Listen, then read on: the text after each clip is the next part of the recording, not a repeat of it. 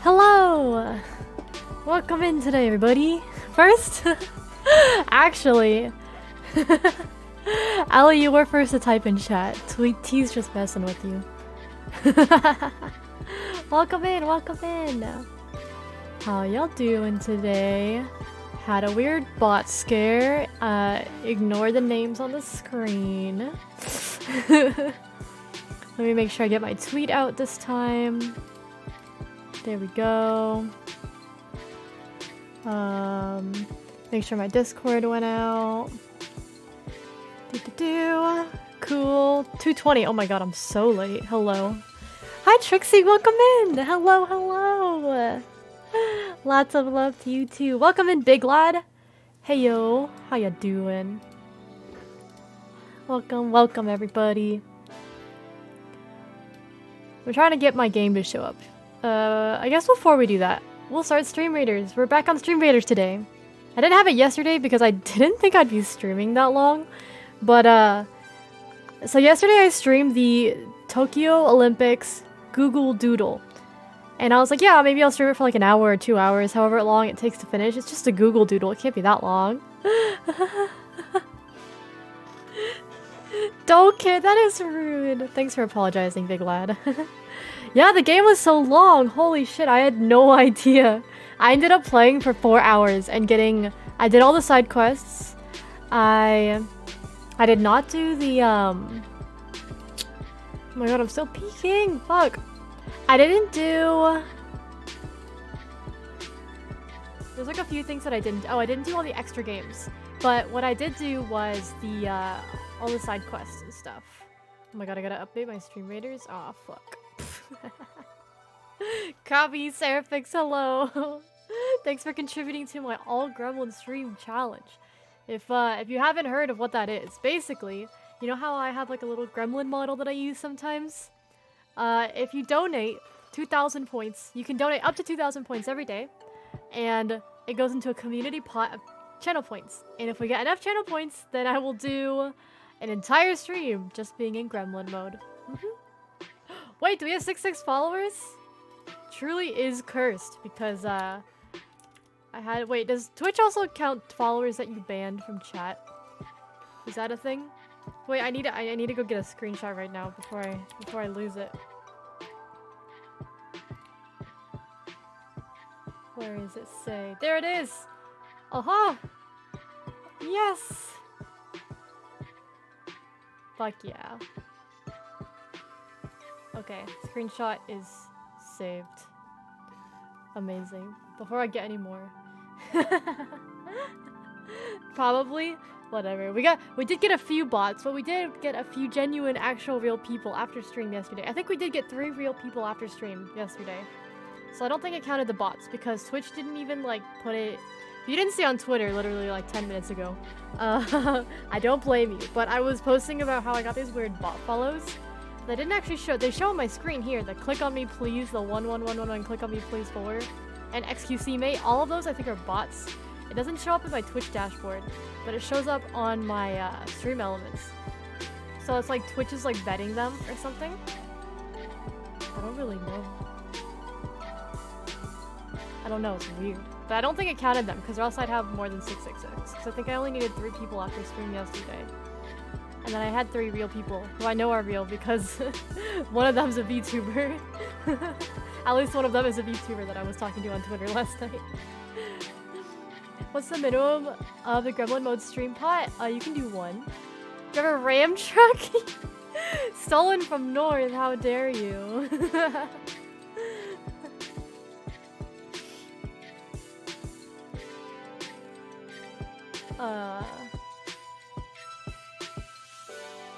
Let's get onto my... Where the frick is my scene transition? Oh well, I'll fix that later. It's Stream Raiders time. Stream Raiders. Stream Raiders, where are you? There you are. Hi, Stream Raiders. Remember, if you'd like to join the Stream Raiders, ! Stream Raiders in the chat will get you the link to join the battle. If you don't know what this is just like an idle game that we play in the background of streams sometimes.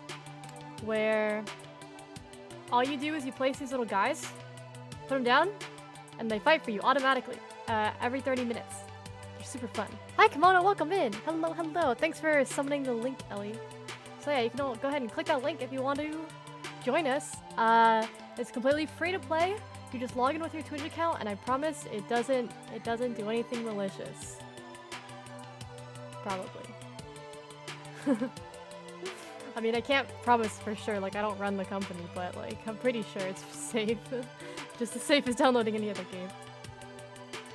Which is to say mildly safe. But you don't have to download anything, it's just a browser game.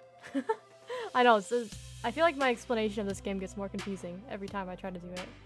Okay, my quest today is to place bombers, so I guess I gotta remember to do that.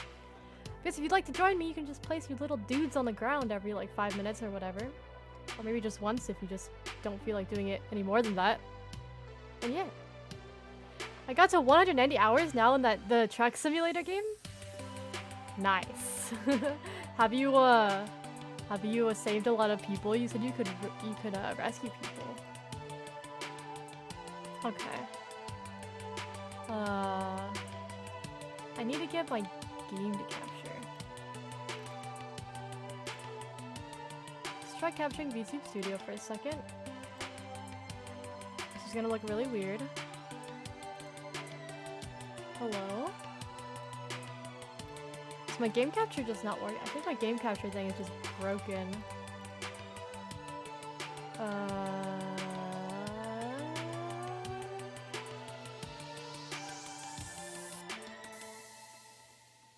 Game capture. Where are you?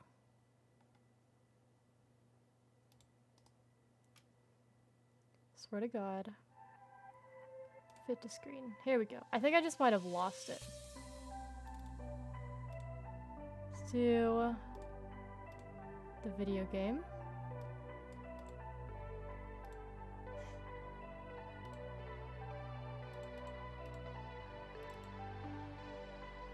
I'm gonna go insane. Alright, you know what? Fuck game capture. We're gonna do window capture.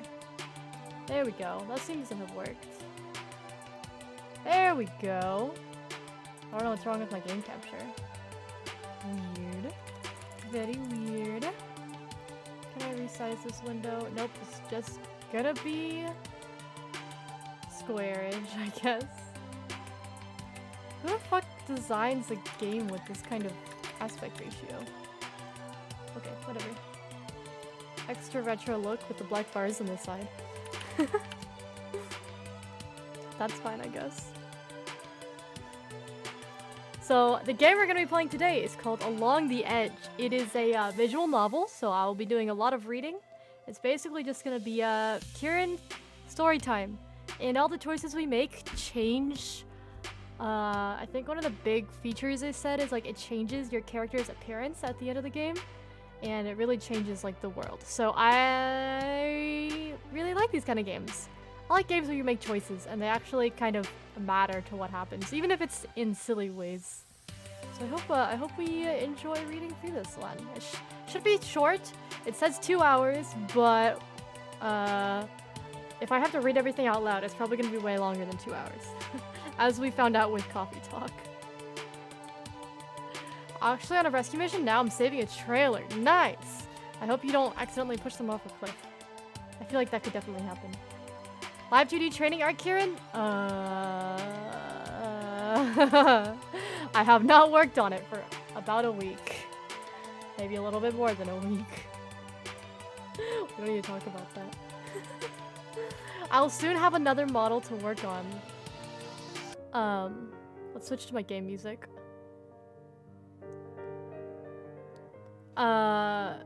Which is really exciting. I'm gonna have another model to work on that we're going to reveal on this stream eventually. I'm just getting the art done now. It's a little bit of a secret, but It has something to do with a raven skull. So, hope you all look forward to the edge there. Because I have another model in the works, not for myself, but to be used on this stream, if that makes any sense. So I will be doing live 2D on stream again for that one, for sure. Sounds cool. It's very cool. Honestly, it's sick. Wait, I wonder if I can... Okay, I'm gonna clear the names from the bottom by playing the people who followed me after stream yesterday, which was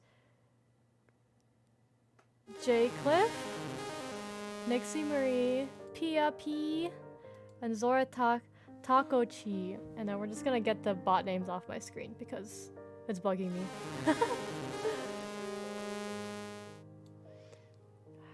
A little sandbank in the middle of a river. Oh no, that's so scary. They're just waiting for the police. And thanks so much everyone for the offline follows if you're watching this VOD or if you're here right now. Welcome to the virtual refuge. I hope you enjoy your stay.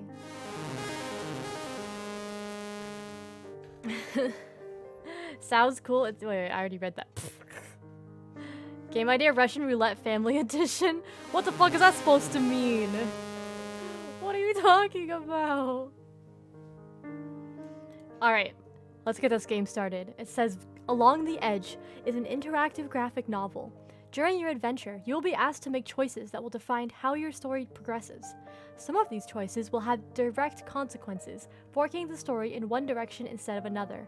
However, each of your decisions, even the most anecdotic, will have an impact on the personality of the main character, Daphne. Or Daphne, with an accent on the E at the end. I don't know how you would say that. Press space? Okay. Your progress is automatically saved. Button on the bottom left brings you back to the last checkpoint. This allows you to read the latest sentences again, but not to change a choice you've already performed. It's a Nerf gun instead. I mean, I feel like I've definitely done that then with with my family. Have you ever had like an actual Nerf gun fight as an adult? We did that at my friend's apartment during college. It was so fun. It was honestly one of the most fun things that like I did in college was we did a Nerf gun fight in their apartment, and then we had a bunch of other people that we knew, like 20 other people that we knew, go to a park in the middle of the night, and we shot Nerf guns at each other. Which is something you can only really do in a college neighborhood, or else people will like fucking call the cops at you. If you're shooting Nerf guns in the middle of the park and running around, it's kind of suspicious. But if you live in a college area, then you're probably fine. And it's really fun. Highly recommend. This button gives access to the menu. There you'll find a display button, window, blah blah blah. Mute or unmute sound. Okay, cool. I know how to play video games. When one of your decisions influences Daphne's personality, one or two symbols light up on top of the screen. The globe, the sun, the moon, and the star. Ooh, okay. Along the edge, your decisions are neither good nor bad. Branching of the story opens different narrative hypotheses, shaping your adventure according to your choices. Choose wisely. Well, kids, there's 5 of you, and we can only afford to feed 2. No! Why? Is that a choice I'm gonna have to make in this game? Probably. My god. Oh, T. In case you are not aware. You can just ignore anything Liz says. or don't take it seriously. Apologies in advance. So Durant. Oh, Dr. Durant. So, is it settled? Yes, I guess I need this fresh start. This inheritance is exactly what I needed to finally turn the page, says Daphne. Dr. Durant, I know you've convinced yourself to this, but are you sure of what you really wish to achieve by relocating? I guess this is Daphne. After all, you recently went through a major trauma, and there's still lots of ground to cover. Between you and I, you know what I think of your decision, but I can't prevent you from leaving. Did you already find a job there? Yes, I did. I'm substitute teaching for a math teacher at the village's middle school. A pregnancy leave, 6 months. It should give me enough time to get my bearings. Dr. Durant, don't you mind giving up your PhD? Your research career was quite promising. Ooh.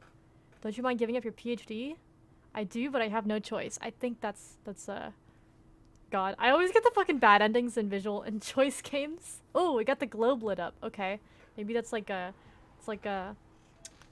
research-minded, academic-minded Daphne. Of course I do. But if it's the price to pay to get myself out of this situation, then I have to give it a shot. I see. One last thing. I know your relationship with Frank is quite tense. It is. We broke up recently, you know, and I used to count on his support. After so many years together, I need time. I guess you're fully aware that you're about to break your ties with him, and you sure you won't regret it later? Did you at least inform him of your plans? Ooh. Did I tell my boyfriend that I broke up with that I'm going to move away? Ooh. Ouch. Much better than my Meru command. I might have to change it. What's your Meru command, Kai? I bet it's a lot nicer than mine is. Mine is full of bullying intent. It's a fun little thought I'd share. In what way is that fun? Freaking ugh. I need a bonk. I need a bonk command to bonk people in chat. He knows, I guess. I think that'd be the nice thing to do. Ooh, the sun lit up here. Yes, I did. It wasn't easy, but he had the right to know. It must have been hard for you to tell him, but you did the right thing. Listen, Daphne, you have my number. Please don't be afraid to call me if you need anything. I'm counting on you. Bullying is fun. What relationship is complete without a little bit of teasing? Am I right, folks? Please tell me, am I right? Retribution after years of bullying her? Also true, but I also deserved a lot of that. Okay, I will. Then all I can do is wish you all the best. When are you leaving? Tomorrow. Chapter 1, August. Hey, it's almost August. I'm leaving tomorrow. I've inherited this family house, my grandmother's. I haven't known her and now I never will. My mother had burned the bridges with this side of the family. The only side, by the way, since I've never known who my father was. I remember the birthday cards, though. My mother had hidden them between two piles of laundry in the linen closet. If the link had been broken, it wasn't my grandmother's fault. And here I stand, 10 years later, inheriting this big house 300 miles away, having myself cut off all contact with my mother.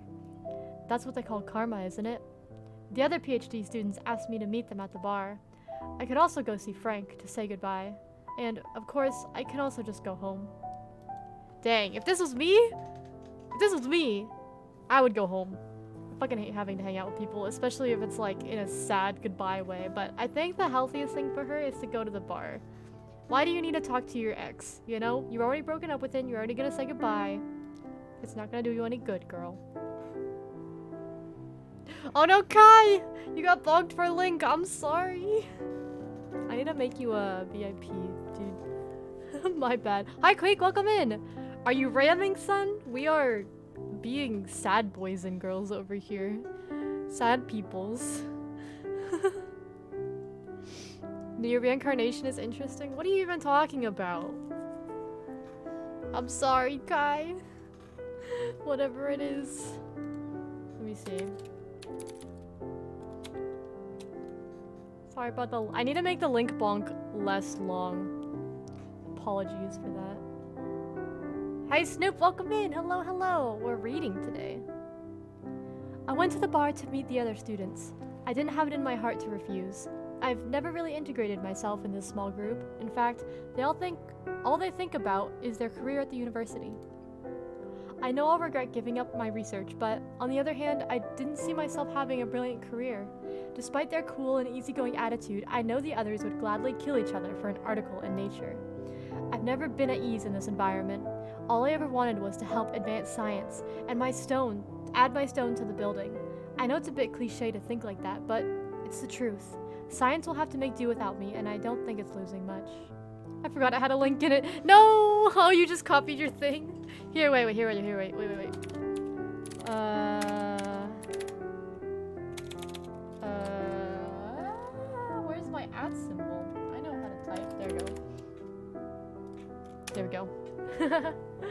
Yoko Taro? I know Yoko Taro. What about him?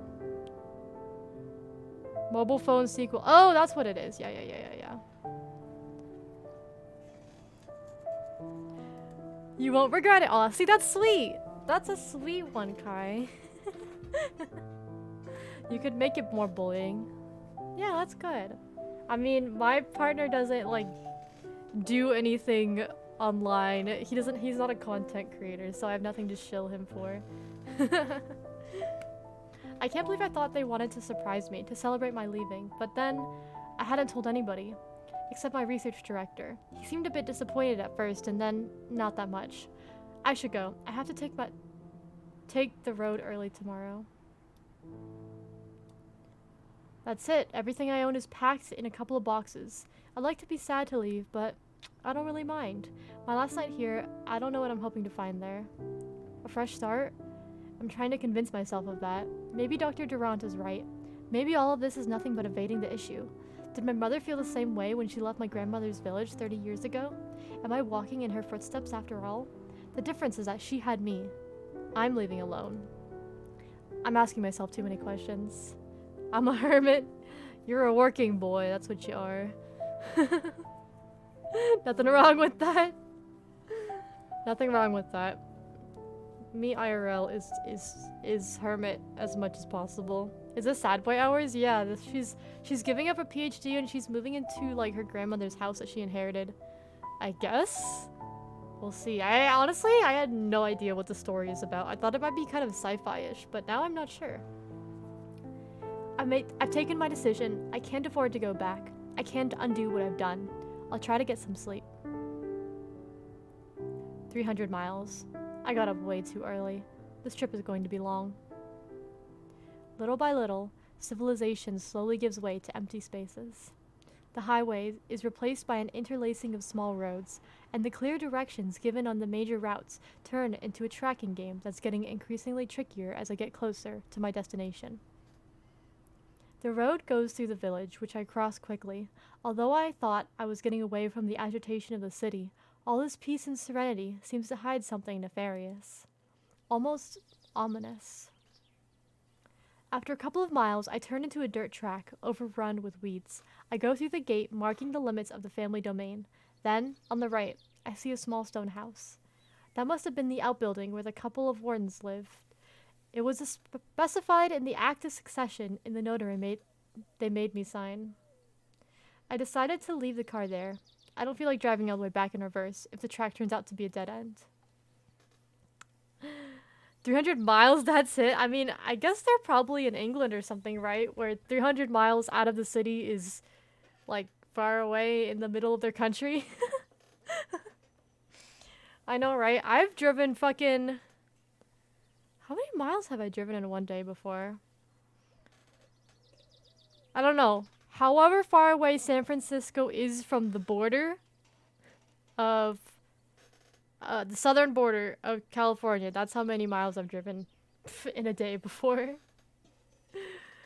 I have done many a road trip up and down California. Walking a bit further, I see a man coming towards me. He's carrying a rifle and a dead rabbit by the ears. Maybe that is about 300 miles. I don't actually remember. Mr. Bertine.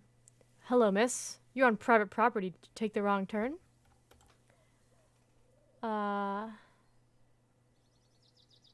Sure, let's ask for directions.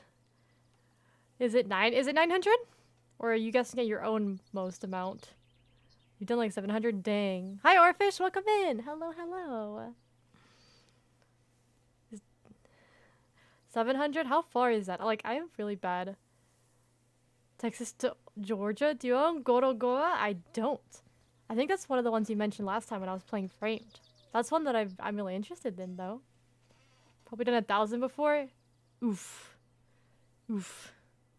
Done that drive? Wait. Wow. It seems hot and boring because it's just long expanses of nothingness. You can! Oh my gosh! Warfish, that would be lovely. If you really want to, you can. You can find me as Kirynn on Steam. It's pretty easy, I think. I have a purple anime girl as my profile picture. Hello, I'm looking for the Delator family domain. Am I on the right direction? Oh, you're not lost then. Why are you here? I'm Daphne, Adelaide's granddaughter. Gerard Bertine, I'm the warden. Nobody told me you were coming. Is the house open? No. Well, yes. It's been a couple months now since Miss Delator passed away. So is my wife, Gilbert. We've made sure everything was weatherproofed, but the door isn't locked. Really? Well, the only path goes by our house, and there's not a lot of visitors anyway. The villagers usually avoid coming up here, you know. Why? Son, why are they avoiding the house? People get worked up for nothing around here. An old lady living alone in a big house, and who doesn't go out much? It's enough to make them talk. West Texas to West Georgia, dang. That sounds far. Kansas City to like Colorado Springs. Bro, all these like cross American road trips have like insane distances compared to the sizes of other countries. It's funny, when I was watching the opening walkout to the Olympics, and the American commentators would be like, oh, this country, it's the size of like Chicago or something. Like they're trying to relate it to Americans, you know?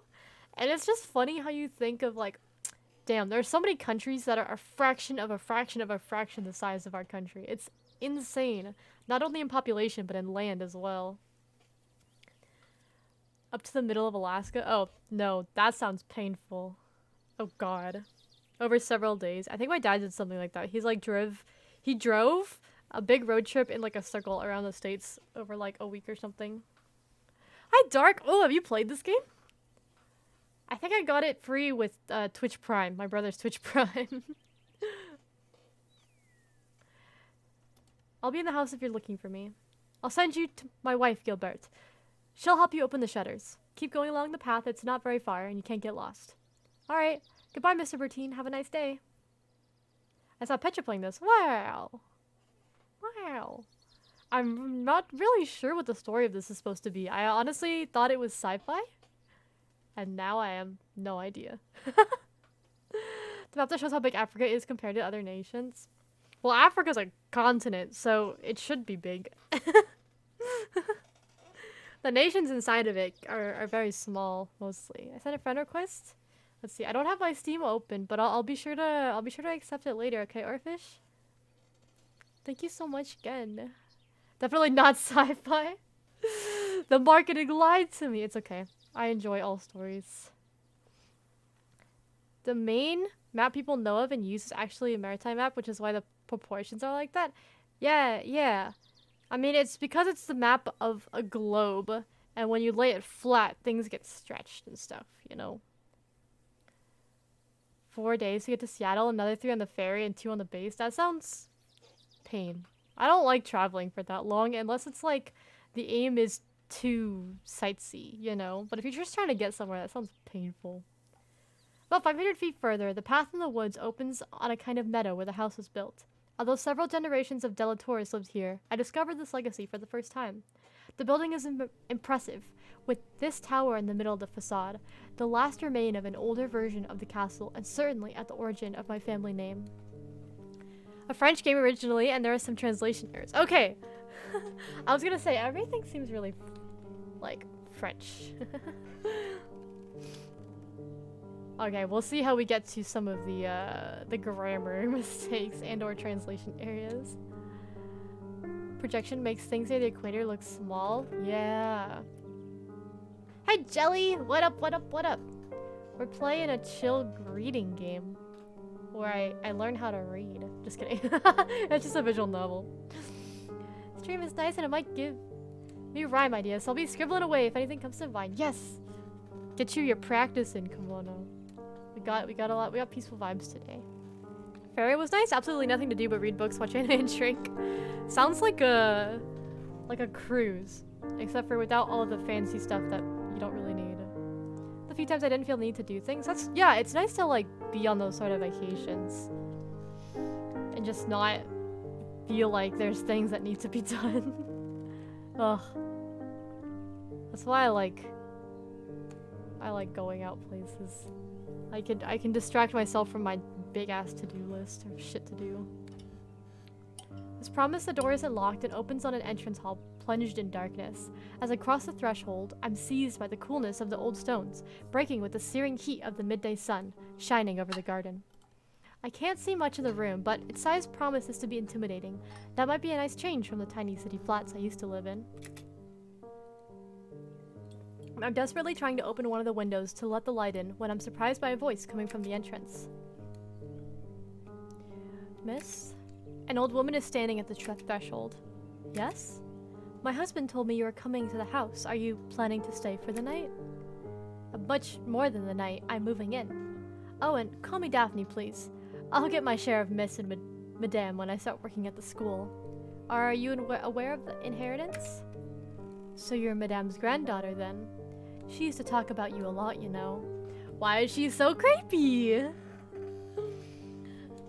So I like summer? Yeah, when you're not at school and you can just play video games all summer. Ugh, that was the life. That was the life. I remember you. Well, I mean, it was a long time ago. You were still a baby when Miss Sophie left. Madame never got over it. Well, I'm sure you have a lot to tell me, but can't you do it while helping me open the shutters? Wow, it's kind of rude. Oh, sure, I'm sorry. So, are you moving into the castle? You're going to work at the village's middle school, aren't you? Yes, I'm a math teacher. I'm gonna teach there. Well, at least for the next 6 months, as a substitute. So, tell me, how do you want to proceed? I mean, I know you've been working for my grandmother, but I'm not sure I can afford your services if you see— What the fuck? I'm trying to fire her! No! The inheritance left me barely enough to cover the costs of the house for a couple years. Oh, don't worry. Gerard and I, we retired 2 years ago, but Madame didn't forget us in the legacy. She was kind enough to let us live in the outbuilding for the rest of our days. We'll help for as long as we can, my husband and I. We've done this all our life. Work doesn't scare us. And anyway, it would be boring to have nothing to do all day. I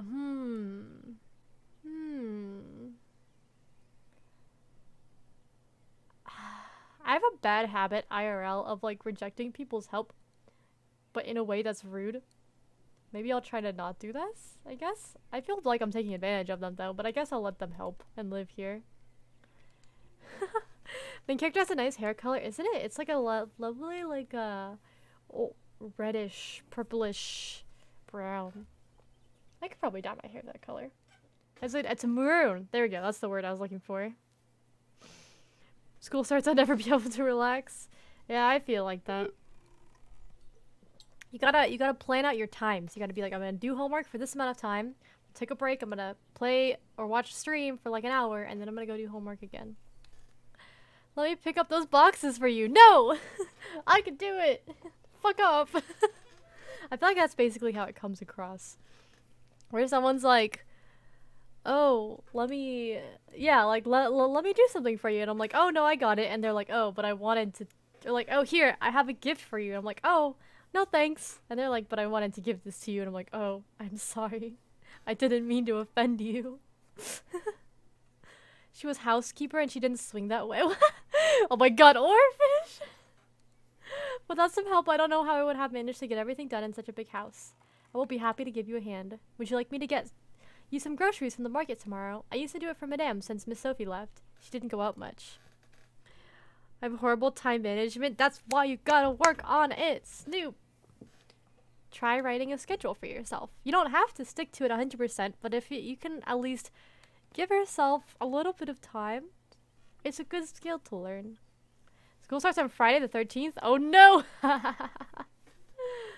Well, that happened to me once. It was like the third day of school was on Friday the 13th, and we had a massive power outage. And we didn't go to school for the next, like, for that day. And I was like, well, I guess that's what we get for having the first week be the Friday the 13th. Alright, I think Stream Raider— oh, not yet. Not quite. Don't worry, I'll go. It will give me an opportunity to check the village out. It's always been like this, though. Snoop, just because it's always been like that does not mean you can't change. I was not great at time management for a long time until, like, college.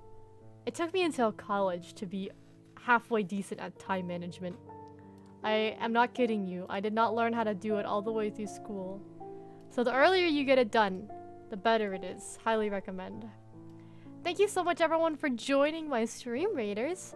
D.Shifty, Dark, Kimono, and Ellie. Thanks so much for putting these down. We should be able to smoke them. Should be an easy one for us.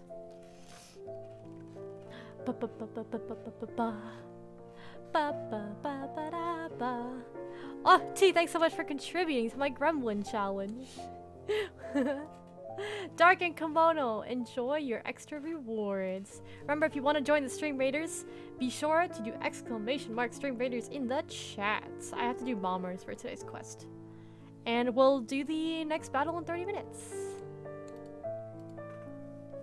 I'll be a senior, so I'm the prime target. There you go. Exactly. That's good, that's good. Change for the better, exactly. Kai's got it. Could never be me. Snoop, I swear to God. No, not the Gremlin challenge. Kimono, thanks for contributing as well. Miss Bertine helps me make my bed. The window's now wide open. Let the stuffy smells out while ushering in the golden light of the sun, setting on the nice summer evening. Then she leaves me alone for my first night in my new home. Is this gonna be scary? I spend it watching the antique television in the kitchen while eating. For dinner, the leftovers of a sandwich I bought earlier on the highway. I try to get some sleep, far from the reassuring sounds of the cars and lights of the city, with this forced silence only interrupted by some disturbing squeaking of the floorboards and hooting of a hunting night owl. Jacket toggle! Let me see, can I get it? Aha! Jacket free! Goodbye, jacket! Thanks, Dark. Now I will not burn to death. A gas station sandwich! The horror! She's a mood. I love the music. Oh, it's so nice. Kirynn is still 4-armless. I have him right here. Oh, actually, there were some... I have 4 arms. Yeah, look at them. Look at my elbows. Just don't look below the elbows. Don't worry about that.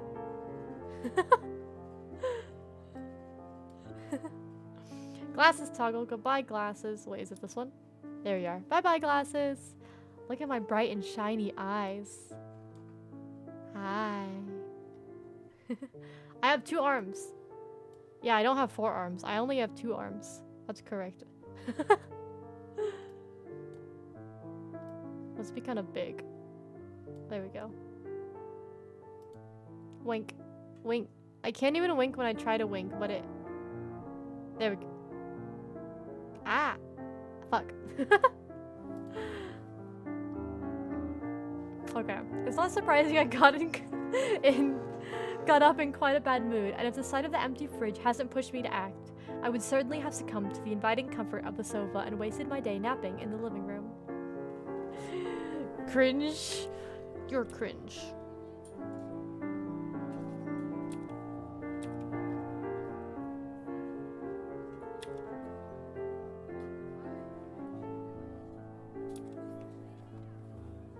Are my toggles working properly?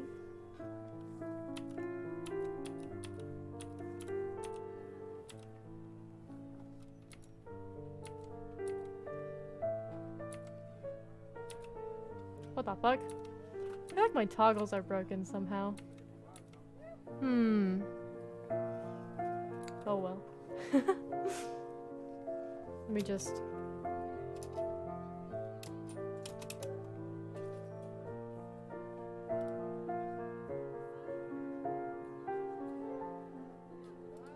Did I load in the wrong model? Oh, I did! There we go. Okay. I was like, my expressions aren't working. Now we're good. Spider sheep! Spider sheep. Spider sheep. Does whatever a spider sheep does. That's if your eyes are kind of like spider eyes and I can't unsee it. You mean my eyebrows? My eyebrows look like spider eyes? What the fuck?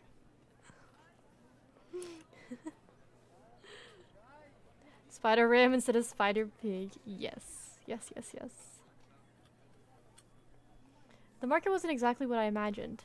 We all have this romantic notion of the picturesque little country town market. This one was nothing but purely functional. Nothing romantic in the butcher stall, nor in the fishmonger's radio. Tuned in way too loud on a local station that seems to broadcast, at this hour of the day, a playlist of songs that used to be popular but are utterly old-fashioned nowadays. I'm buying some bread when someone boldly cuts me in line. Stanislas Matre. Get me 3 baguettes and 2 nut breads. Slice, please. I'm sorry, but I believe it was my turn. It will only take an instant, don't worry. What the fuck? Don't just cut in line. Whatever, I'm not gonna get worked up about this shit. Eyebrows, my brain got out of brain fire. You're good. So I'm a spider ram, so what? Oh, hello! Oh, Teria, welcome to the stream. Thanks so much for the follow. And welcome to the virtual refuge. Oh, pasta, chicken, hydrate. You got it. You got it. Make sure you hydrate too, okay? My recommendations have been acting really weird lately, but I got it. Fix? What? Nice to find you. Oh, hello. Hope your day's going amazing. I hope your day's going amazing too. Thank you. Classic Chinese cosmetic eyebrows. Is that what that is? I just really like the style in anime. Partly because I have very thick eyebrows. I'm gonna keep calm. I don't care if it takes an instant or 10 minutes. If you're not from around here, are you? What does it have to do with anything? Listen, miss. Please inform yourself before you start making a scene. It's a little bit embarrassing. See? I'm done already. It didn't take that long, did it? Have a nice day. Man put some change in the baker's hand before disappearing on the street. What a dick! What the fuck? Seriously, who is this guy? You're not from around here, are you? It's Maltade's son. His family owns the sawmill that employs half the town. As for the other half, they're all in business with them, one way or another. Does it give him the right to behave like this? You shouldn't cross the Maltades. You know, they've been in town for generations, and people say all sorts of things about them. What kind of things? Strange accidents, businesses suddenly going bankrupt. People are quite superstitious here. Kirynn's a spider? We beat his ass in the alleyway? I mean, I'm not gonna say no.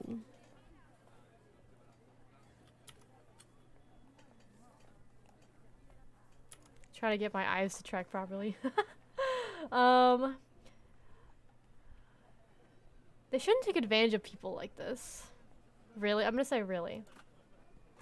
Well, it's the countryside. A lot of people here still believe this kind of stuff, I guess. People are free to think what they like. I'm leaving the area soon, so you'll understand I don't want to drag myself into this. The others told me to be careful with this family, and I don't want any trouble. I see. Daphne, you should what? Oh my gosh, Dark! You actually saved up enough. Nice. Draw you beating his ass in the alleyway. Alright. It is time. I usually do at the end of streams, but I think this is a good chance to do it in the middle of the stream. It's gonna be- because I'm gonna forget what he looks like, you know? You know, I don't want to forget what he looks like. Let me make sure I have this window sized properly. Let's do window capture. Paint. There we go. There we go. Okay. Cool. So, we're gonna we're gonna draw an alleyway. There we go.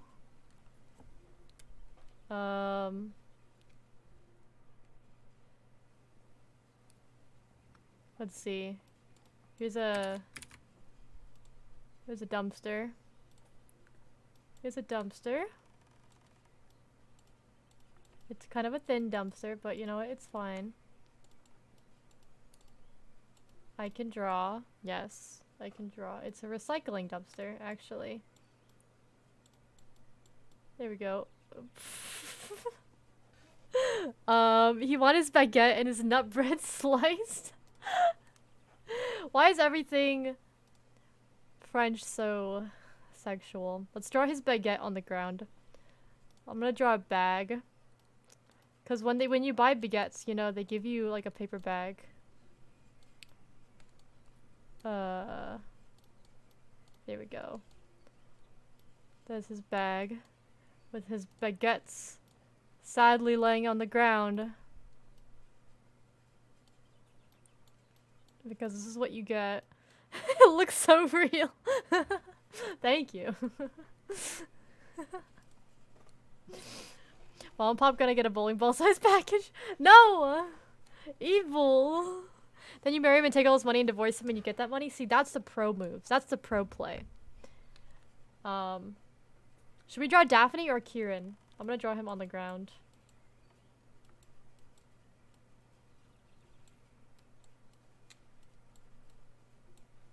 Oh wait, no. I have a better way. Let me draw him like this. Like this. Daphne or Kirynn, Dark? He's back yet. Who's gonna be beating him up? Shia LaBeouf said grab his baguette and twist it. Did he say that? What is that from? Okay, he had blonde hair. There we go. It was like kind of gross. Like, it was kind of like laying flat on his head. Kirynn face in Daphne's body. Oh my god. It's gonna be slightly stick figure-ish. What does Daphne even wear? Is there a picture of her on screen? There isn't. She wears like a regular cardigan. I already drew him as a stick figure, so. There we go. And Kirynn has a massive head, so I gotta draw it like that.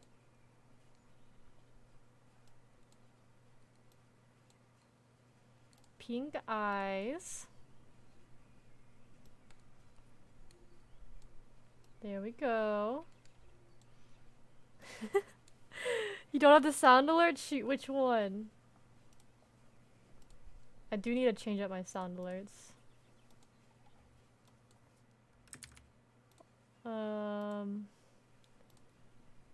Horns.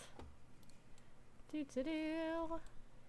Do do do do do do do do. Do do do do do do do do. There we go.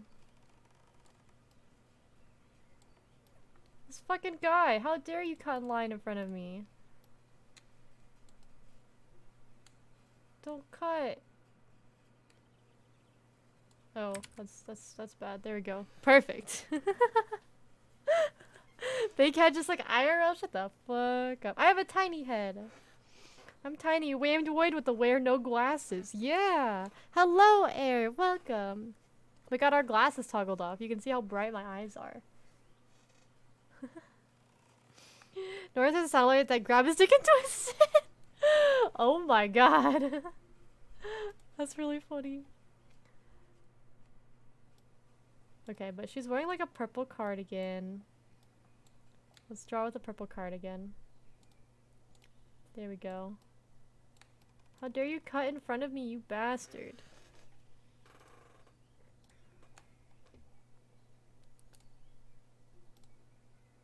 Let's draw like a bruise on his face. Because this is not graphic at all.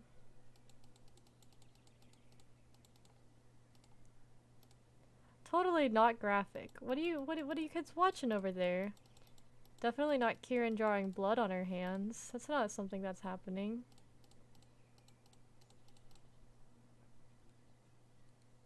Is this TOS? Let's get rid of the blood. I think that's enough. There we go. This is my alleyway beat up of this man. And you can tell it's an alleyway because it has a dumpster behind me. This is Gardron, too far anger has taken over.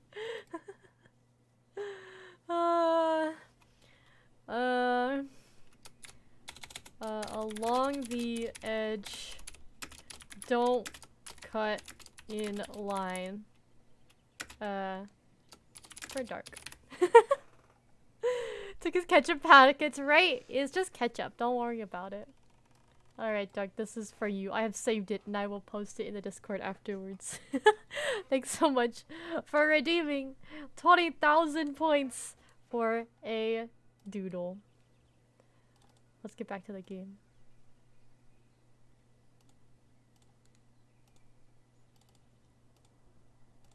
There we go. Someone's asking someone kind of, my pupils are rectangular? Yeah. I'm a sheep. Yeah, some guy in the video game cut in front of me in line, and the lady let him. The owner let him because his family owns half the town. So like, no, Kirynn is very nice. She would never beat anyone up IRL. He said, you want a new outfit? You should find references and other things. Oh, that's a good idea. That's a cool just chatting idea, Ear. I never have ideas for just chatting. I will definitely add that to my idea list. That sounds like a lot of fun. Go on Pinterest or something. Pinterest is always fun. I realize I've already been here a couple days and I haven't taken the time to visit the house properly. With my tight schedule, I stayed in the main rooms, going from bedroom to the kitchen through the living room. It's high time I take advantage of the weekend to give myself the grand tour. Maybe I'll learn a thing or two about my grandmother and this family I know nothing about. I could also ask a couple questions to Miss Bertine. Until now, she has remained very evasive. If I go to see her outside of her work hours, she might be more inclined to answer me. She's a very discreet woman, and somehow always manages not to be in the same room as me. If I leave the kitchen for a while, to take a shower for example, when I come back I always find out that the leftovers of my breakfast have been put away, the table has been cleaned up, and the dishwasher is gently humming.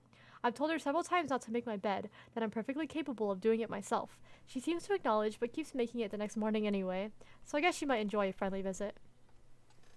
She won't beat someone else, she will kick the shit. No! No, no, no, no. An ideas man at heart. I have no ideas. My ideas are limited to aesthetic. I will gladly eat all of your ideas and take them from you. I see it on camera. I wonder about that. I wonder. Don't lie, I'm not lying. Where should I start?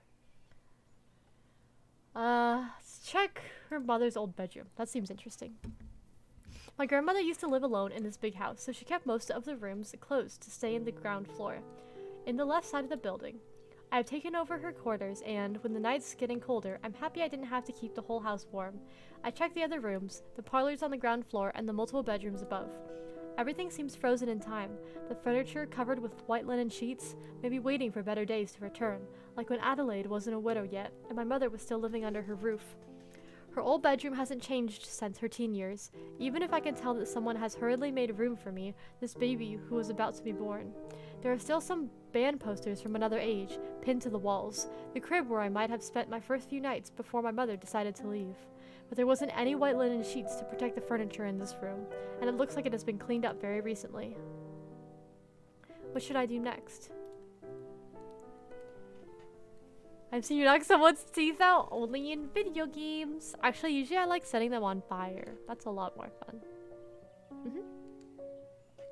I didn't find the entrance to the tower. I searched inside and outside the house, but no doors seemed to lead to it. After randomly exploring the corridors and the rooms, I had to admit defeat.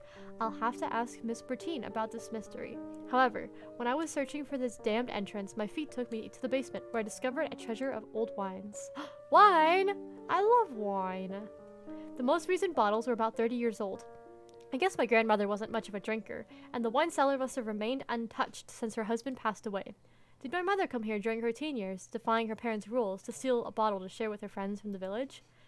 Was I conceived during one of these parties, celebrated by sacrificing these rare vintages on the altar of youth, with my mother Sophie not being sober enough to resist the charms of a young local farmer? When I was old enough to ask, she always answered, with a hand gesture, that my father was from the village and hadn't wanted to recognize this child he didn't ask for. All in all, she said, we were better off without him. Maybe I could bring a bottle to Miss Bertine. Sure, why not? The moon lit up. Ooh, it's red. As I take a bottle from its shelf to decipher its dusty label, it slips from my hand and breaks! Fuck! Suddenly, I am overwhelmed by this feeling, as if I was violating something sacred, trampling the memory of my grandfather, who might have selected this precise vintage to celebrate something special. I begin to question my intentions. Is offering this bottle an honest mark of affection toward a kind old lady, or am I planning to get Miss Routine drunk in order to extort her more information from her? I want to be nice to her. Fine, I won't take another bottle. The sun lights up. Okay. Cap? No cap. Wait, Kirynn will rather set someone on teeth on fire? That means Kirynn pro TF2 convert. Pyro? Pyro's the best TF2 character. I never played TF2, but Pyro's the best. Definitely. I didn't mean to drop the bottle. I'm sorry. It's not like me to do this, and I'm not sure it would be such a good idea to get drunk in the middle of the day. Why not? What should I do next? I guess we'll question Miss Bertine. Good morning, Miss Bertine. How are you doing? Oh, hi, Miss Daphne. My joints are aching today. Must be the weather getting colder. Summer always goes so fast. It's almost fall already, can you believe it? But enough talking about me. I'm sure you haven't come around to hear the old maid complain about her rheumatism. How can I help you, miss?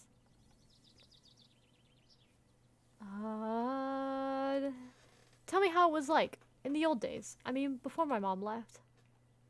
When your mother left, we were already at the end of our rope, if you allow me, miss. There were only your grandmother, Madame Adelaide, and Miss Sophie living here. Your grandfather died when your mother was still a little girl, an illness that took him without warning. The doctors didn't know what to do for this poor man. But when I had arrived, it was something else. There were lots of people living in the castle. The cousins, the uncles, the aunts, and a swarm of children. What happened? I don't know, really. There was some unexplained deaths, accidents. Some of them left the area, got out of touch. It all started when the Maltese bought the sawmill. It's that bitch-ass guy, the Maltese. You know it's Cap? No, not at all. There must be a connection. That seems crazy. There must be a connection, don't you think? Oh, does the sun light up? I didn't see. Can you really believe it's a coincidence? I can't tell, miss. All I can see is that when the Maltese flourish, the Delators wither. I met Maltade's son at the bakery. This hooligan? I know it's none of my business, but you should be very wary of him. He's a good-for-nothing who spent his days doing who knows what hanging around in his car. I agree with you. He's a bitch-ass bitch. Oh no, the moon lit up. That doesn't seem good. You're right. He acted like a jerk with me. Ah, do you see? Exactly my point. Well, since you're asking about the past, would you like to see the old picture albums? Sure. Tell me where I can find them. I'd love to take a look. Thanks. The cupboard in the living room. There are even some pictures taken by our grandfather. You'll see. Something else? I want to know about the tower. He's still in that alleyway bleeding. That poor guy, except for also fuck him. I couldn't find the entrance to the tower. Do you know how to get inside? Well, I can't say, miss. No, I couldn't tell you how to get in if my life depended on it. Madame, your grandmother used to say it has been walled up, and we'd rather not know what was inside. That's creepy. I don't want something like that in my house. What the fuck? At least tear it down. Do you mean that no one got inside the tower since, what, 30 years ago? 40 years ago? Whoa, way more than that. I'm 67. I've been living here since I was 14, and I always knew the tower like this. So no one knows what's inside, right? You must have your own idea, don't you? You must have heard something in the village, right? Well, that's just gossip. Nothing worth talking about. What are you talking about? Please, don't insist, miss. With all due respect, I can't resolve myself to defile your late grandmother's name. Did she do something bad? His face is unrecognized. No! That's too much. Beating up people is not good. It's just catharsis drawing. About my mother's bedroom. I visited the house, gone into every room, and I noticed all the furniture was covered with white linen sheets. Yes, it's Madame, your grandmother, who's asked me to close most of the rooms. She lived alone in the house, and she never had any visitor. It was to prevent the furniture from being damaged. Why are you asking? Do you want me to open up the rest of the house? No, that's not why I'm asking. One of the rooms, I guess it's my mother's old bedroom. Why wasn't it closed, as you say? Because Madame asked me to keep it freshly cleaned. You know, when Miss Sophie left, it broke her heart. She wasn't the same afterwards. Right until she died, she never gave up hope your mother would come back. No, that's so sad. What the fuck? Hi, Sigma. Welcome in. Hi. Hope you're having a good day. I did not hospitalize him. He didn't make it to the hospital. That's so ominous. Okay. She asked me to make her room every day just in case, she used to say. Oh god, that's so sad. Something else? See you later. Sorry, I didn't mean to disturb you. I'll come back later. It's a weird way to end a conversation, but okay. What should I do next? Look at the picture albums. I found the pictures where Miss Bertine told me they would be, to discover that my great-grandfather had an early passion for the dark room and that his photographs from the last century had survived time. The family was larger than, with a swarm of children in the gardens and large tables at the holiday gatherings. If I could read worry on the adults' faces, if the future ruin and dereliction of House de la Tour could already crack the walls in yellow of the wallpapers, it wasn't showing on these old daguerreotypes, whatever that is. I guess those are a type of photographs. Kirynn, what? Nothing. Nothing. Nothing. I could give 10k to all the gremlin stream, but I prefer cute Kirynn. Ah, thanks, Sigma. You know, you can only do 2,000 a day anyway, so. Snoop hates gremlin, Kirynn, as well. Snoop's on your side, or Sigma's on your side, Snoop. I found a couple of pictures of my mother, as a child first, then as a young girl. I must admit I was moved by this discovery, since I had never seen what she used to look like when she was younger. The last pictures show her belly getting rounder and rounder. Then, nothing. No more pictures, as if nothing worth documenting has happened during the last 30 years. Oh. Talking with Miss Bertine aroused my curiosity. The tower, the village, the Maltese, and I thought my relocation would mean living a life of austerity and isolation. What's going on in the village is, I must admit, much more intriguing than I anticipated. Unfortunately, the chores of everyday life catch up with me more before I have the leisure to think about it. I have no choice but to dedicate the last days of August to the preparation of my classes in the middle school, and didn't realize how time-consuming it was. No, I didn't murder him. You are putting words in my mouth. I did not hit him. So I spend most of my time confined in the house, boning up on the hello? On the textbooks of each class I've been given.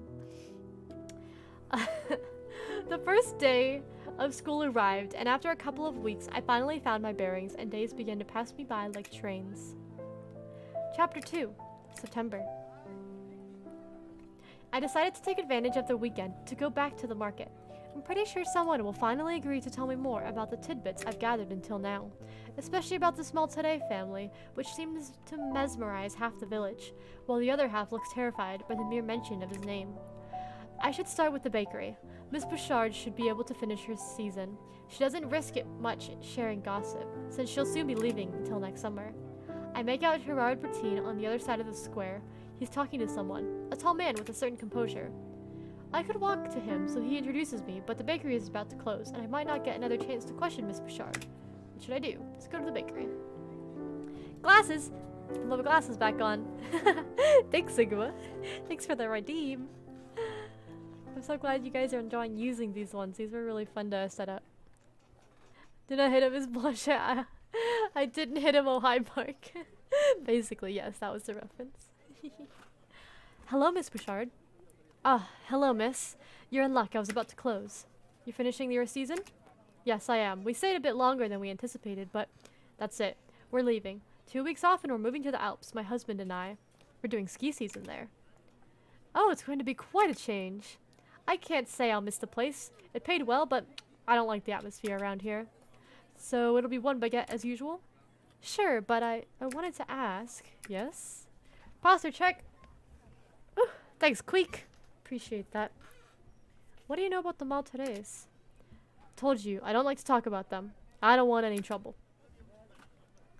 But you'll be leaving soon. Oh, my star lit up. I think that's the first time that happened up here. You guys can see that, right? Yeah. I really need to know. Nobody tells me anything, and you said you were leaving. You seem like a fine young woman, so listen to me carefully. She takes me by the arm, puts her face close to mine, and whispers. The Maltare. They're sorcerers. That's how they hold everyone in their grip. If you do something they don't like, bad things will happen. How do you think I got this job? Bakers don't take a 3-month holiday. Miss Blanchard, the owner of the shop, spent 3 months in the hospital. The poor soul. He fell all the way down his staircase. The other shopkeepers, they told me he had words with the mayor. With the mayor? Well, sure. Yev's Maltare. He's the mayor of the village, don't you know? Go to prison for murder? No, they won't catch me. They'll never catch me. No, I didn't. Apparently they had a talk one evening. Some petty quarrel about land register, a fence that wasn't at the right place or something, and then, boom. The next day he falls down the stairs, just like that. Do you really believe on all this? Well, I usually only trust what I see, but you know, I must admit it's troubling. Ah, spooky! Spooky, spooky, spooky. Are they actually sorcerers? Let's do our stream raiders while we think about this. Thanks so much! Dark, Kai, Kimono, D-Dot, Shifty, Marek, and William for joining me on my stream raiders. Let's kick their asses.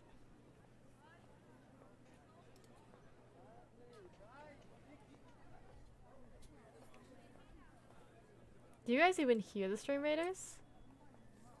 I don't think you do. Sorry about that. Kimono, enjoy your scrolls. Thanks so much everyone for joining me. Remember, if you want to join stream raiders, exclamation mark stream raiders in the chat. I'm gonna do this guy here. This one is a 2 skull one, so it's gonna be a little bit harder, but I'm sure we got this. We're tough. Alright, do I joke about it? Let's take it. I feel like I should take it seriously. I don't know. I'm a little spooked. So you admit it? No. You can't make me confess. Thank you for agreeing to talk to me. I'll be discreet, don't worry. Well, you know as much as I do now. Be careful around them. I wouldn't like it if something happened to you by my fault. Don't worry.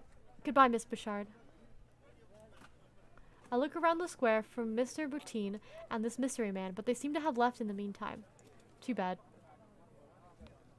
Then I shop around, asking the Maltare about the Maltare while refilling my fridge at the same time. Unfortunately, now that I've been identified as the young heiress, the villagers have become mute, strangely polite and distant. As I bring my groceries back to the car, rain begins to fall. And it doesn't stop for the whole weekend and the start of the next week. I'm at school teaching geometry to one of my classes when nature finally cares to give us the sun back. But my respite is short-lived when I discover, a bit later, a convocation to the director's office in my teacher's room locker. Even if I'm on the other side of the fence and I no longer risk a detention, I must admit I'm a bit worried, which adds a threatening feeling to this otherwise radiant September day. Hydrate! Thanks, Sigma. Let me get my water. You said they won't catch you, meaning now you'll... No, that just means that they won't catch me on false charges. Ah, thanks for the water, Sigma. Don't forget to everyone, you should hydrate too, okay? Make sure you get a sip of water. When I venture inside the director's office, I discover that Mr. Chestnut, the director, is having a heated debate with someone who must be the rather annoyed mother of one of my pupils. The poor man is livid, using his desk as a shield, and he's so hunched up in his big leather chair that he seems to be about to melt into the upholstery. Jean Chestnut, please, Miss Levique, how do I say that? Levique, I don't know how to French. You must admit that your demands are most unusual, to say the least. False charges? Yes, say that to the judge. No, they'll never catch me. We received nothing but praise on Miss Delatour's professionalism and her devotion to the teaching of mathematics. Here she comes. Monsieur Chesnay stares at me with an imploring gaze, as if I was his only hope. Did you ask for me? Yes, please take a seat. Let me introduce you to Mr. Levique, the mother of Mrs. Levique, the mother of Jean-Baptiste. You know, your 6th grade student. I guess I'll speak to the mother? They don't know where I live. I'm not even in the same timeline. Hello, Mrs. Levique. Pleased to meet you. I'm Daphne Delatour, Mr. Dupuy's substitute. Mrs. Dupuy's substitute. I'm pleased to tell you I don't have anything to say against your son or his work. He's a brilliant student. Are you kidding me? You must have guessed I haven't come to hear praises about my son's skills in mathematics. Listen, Mr. Chestnut, I'd rather not talk to this. Anyway, we came to an understanding, you and I hope you'll keep your word. Jean-Baptiste's mother tries to stare me down. From the corner of my ear, I hear the director mutter in his beard. Beard? He doesn't have a beard. But I didn't agree to anything. I don't know how to deal with the situation. After a couple of very long seconds, I give up and say, what is the problem? I'm sure we can find a solution. How to tell you this? Madame Levaquet would like to remove her son from your class. Did I do something wrong? My son goes up again. I don't understand. Everyone seems happy with the way I work. Why would you want to remove your son from my class? This has nothing to do with your teaching.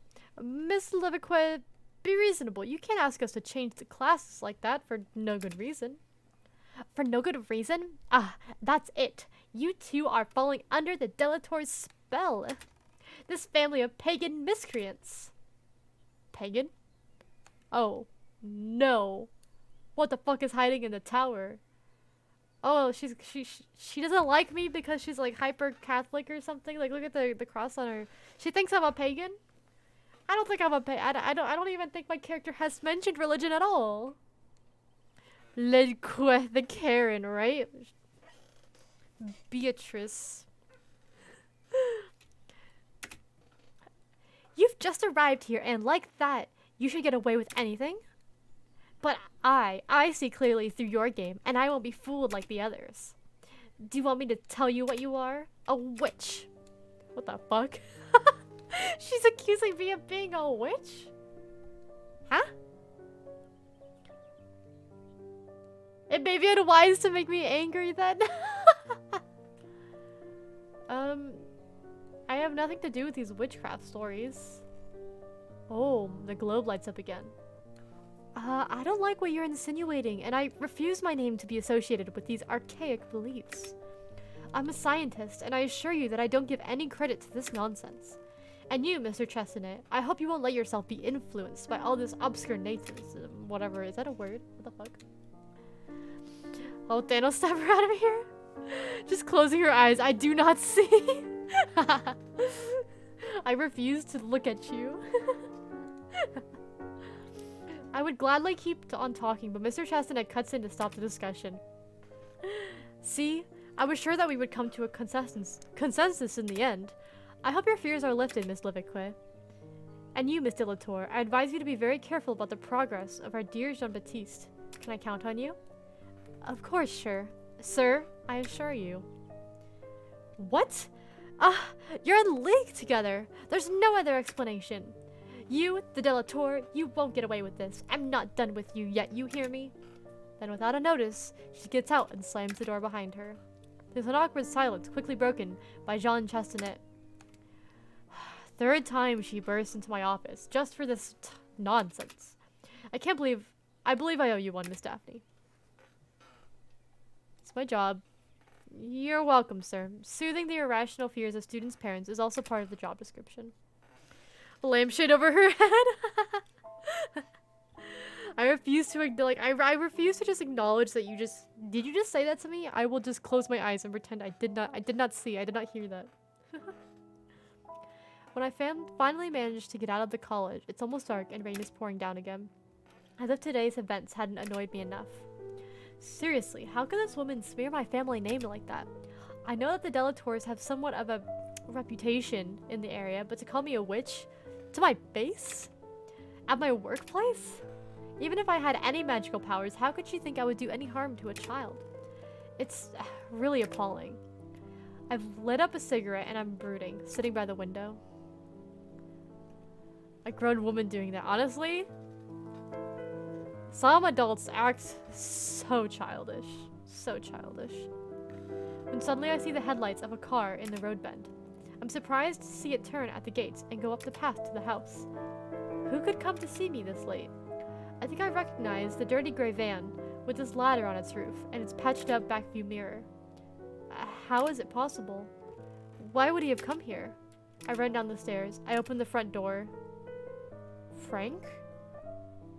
Is this the boyfriend that I just dumped?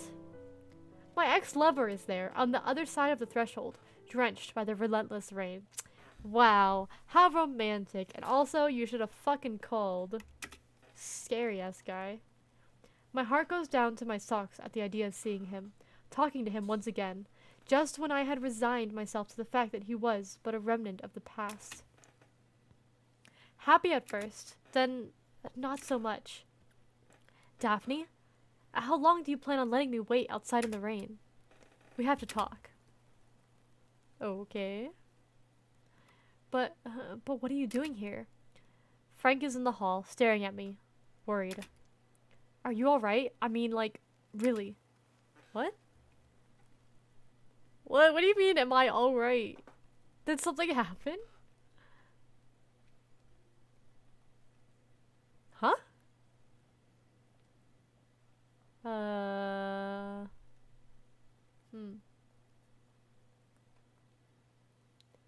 I'm happy to see you.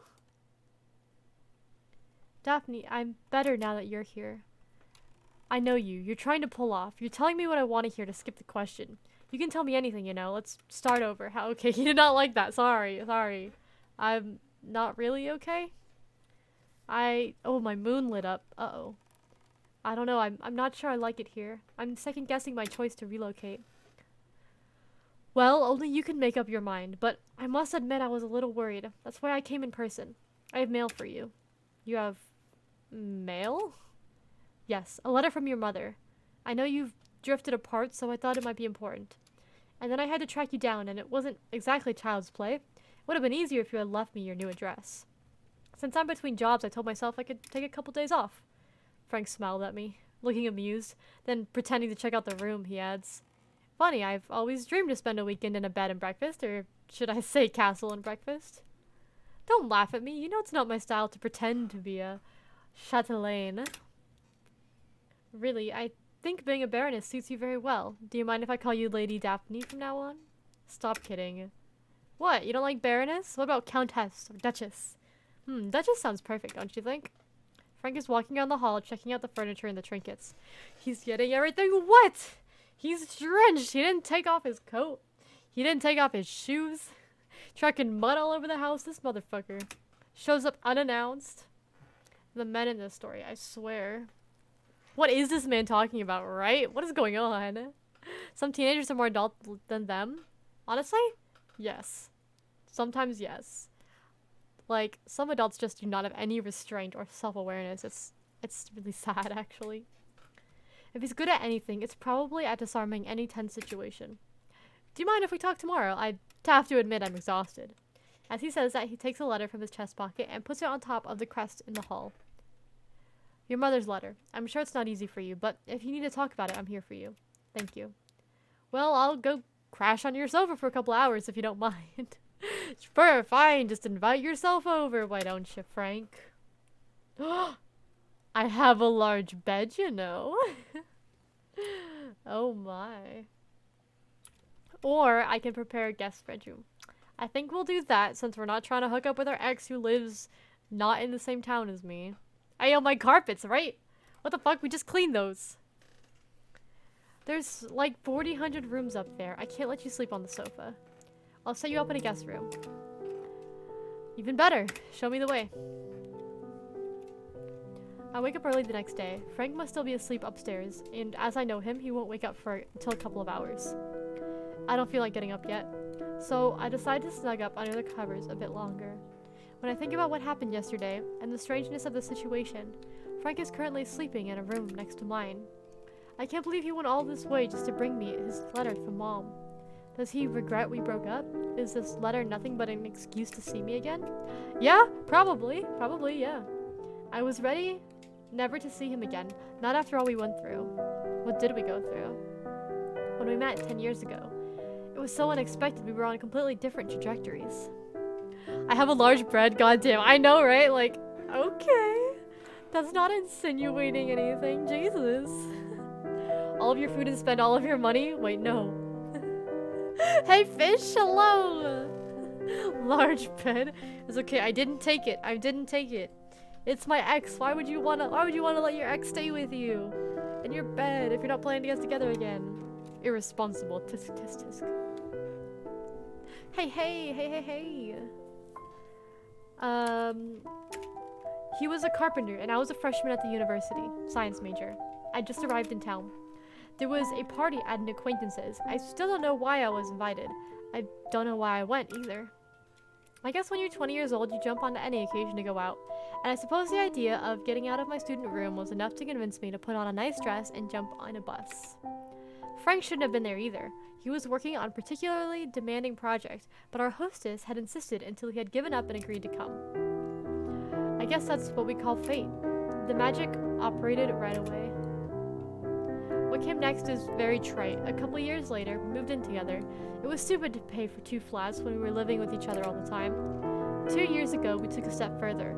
Frank's small carpentry business was doing well. My PhD was on track. The question came out on its own. Were they supposed to get married? Oh. No, he just wanted to have a kid. He didn't want to get married. The fuck? I bet you feeling some type of way, right? She's doing she's smart.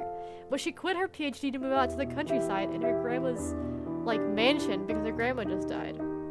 So, like, she's on a weird path of life right now. Frank asked me if I wanted to have a child. He was sure of it.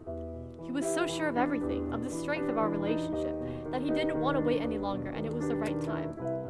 I had cold feet at first, objecting that I wanted to finish my PhD first.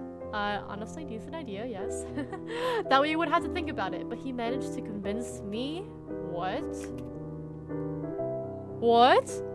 Wait, it wasn't that hard. I loved him more than anything, and I knew that sooner or later I would want to start a family with him. Why wait? We were happy. And then, late in the pregnancy, a couple of weeks before the term— No, why is this story so sad? No. I lost a child. They made me keep this inert thing in my belly until the doctor decided to induce labor. They didn't understand what went wrong. Frank stayed with me at each step. He was holding my hand as I was expelling death from my bowels. The doctor refused to let me see the baby, objecting that it was too much for me to handle. But I saw the look in Frank's eyes when they pulled this motionless and silent corpse out of me. I hung up to him as much as I could, but I could feel his hollowness in my chest all the time. I didn't want to admit it, but I knew something was irredeemably broken. Frank decided to incinerate the body and to scatter the ashes. Burying the body meant naming it, making it, in a way, exist. And it was much more than we could bear. I was unable to have an opinion about anything anyway. No, all the stuff they prepared for it. Why is this so sad? When the first shock wave hit and the tsunami created in our lives finally receded, I realized our relationship was doomed. We did all we could to overcome this ordeal, but sooner or later, we had to face the obvious. I know, I didn't know this was going to be sad either. I'm sorry for the feelings, everybody. But you know, this is fairly common when couples have miscarriages. It takes a really big toll on the relationship, you know, in real life. And a lot of people do break up after something like this. This is actually a pretty realistic expression of that, especially with all those, like, the emotional paintings and stuff. I'm kind of glad that they're showing such a realistic portrayal of, like, miscarriage and stuff. We broke up without a fight. We had both decided we had enough. Frank kept our old apartment and I took a furnished flat in the meantime. Then a couple of months later, the notary told me my grandmother had just passed away and she had bequeathed everything to me. I take a quick shower, then I go downstairs. Noises from the espresso maker tell me Frank found the kitchen. Bequeath's a cool word, right? That's a fucking SAT word if I ever heard one. I came back to sad Sarah Pinks.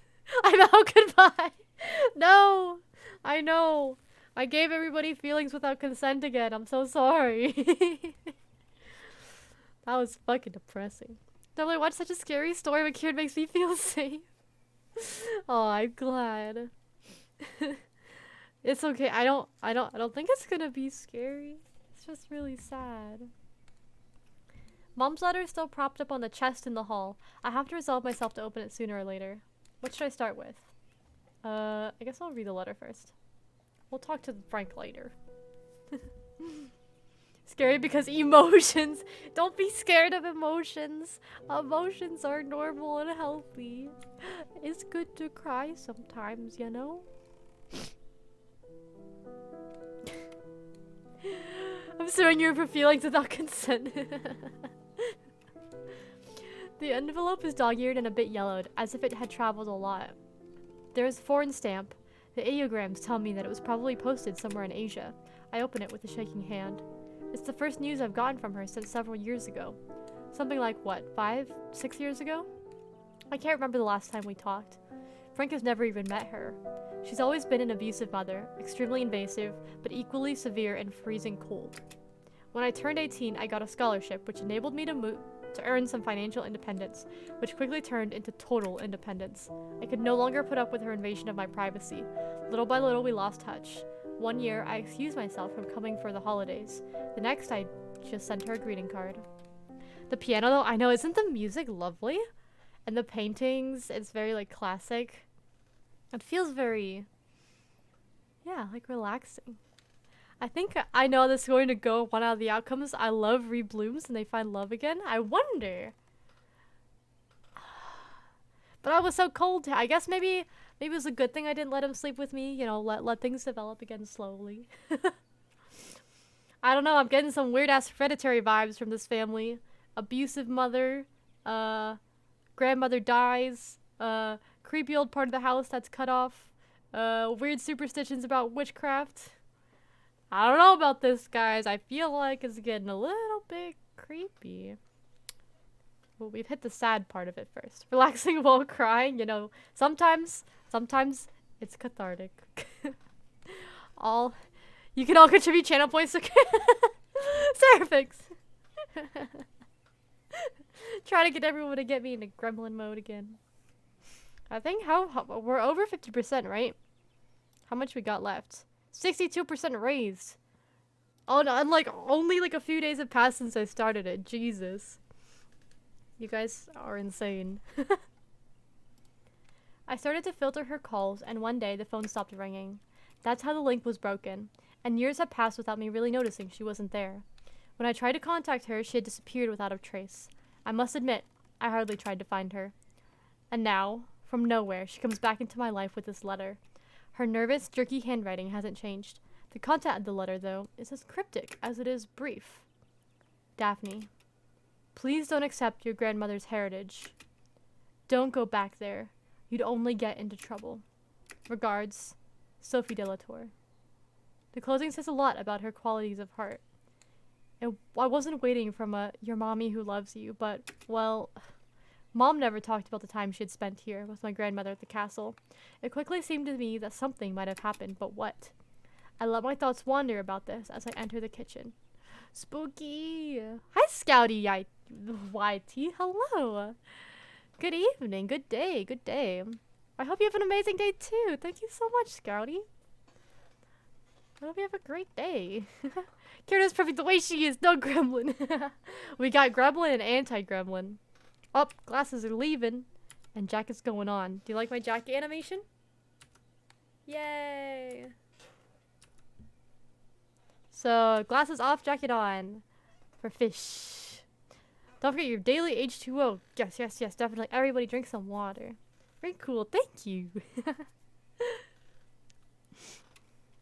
We have Psalm. We have Sigma, Snoop, and Fish on the anti-gremlin train. Frank is holding a mug of coffee and he's distracted, looking through the French windows. Scouty, thanks so much for the follow. Welcome to the virtual refuge. Hope you enjoy your stay. Hope you enjoy your stay here. Thank you so much. So you managed to tame the coffee maker. You know me, without my daily dose of caffeine, I'm a bit of a zombie. Did you sleep well? I've thought about things. I must admit, I didn't sleep much with you being here. I know, it brings out some old stuff, and you must have guessed I haven't traveled 300 miles just to play with mailman. I had a feeling your coming wasn't totally innocent. I guess you know perfectly well why I'm here. No need to beat around the bush then. Tell me, Daphne, what do you think? Should we try to start anew again?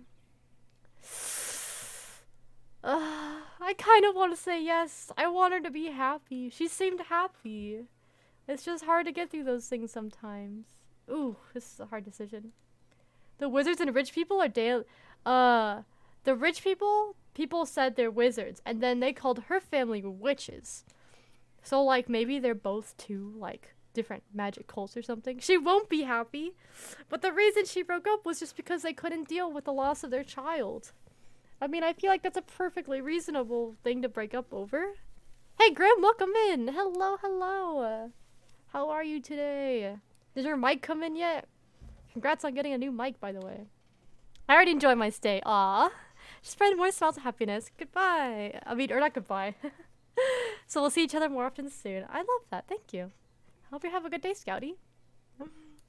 She would be happy. What if she would? What if we say, I don't know? That's a good one. I don't know. Come next week? Fuck yeah. Good luck with the program too, the wavelength program. It's a lot of fun. Sometimes you have to like restart some of your stuff to get it to work properly. Like to get my games connected to the game sound from the mixer, but it's a lot of fun. I'm gonna say I don't know. Oh no, my moon highlighted. I don't know. I need to think about this. Okay, I understand. For me, it's very clear. To my surprise, his face relaxes without notice. He looks at me playfully and changes the subject. He seems like a nice guy, you guys. Ugh. So seriously, what have you been doing here all this time? I tell him about my life and everything that went down since I arrived. The Bourtines, the Maltades, this tower with no way in, and all this crazy stuff. I mentioned that I'm now a school teacher. The most mundane out of all things is the new job that I have.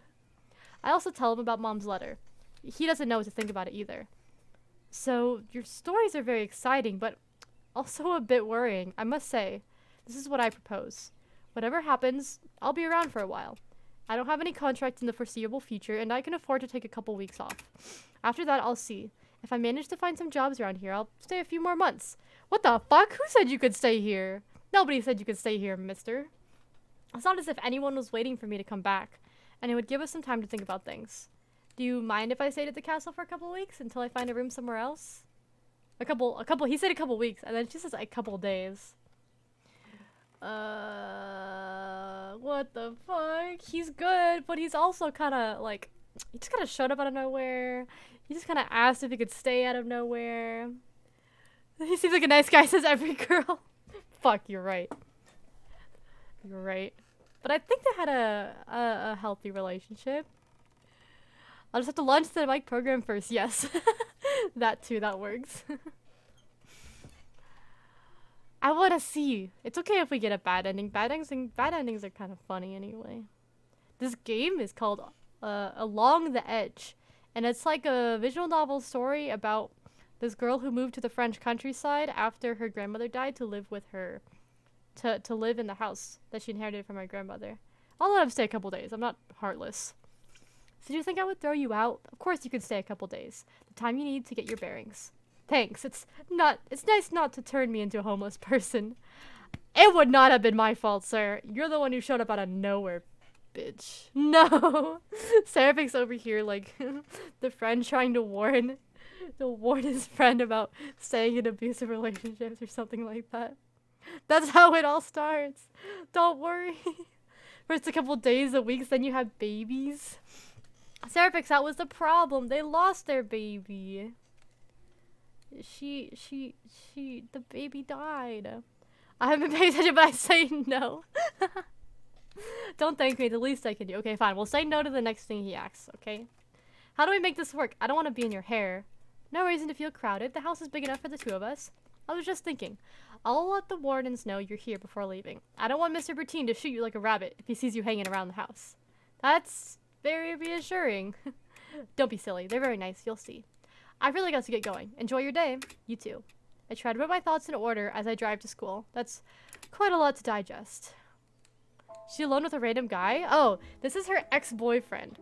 Actually, like, her boyfriend, who was super serious, and they tried to have a kid together. Like, they were living together, and then they tried to have a kid together, and she was pregnant, and everything was good, and then she had a miscarriage. And then after the miscarriage, they just kind of drifted apart from each other, and they eventually had a mutual breakup. This is how she tells it. She says they had a mutual breakup, and then she moved out here. And then he came back, and he's like, I want to start something again. Like, this is like a few weeks after they broke up, I guess. It's really sad. It's a really sad story, and he doesn't seem like it was his fault in any way why they broke up. You know, it was like a mutual thing. They're both really sad about their baby that they wanted. But yeah, it's someone she knows and like more or less trusts. Staying away from him, and I wanted to be with him. Air also says don't trust him though. What does Snoop think, I wonder? The day flies by, as fast as an arrow. I must admit, I'm not thinking straight with all that happened since yesterday. When I get to the castle, the lights are already on. Okay, and these two older people, they're like the groundskeepers that were living there before she was. And they just they live there and take care of the house and stuff. When I get to the castle, the lights are already on. Even if it's temporary, I'm glad not to be alone for a while. It's a nice change from the solitude I've experienced these last weeks. Frank has lit up the fireplace, and delicious smells are coming out of the kitchen. It seems almost too perfect, and I have a hard time restraining myself from taking advantage of Frank's kindness, who seems determined to see to my every need. Still, he manages to remain quite discreet. We take our meals together, but we otherwise tend our things in different parts of the house. Okay, let's do our stream raiders real quick. Like. Thanks so much everyone who's joining me with the stream raiders. Mark, D.Shifty, Dr. Mr. Figgy, and Kai. You guys still don't hear the song.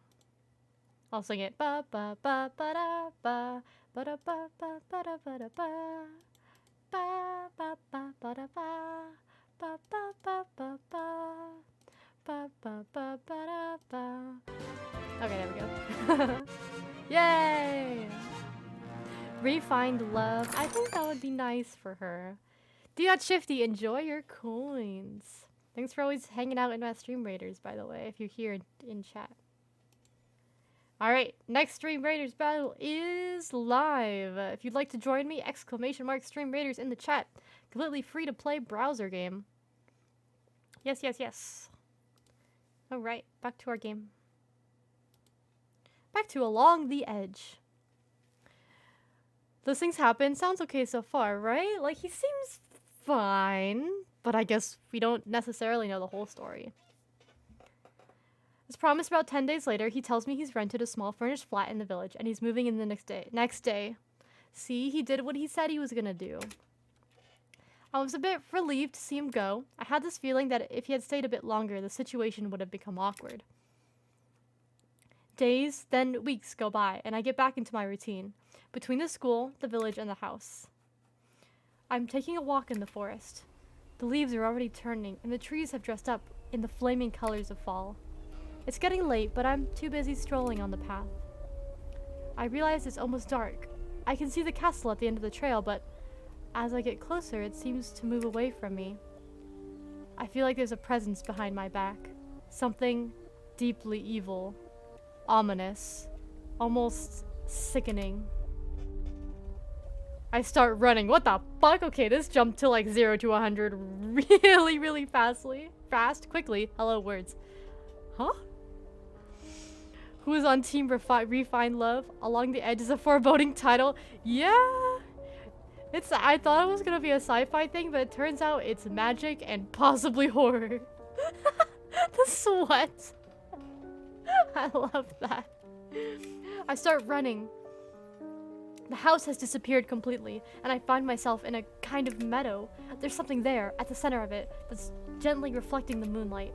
As I get closer, I discover it's an oval pool filled with a silvery liquid. I look at my reflection. It's both me and not me at the same time. This feeling of alterity gets stronger and stronger as I'm getting closer. What? Whoa. I can make out my facial features, but something has changed. This is not what she normally looks like. My bare feet. I'm bare feet. There's something different in my bearing, the way I walk. My hair is longer. It reaches the middle of my back. The strangest in all of this is that it's pure white. I seem so calm and at peace. I reach toward the reflecting surface, my index stretched out, and the mirror starts to stir as if it was resonating. When my finger gets in contact with the cold and strangely moist surface, it breaks into 1,000 pieces. Fuck, she's becoming a boomer. Oh my god. For a while, darkness is complete. I'm in a kind of garden, surrounded by a heavy fog. Scary, bring back the chill piano! I'm moving toward a reddish light source that's calling to me, like a lighthouse in a woolly, muffled storm. I can make out the statue of a kind of human-sized sphinx carved in granite. There's something majestic but profoundly sad in the hunched-up, impassible attitude of the creature. When I'm close enough to distinguish its face, I realize the creature and I look exactly alike. I see my face reflected in hers like a mirror. Oh my god, that's scary. Holy shit, the eyes. Then the eyes begin to animate, and the imploring, helpless look seem to call for mercy. Witch, witch, witch. She's a witch. Burn the witch. I'm frozen in contemplation, my heart overflowing with sadness and awe. When once again I feel this sickening presence, like a tepid breath on my nape. Seized by terror, I struggle to turn around, and suddenly I'm falling endlessly before darkness encompasses me. Wah! Perfectly timed with the falling. Thank you, Grim. That's when I burst out of sleep. Chapter 3. What the fuck? October. All the spoopy stuff happens in October. I'm bare feet in the grass. In front of me, the black mass of forest seems to invite me. I feel a hand on my forearm. Oh Jesus, I was running around in the forest at night. Miss, I heard a noise, so I came looking. Mrs. Bertine is standing next to me. She looks worried. What am I doing here? What happened? A bad dream, miss. Just a bad dream. Come, let's get you back to bed. It's the forest, right? The Sphinx, calling me. Miss Bertine guides me back to my room. I fall again into a dreamless sleep. When I rise again, the sun is already high. I'm surprised to see Miss Bertine still here, asleep in a chair on the other side of the room. Aw, she stayed in my room with me. That's so nice. Thanks for the hydrate, Grim. Let me get that. Oh, and posture check. Thank you, thank you. Don't forget to drink water yourself, okay? She's sleeping so peacefully, I feel almost guilty to wake her up. Miss Bertine? Oh, hello, Miss Daphne. I'm sorry, I must have fallen asleep. Fallen asleep, but what are you doing here? Oh, don't you remember? You gave us a fright yesterday night.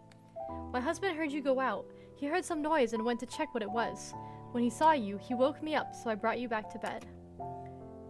We're used to it anyway. It happened to Madame, your grandmother, from time to time. Once or twice a month. We used to find her wandering in the garden, and we had to put her back to bed. Must be the moon. That's the red moon thingy that glows up here sometimes. That's the bad thing. No. The moon? Sure, she used to do this on full moons. You know what they say, right? With the full moon? I don't see the connection. The globe. I don't know. There's no scientific evidence of the influence of the moon on behavior. Ah, well, always a train too late, these scientists. I speak from experience. The full moon, it always brings something with it. You must beware of the full moon dreams. That's strange. I had a strange dream last night. Since you're talking about this, my star came up now. I had this strange dream. I'm in the forest. Then there's a mirror and a sphinx. A sphinx, you say? It's on the coat of arms of your family, don't you know? Maybe you saw it there.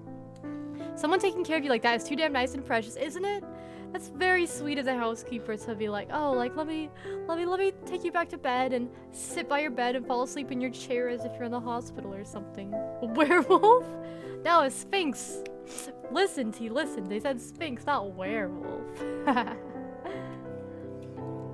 Well, perhaps the coat of arms? Yes, that's right. The blazon of the Delators. Give it a look. It's carved on the wall of the tower. A blazon with a tower and a sphinx. A bit like the ones from the pyramids. I'll take a look when I get the chance. Maybe I saw it there indeed. Well, miss, if you don't need me anymore, I'll go back to the outbuilding. Gerard must be waiting for me to prepare his snack. Yes, of course, by any means. I'll manage on my own. Where's Sphinx? There we go. Where's Sphinx? Where's Sphinx? It comes out on the full moon for some reason. Have a good day, miss, and if you need anything. Miss Bertine leaves the room and leaves me alone with my questions. I'm telling myself it might be time to call Dr. Durant. He told me I could call him if I felt the need, and I'm afraid the time has come. I'm not so sure he can do anything for me, but it's worth a try. I take the phone and dial his number. Oh, it's the guy from the beginning. Hello? Dr. Durant? Daphne Delator speaking. Ah, hello, Daphne. Why are you calling? You told me I could call.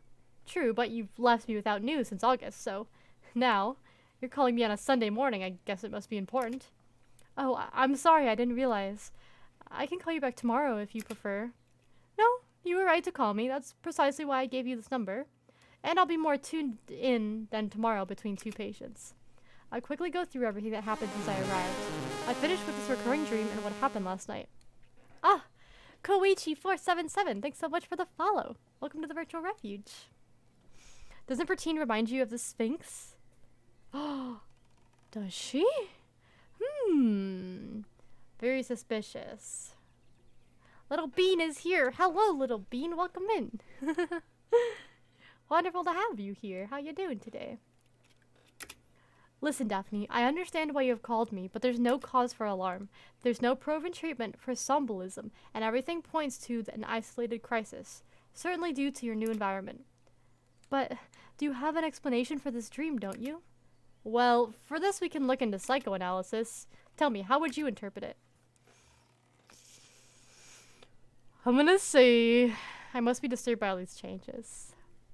She biting her lip? Yeah, she was. She's nervous. I agree with you. It must be all the changes I went through recently. Look, my little globe up top. I think that's like my scholarly side, and the star must be like the spiritual side. And all I've discovered about my family, it must have affected me more than I thought. See, understanding the cause of the problem means you're already on the path to resolving it. You were very brave to leave like you did. Take care of yourself. Take the time to get your bearings and everything will be alright. You'll see. Thank you, Doctor. You told me your ex-partner paid you a visit. How do you see things on this matter? Ooh, it's intrusive. I should give him a chance. I'm not sure. Aw, thanks so much for that, Koichi. I appreciate that. I'm not sure. Sometimes I ask myself if I wasn't too hard on him. On the other end, I don't know what could really make it work between us. I think you're right. First, to question yourself, and second, to take the time you need to think it through. Whatever you decide together, you should make sure you're not making the same mistakes again. Very true. Relationship advice, everybody. If you make a mistake once, try not to make it again. You're probably right. So, you've mentioned a young man called something like Stanislas, is that right? Oh, that's the bitch boy. I might have mentioned him. Yes, but I don't know what to think of him. On one hand, he was extremely rude to me. But on the other, I must admit these Maltese are quite intriguing. Oh, Denny, hello! Thanks so much for the hydrate. Thank you. Oh, Koichi, thank you so much. I appreciate that. I hope you're having a good day, though. I hope you enjoy the stream vibes. Just trying to point out that Frank isn't the only alternative. Maybe you're more open to new opportunities than you care to admit. Me and this Stanislas today seems a bit far-fetched, Doctor. I'm only reacting to what you told me, but if you allow me, I would advise you not to count on Frank to be the solution to everything. Wow. And if you want a relationship to work, you'll have to make sure you can handle yourself first. One last thing, before we go back to our Sunday activities. Yes? How do you feel about your new job? I like it. Oh! Sun and knowledge. Nice. I know I wasn't sure when I left, but believe it or not, I just love this new job. It was perfectly normal to be anxious in your situation. I was sure you would enjoy it. You were right. Teaching is really fulfilling. It's a great satisfaction to enable these young brains to get a great grip on complex notions. Wow, that's a sentence. I'm glad to hear that. Hang on to this positive element. It will help you go through the tests life is throwing at you. Alright, Daphne. I'm sorry, but I have to hang up. I'm glad to hear that you're more at ease. And to repeat myself, there's nothing to worry about. It's more than normal to need time to get your bearings. I'm glad to hear you say that. As for your sleepwalking episode, be watchful, but don't be alarmed. You've told me about the wardens living nearby. Perhaps you could ask them to be on their guard in case it happens again. Feel free to call me if you ever feel the need, and if needed, I'll refer you to a colleague in your area. Okay. Oh, and unless it's a case of emergency, try to check the day of the week before throwing yourself on the phone next time. Yeah, sure, doctor. I'll try my best to have the next somnambulism crisis on a weeknight. Alright, no need to linger on this. Have an excellent Sunday. Thanks, you too. My eyes are glitching. Hello. As I slowly recover from my night, slumped on the sofa with a good book and a cup of tea, I hear someone knocking. I'm surprised to find Frank smiling on the other side of the threshold, holding a bouquet of flowers. Carnations, your favorite. When I saw them in the market, I thought of you right away. He hands me the bouquet as he enters the hall. Would you offer me a coffee? He's like way too forward. Okay, I'm gonna take some of your all's advice and not let him in. It's not the best time. I'm sorry, but it's not the best time. Do you mind coming back later? What is it? Am I interrupting your nap? He's come inside and he's on his way to the kitchen. What the fuck? I just told you no, sir. That is boundary crossing. It's there, right? I haven't traveled 300 miles for the attractive qualities of the area, but to spend time with you. I have a headache or I've got better things to do won't cut it, okay? What the fuck? Excuse me? And prepare yourself to hear from me a while longer since I found a couple of jobs in the area. So, tell me, how are you doing? No, I know! He seems weirdly possessive, that's not good. Resigned, I let him put the flowers in a vase and fix us 2 cups of coffee. Yeah, excuse me, mister? What the fuck? I said, I don't want to hang out with you right now, and he said, I'm just gonna walk in and get myself a cup of coffee, and then I'm gonna force you to talk to me. No. No, no, no, no, no, no, no, no, no. We chit-chat for a while. In passing, I tell him about my eventful night. I listen to him with one ear while preparing my classes for the week. 2 coffees and an hour later, Frank finally decides to get into the thick of it. You told me about this tower without a door, remember? I'm a bit intrigued by all this. Do you mind if we have a look? Make yourself at home. I'm as intrigued as you are. I'm wondering what might be inside. In this case, I'm going to investigate, and I'll give you my report. Do you want to look for an old pipe? It would complete your panoply. Don't you think, Mr. Sherlock Holmes? Stop laughing at me. I'm sure I can resolve this mystery of the Yellow Room. Then Frank goes off to do his stuff, which allows me to get back to my thriller and my plaid. He reappears late in the afternoon, his coat covered with dust, and his shoes equally covered with mud. So, from the look of your face, I'm quite sure you're not going to say elementary, my dear Watson. Nope, I must admit my defeat. It's supposed to be cool, man. I'm crying, right? Take a little too many liberties. If it was a close friend, then sure, but not him. Right? Right? You need to have a little more respect for when a lady, especially an ex-partner, says no. Especially if you're trying to win her over again. Like, what the fuck? Then what are your conclusions? That there must be an entrance somewhere, but I couldn't find it. I tried to get in by the wall with the ladder, but the arrow slits are too narrow and too deep. I can't make anything out, even less to get through, unless I blow up parts of the wall. Mrs. Bertine found me doing my acrobatic act, so I asked her a couple questions. Seems like she has no idea what's inside either. Told you. When I entertained the idea to get in by the roof, she dissuaded me vehemently. Looks like the roof hides, in fact, an older stone ceiling with no way in either. And when I try to wrap my mind around the kind of scaffolding I would need to get up there, I'd rather take her word for it. Well, at least you've tried. Sure. Well, I've got to go. Big day tomorrow. Thanks for the coffee. You're welcome. Good evening. See you. Bitch. Bitch. I didn't dream of anything that night. Monday was particularly tiresome. I don't know if it's the students who were in cahoots to make me suffer, or if it's just that I haven't completely recovered from my weekend. I'll top it off. As I get to the school gates, I catch a glimpse of Miss Levique waiting for her son and looking at me menacingly. Ugh, it's the Kirynn again. I'm quite sure she's about to jump on the occasion to antagonize me.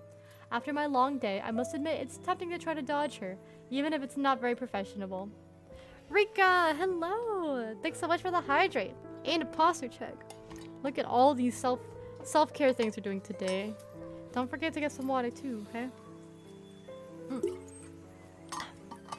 Don't say he's welcome, right? Ugh. Daphne's too kind. She's too kind to this bitch. As I'm considering my options, I notice she's already walking resolutely toward me. What should I do? Avoid her? Fine, whatever, let her come. Ugh, I prepare myself to have— oh no, my moon's— that was a moon choice. I don't think that's a good thing. It's red. Red doesn't usually mean good. I prepare myself to have a hard time when I feel a hand on my forearm. It's fucking the guy at the bakery. Stalin? Wait, Stanislas Maltere. Ah, Miss Delator, I'm in luck. I just wanted to talk to you about something. It's Maltere, holding a young child by the hand. Miss Levique immediately turns on her heels and goes back outside the gates. Oh, she's afraid of him. Oh, you're approaching me? Literally, that's what I did. I'm so trying to support this man with refined love, but he's making it hard. He's making it really hard, right? Ugh. Ugh. Uncle Stan, who's this lady? Well, Pierre, the pretty lady is Daphne Delator. She lives at the castle. Pierre Yves Maltere. At the castle of the witch? You're not a witch, Miss Daphne, are you? Forgive him. As you can see, he's not afraid to speak his mind. He adds, winking at me. I can barely wink. He must take a little bit after his uncle. I crouch to put myself at the child's height. Maybe I'm a nice witch. Oh my god, I kind of want to do that. I'm fucking with kids like that. Oh no, my spiritual side is coming more and more out. Since I live in the castle of the witch, it means I must be a witch, right? He hides behind his uncle's leg, intimidated. Yes. In this case, I must definitely be one, but maybe I'm the nice kind of witch, don't you think? Does it exist? A nice witch, Uncle Stan? Of course it does. Miss Delator is a teacher at the middle school. She knows about things. Oh god. I get back up and notice Stanislas is putting out his hand. I don't believe we've been formally introduced. Stanislas Maltere, but my friends call me Stan. Daphne Delator, but it seems you already know it. Of course. I'm sure you've noticed how fast the news spreads around here, Daphne. Can I call you Daphne? When my father discovered something was going on at the castle, he had to know what was happening. Please excuse him. The poor man is obsessed with the Delators. But don't let this put you off. The rest of the family is not all cut from the same cloth. We'll have to take a coffee together on one of these days to get to know each other. I'm sure we have a lot in common. Before I have a chance to answer, he adds, by the way, you must have received your invitation for the cocktail party, haven't you? The cocktail party? I hope you're coming. My father forces me to attend, but it's atrociously stuffy. Oh my god, is he trying to pull the card of like, I'm rich, but I don't like to go to these rich people functions. It's not fun. Will you come with me and hang out? Because we're both young people. You already cut me in line at the bakery, bitch. You think I've forgotten about that? I have not forgotten. I have not forgotten you. Uncle Stan, can I have my afternoon snack? Yes, Pierre, in a minute. So, Junior wants his 4 o'clock snack. Say goodbye to Daphne, Pierre. Eh? My name is Pierre Yves, not Junior. The child takes my hand. Are you coming, Auntie Daphne? What the fuck? It didn't take him long to succumb to your charms. Auntie Daphne has things to do. She can't come with us this time. Let's go home. You're driving. For real? Of course not. Daphne, pleased to meet you. See you soon? In an instant, Stan and Junior disappear in a sports car, and I remain speechless on the sidewalk, trying to sort out what just happened. What the fuck? What the fuck is going on? All these men in her life are way too forward. When I get back home, I discover I have mail. It's a nice square envelope that contains an invitation to a cocktail. I guess that's what Stanislas was talking about. Looks like I've been invited to the reopening of the City Hall's gardens that just went through renovations. I bet all the local upper crust will attend, so it will be an excellent excuse to learn more about the Malteres. I could ask Frank to come with me, but I know this kind of social event isn't really his cup of tea. On the other hand, going alone... Don't ask Frank. Fuck Frank. No, I'd rather go on my own. Then again, it would be a little dishonest to ask him given our situation. The D-Day comes quickly. As I get ready for the evening, I'm confronted with an existential dilemma. I can deduce from the invitation card that proper attire is required, so I don't see myself hanging there in a denim and twin set. I don't own anything remotely appropriate for this kind of occasion, but after raiding the wardrobe of my mother's room, I find 2 dresses that might somewhat do the job. I just can't choose. On one hand, there's this long dress, Empire style. I guess it's more the taste and criteria of elegance of my grandmother. To be honest, I don't see my mother wearing this spontaneously. The pastel blue, usually the kind of color that agrees with my complexion. The other option is a strapless dress, short and tight-fitting. I can imagine my mother wearing this. It's really the kind of garment she must have worn when getting out. Contrary to the blue one, it leaves very little to the imagination, between the bare shoulders and the shortness of the skirt. What should I choose? I'm gonna say the long blue dress, because I think it's gonna get me the sun, and I kind of want to get more sun stuff. I don't know what it does, but I think I'm gonna go with it. There we go. Oh, it looks cute! Might be a little overdressed, but I think this option is most reasonable. It reminds me of like the Korean dresses, the way the cut is up top. I can't remember what they're called. Hanfu? No, I don't know. I'm not sure. Let's confirm my choice. Now that I've dealt with the dress, I just have to do something with my hair. I dress it up in a nice updo and a touch of makeup later. I'm ready to leave. It's already late when I leave the house. I get inside my small car, and after a quick ride, I'm there. The gardens of the city hall are magnificent with their trees donned in the flaming colors of the fall. I'm glad you all are able to use my follower emotes, by the way. I noticed them a little earlier. I'm glad to see them in chat again. I've missed my sheepies. There's already a lot of people hanging around in small groups, drinking glasses of wine leisurely. The guests are all dressed up to the nines, and the luxury of the event looks more like a big wedding than a town gathering in a small countryside village. The Maltese clearly did not balk at the expenses. I have barely enough time to ask for a cup of champagne at the buffet before I'm approached by a large man in a black suit. He's closely followed by a tall and haughty blonde woman. I can reasonably deduce she's his wife. I love the sheep, too bad I can't see them on mobile. You still can't even see them? Oh, that's so sad. What the fuck? Hanfu is Chinese? Oh shit. I don't remember what the Korean one is called then. Wait, is Hanfu what I'm thinking of? I have to Google this really quick. It reminds me of something. No. Korean traditional dress. You can see them in the chat. I can't choose them. Oh, yeah. Yeah. Okay. It doesn't actually... these aren't actually the same. Hanbok. Hanbok, yeah. It's not the same. But it kind of reminds me of it, like, slightly. Hanbok seem to be a little bit, like, wider, though. Thanks, Jelly. Ugh, I know that mobile users can't use them yet. It's so annoying. Twitch, get your shit together. Friend took me out for dinner the other day and I got a buzz early. I didn't have a glass of wine. Me, well, I can usually get through 1 glass of wine and then like halfway through my second, I'm like, okay, I'm feeling it. I'm definitely feeling it a little bit. Me and my parents bought a glass of wine for dinner last night. We were, as you would say, very merry afterwards. Ah, good evening, miss. You must be the new owner of the castle. I'm glad you came to our little party. I must confess, I was eager to learn a little bit more about the new owner of the castle. Let me introduce you to my wife, Clothilde Motier. Oh my god, she's a witch. She's definitely a witch. Look at her. She looks like a witch. She looks like a witch, definitely. Long Osan. Hung Bo. Oh, Han. Not Bok. Book. Ba. Bo. Ba. Book. Let me try that again. Han Bok? Bok? Han Bok? Han Bok? She has the claw in the cloven. Alright, right? Right? In the coven? Ah! Kurama, hello! Thank you so much for the resubscription! 6 months in a row! Hell yeah! Thank you so much, Kurama. And again, thank you so much for the gift of fan art for my anniversary. If you haven't seen it, I'll post it in my Discord today. But Kurama commissioned some anniversary art for me, which was really sweet and really awesome. It's on my Twitter currently. That's typecasting. I mean, look at her. You got it in the end. Okay, yay! Eventually. I don't know why.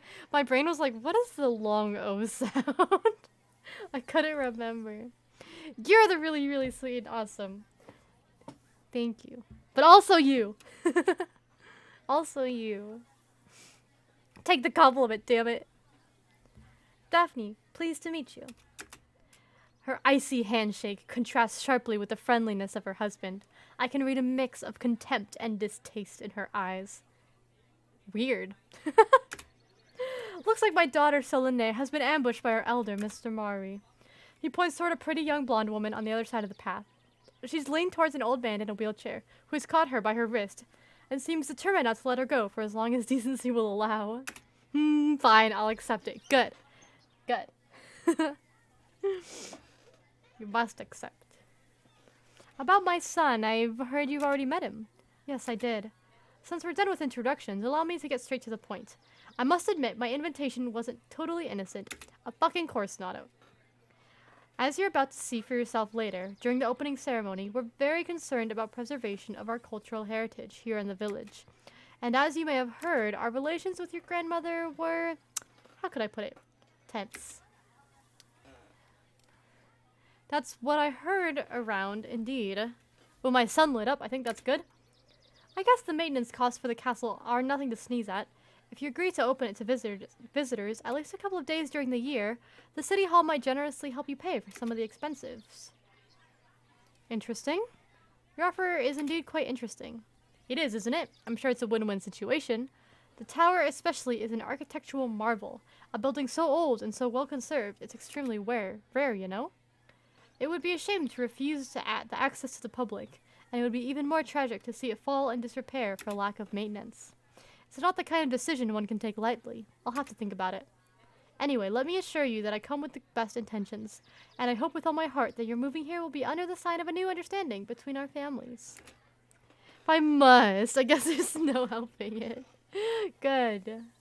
Good. And it's Stream Raiders time. Let's see how we do. Oh my god, Dark! You got a big guy over here. Thank you so much, America, Mr. Fig, UD.Shifty, and Dark for joining my Stream Raiders today. Let's see how we do.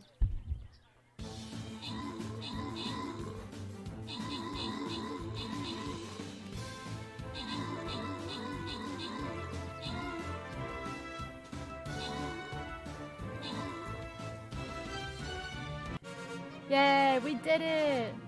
Thank you so much, everybody. Dark and Shifty, enjoy your rewards. Alright, unknown battle. Let's see how this does. Let's see how we do here.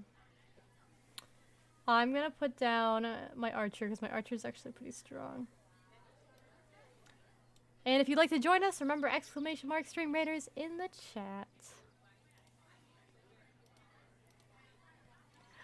How have you been doing, hun? Been doing well, I hope? I've been doing really well. Thank you for asking.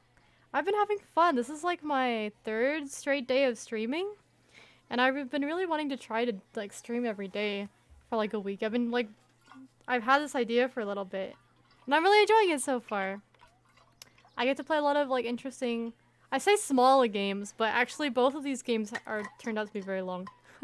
I hope you've been doing well too though, Kurama. I'm so interested in the game story. I'm not fucking leaving until your stream is over. I got you hooked, T. That's good. I hope you don't have anything important to do. Don't forget to drink water, at least. It should be over soon. This game is only supposed to take 2 hours. Then again, reading it out loud and doing all these pauses does kind of extend the time quite a bit. What happened between our families? Gotta go now. Have a good stream. Bye, Jelly. Thanks so much for hanging out today. Have a wonderful rest of your day. Bye-bye. Busy as always, but I've been well. That's good. That's the important part. Life gets so busy sometimes, right? I'm glad you've been doing well. Can you tell me what happened exactly between the Maltese and the Delators? We're in a can of worms here at the village, and the smallest trifle can take enormous proportions. My grandfather had a grudge against the Delatours since I was born, and I'm not sure even he could have told the origins of this old quarrel. I don't know about that. You're lying. Oh no, my red moon came out? Then how do you explain that my mother left? You're about the same age, I guess, and I don't see her leaving the area just for a trifle. Daphne, it's been 30 years. A lot of water under the bridge. Then tell me the truth. What happened? Rehashing the past would achieve nothing but add fuel to the fire. Trust me. I'm sorry, but it's getting late, and I need to prepare for the unveiling. Have a nice evening. But... ooh, he's hiding something. Yves Maltier disappears into the crowd. Now that I know who the other members of the family are, I'll be able to question them directly.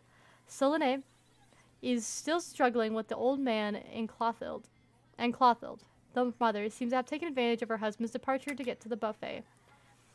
And after all, nothing forces me to engage in social niceties. I can also decide I've seen enough and go home. I kind of want to talk to them. I want to talk to the mother. She seems scary. Life do be like that. Hi, Ashley. Welcome in. Sup. Hello.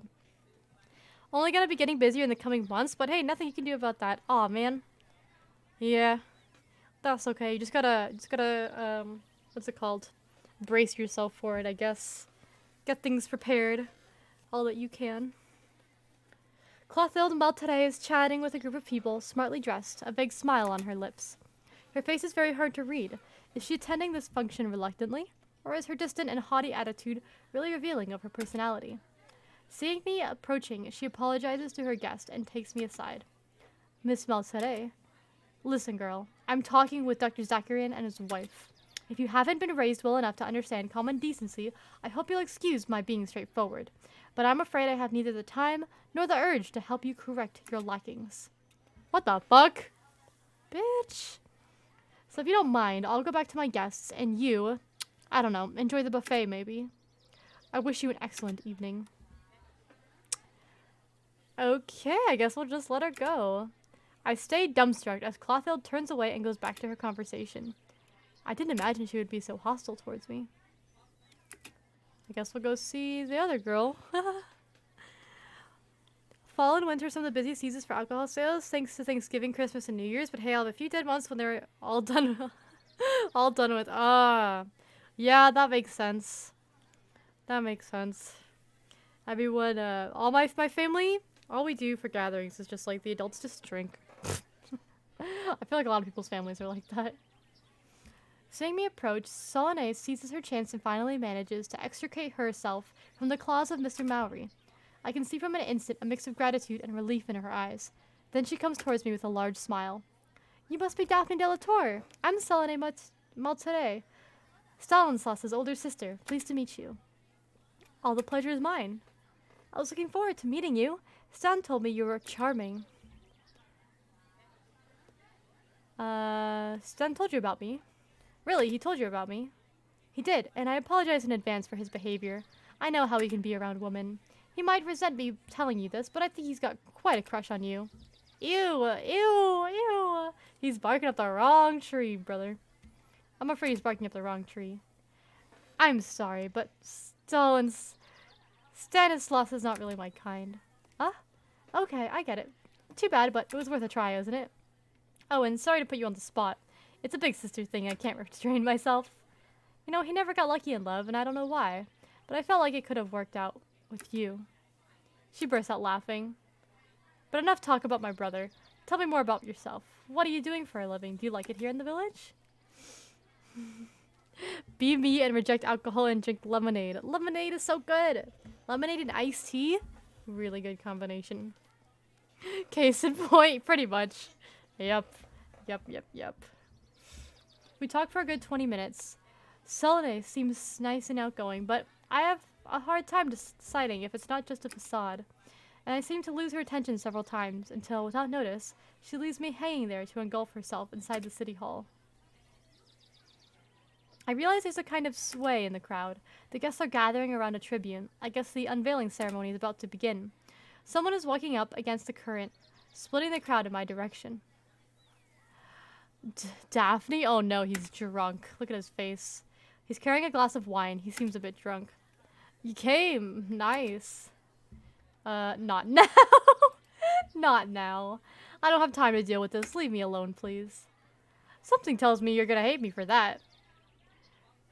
But I've been wanting to do this since I saw you for the first time at the bakery. Without notice, no! This is not okay.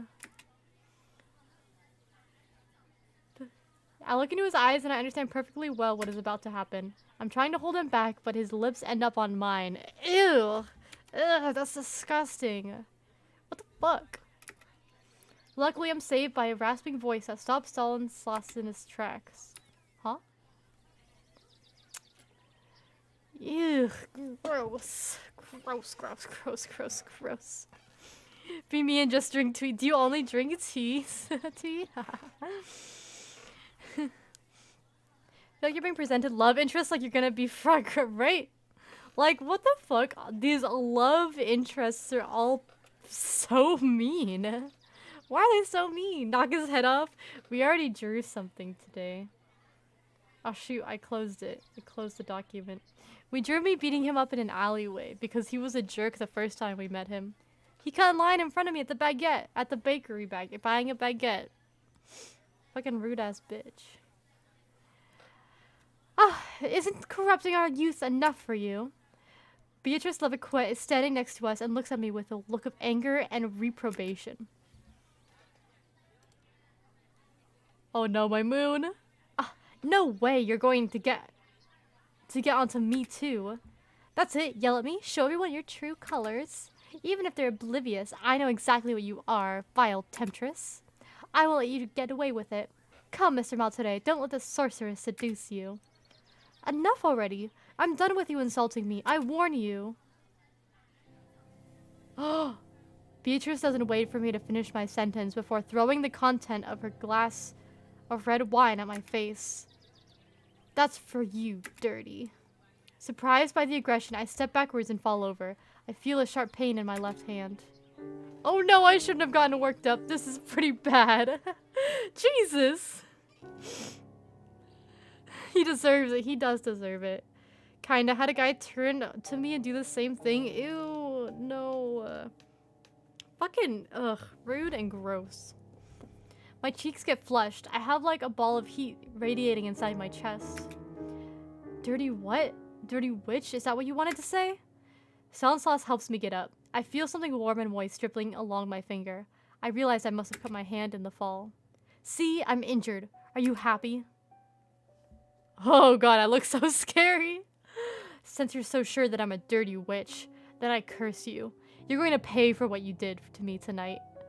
Well, Daphne, I don't think this is the right thing to do. Is this what you are waiting for? Are you satisfied?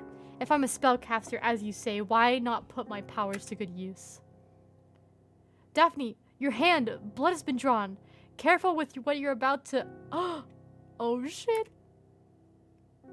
I have the perverse satisfaction to see Miss Leviquet turning white as a sheet. I hold her gaze until she gives up and turns on her heels. Stan puts a hand on my shoulder and shakes me gently. Daphne, do you realize what? I cut him off and lash out. That's enough now, leave me alone. I stride into the bathroom to wash my wound, mop up the wine from my face, and most of all, try to calm down. In the distance, on the tribune, Yves Maltare has taken to the microphone and is about to speak. Something that's never made sense. Like, you're gonna harass the person that you believe is super powerful. Yeah, it's like, people believe, they're like, oh, I'm so scared of this person, and then they go over and harass them. It's like, you're not scared of them. You're not actually scared of them. You just wanna be mean to them. People have the same fucking excuse for racism. They're like, oh, I'm so scared of this type of person. And it's like, okay, if you're so scared, why are you going up in their face and yelling at them? Like, if you were so scared, you wouldn't do that. You would just leave. Like, you're not scared. You're just being a bitch. I don't know. People use fear to get pity from others, to try and turn the public on certain people. It's disgusting. It's very disgusting. Honestly, it's like a trope, but it's also like it happens in real life. You see these like weird videos online of people like saying racist shit. It's like, okay, if you're so scared, then like leave the store or something. I don't know. It's just so weird to me that like people actually think that way too in real life. My dear friends, neighbors, and fellow citizens, we got together to celebrate the start of the fall season. As you all know, by tradition, this time of year is dedicated to reflection and remembrance. It's a time when we think about our lost relatives who are waiting for us on the other side. But it's also the time of the offering, when we pray to the invisible entities for a mild winter. That's why our craftsmen have worked hard during the summer for this celebration, so that we would be ready in time to show you the fruit of our effort. He's in fiction and everything, but you are 100% right as well with the real world correlations. Yeah! Honestly, my mind kind of jumped to that first. It is also like a really big trope in fiction too. But I have a feeling it probably stems from, you know, the way people actually act IRL, which is just terrible, just mean, just really mean. I can't even begin to understand the thought process of those people, right? It's like, this doesn't seem very logical. I don't get what you're trying to say here. Hi Ark, hello. You said entity and I got PTSD from Dead by Daylight. Entity, is that one of the evil guys? Or is that just what they call the evil creatures? Also, I hope you've been well, Arctuated. Hello. As we're leaving summer behind to enter winter, this time of offering, as I said, seems like the appropriate time to renew our pact with our protectors. Oh, what now? Those invisible forces who allowed us our traditions to survive, century after century, not to disappear because of invasions or external influences who bring us luck, happiness, and prosperity every year. So, I'm proud to present you a physical representation of our pact, this statue, symbol of our community, that has been deteriorated by the years and the weather, and has been now made anew by the masterful hand of our local craftsmen. Ladies and gentlemen, let me present you. Oh shit. That's the Sphinx I had a dream about. The Sphinx. Oh no. Chapter 4, November. The big behind the scenes elder god thingy. Whoa. Oh, it gives the bee killers their power?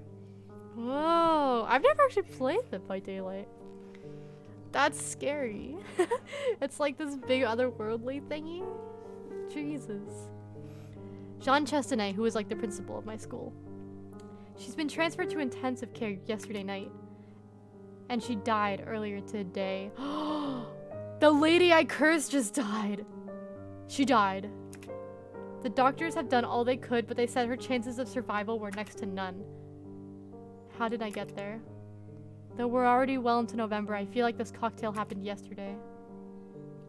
When Yev's Meltere unveiled the statue of the Sphinx that looked exactly like the one I saw in my dream, I felt as if I was struck by lightning. I felt the ground shifted beneath my feet. I doubted. All of those stories about witchcraft, everything I've learned about my family so far, was there a glimmer of truth? Fortunately, everyday life helped me forget about all this, all these disturbing thoughts. I worked twice as hard at school. With all these papers to grade before the end of the trimester, it wasn't that difficult. Frank went back to the city 3 days ago, a job there he needs to overlook. He told me he wouldn't be back before at least the end of the month. I was surprised he came to tell me he was leaving. It made me realize it's been a while since I saw him last. I don't know what to think about this long trip though. Is he already thinking of leaving the village for good? Dead by Daylight is actually pretty fun, especially with a group of friends. My friends have been trying to convince me to play. Lots of spider legs. Oh, and the Elder God. That sounds nasty.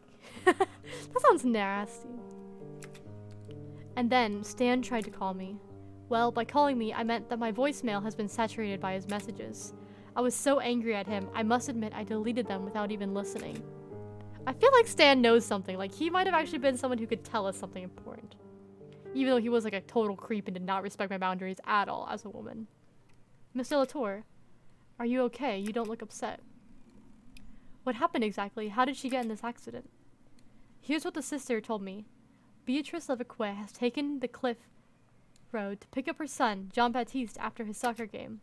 The car seemed to have skidded on a patch of ice.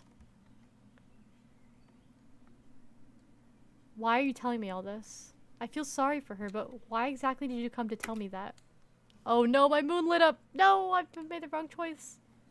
Mr. Chastney leans backward, astonished. You're the head teacher. Oh, fuck! Oh, god damn it. Of course you would tell me. Ah, sure, right, I see. Forgive my bluntness, but you seem a bit offhand. Yikes. I think you should give it a chance, personally. Deep Dead by Daylight? Maybe. Maybe. Maybe. Maybe. If my friends bother me again about it, maybe I'll play with them.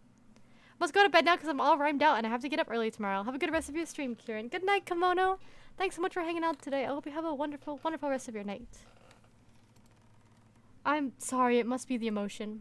You can count on me. It's going to be hard for this poor Jean-Baptiste. We have to be here for him. I'm glad to see we're on the same wavelength. Besides, I'm sorry to talk about it in these circumstances, but I wanted to see you anyway. I know you're only here for 6 months, and you're probably doing the best you can, but how can I put it? Your methods leave something to be desired. I don't think you're really cut for this job. I've been concerned lately. I must admit I had a lot on my plate lately. These last months have been difficult for me. Oh no, I think my moon lit up. Ah, shit. I understand. Listen, there's no cause for alarm. Not yet. But try to put a little more heart into what you're doing, okay? Okay.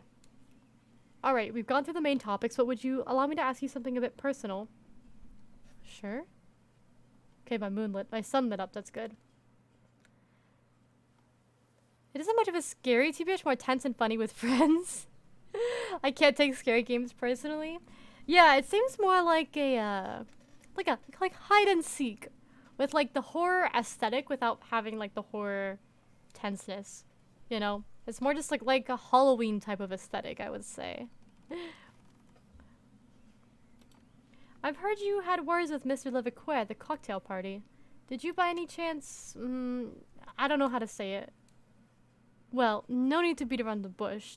Did you by any chance, and let me insist on by any chance, have any part of responsibility in Miss Leviquet's accident? Absolutely not. My knowledge. Good, my globe. Absolutely not. And don't tell me you're giving any credit to the gossip. I'm a woman of science, and I condemn any of this backwards beliefs. Let's be serious a minute, shall we? What are you thinking? That I pin needles to a voodoo doll of Miss Leviquet in the privacy of my attic during full moon nights? I'm very sorry for what happened to this poor woman, but the cause of the accident is not so mysterious. We're talking about a physical phenomenon that happens every winter, that has a tendency to change liquid into ice. A solid which has the unfortunate property of making cars skid out of control. That said, if you don't mind, I'm not done with my day, so if you'll excuse me. Sorry if I've upset you, Miss Delator. It wasn't my intention. Mr. Chestnut. It's exactly a Halloween hide and seek. I feel like it would be funny to like watch people play, like watch a group of people play together. I think that would be fun. I'm sure a lot of people do collab streams with them, right? As if today wasn't emotionally charged enough, when I get to the castle, I discover a sports car parked in front of the house. Of course, I've already guessed the identity of its owner. Of course, it's this guy. Fucking. Walking into the hall, I fall Stanislas inside, slipping leisurely from a glass of whiskey while nonchalantly looking at my family portraits. I would have offered you a drink, but it looks like you've already taken the matter into your own hands. I pour myself a decent swig of the strong alcohol and light up a cigarette. It was open, so I let myself in, and I don't regret it since I've been waiting for you for a while. Already at my second refill. Besides, I thought school teachers ended their day much earlier, didn't they? I've been delayed. Daphne, we need to talk. I feel like he knows things, so I'm gonna talk to him. Looking at the state of my voicemail, I had a clue you would come over sooner or later. I'm listening. After all that happened, I had to warn you. You really need to know about our family, the village, and everything else. I swear all these sleazeballs, right? Fucking breaks into my house, drinks my whiskey, leaves me 10,000 voicemails like a fucking creep. But he has information, so I'm gonna talk to him.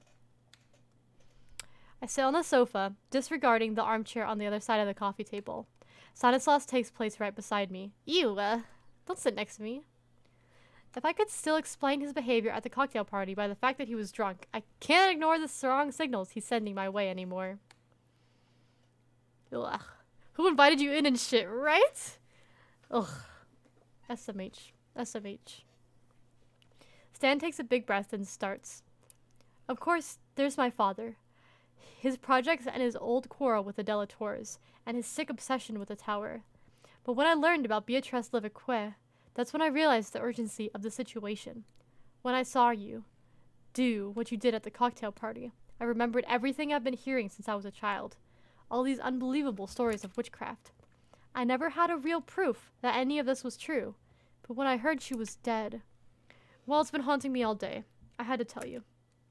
Forgive my bluntness, but I have to ask. Did you know what you were doing back then? I don't believe in magic. My world. Don't tell me you're also giving credit to these witches' stories. Don't you find it unsettling? Beatrice Leveque died in a car accident. Patches of ice have nothing to do with magic, goddammit. Daphne, it's been what, 3 months since you arrived? I don't see how it changes the fundamental laws of physics. I was born here. I've been hearing these stories for 30 years. It's neither the first inexplicable accident I've witnessed, nor the first strange coincidence I've seen.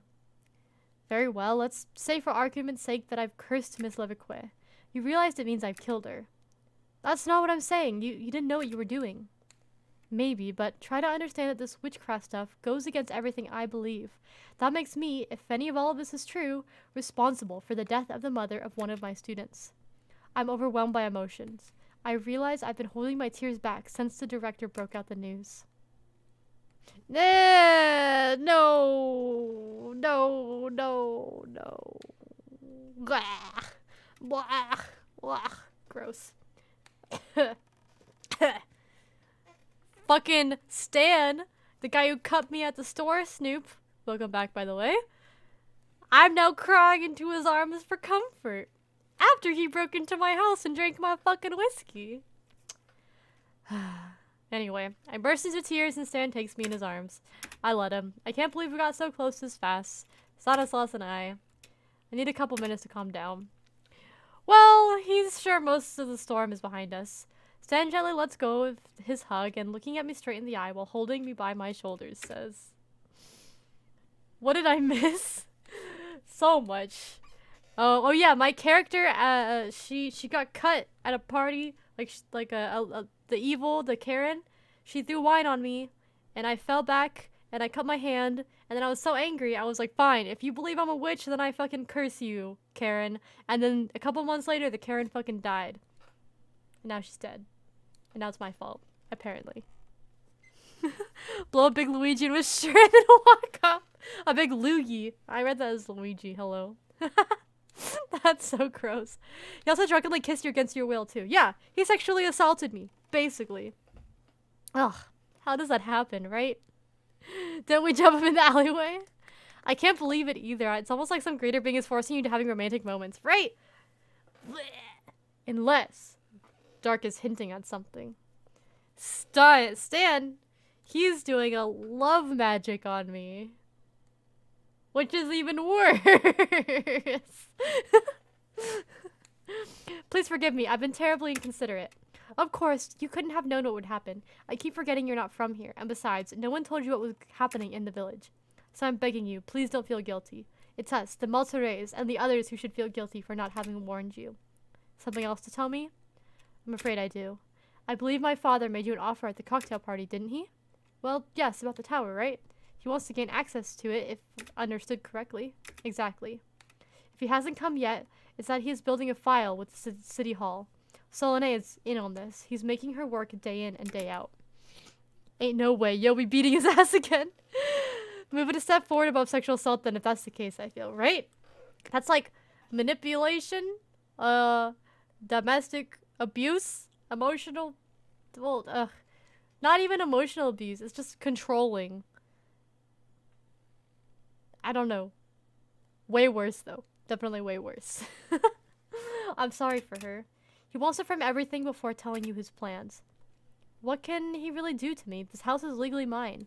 He can't throw me out like that for no reason.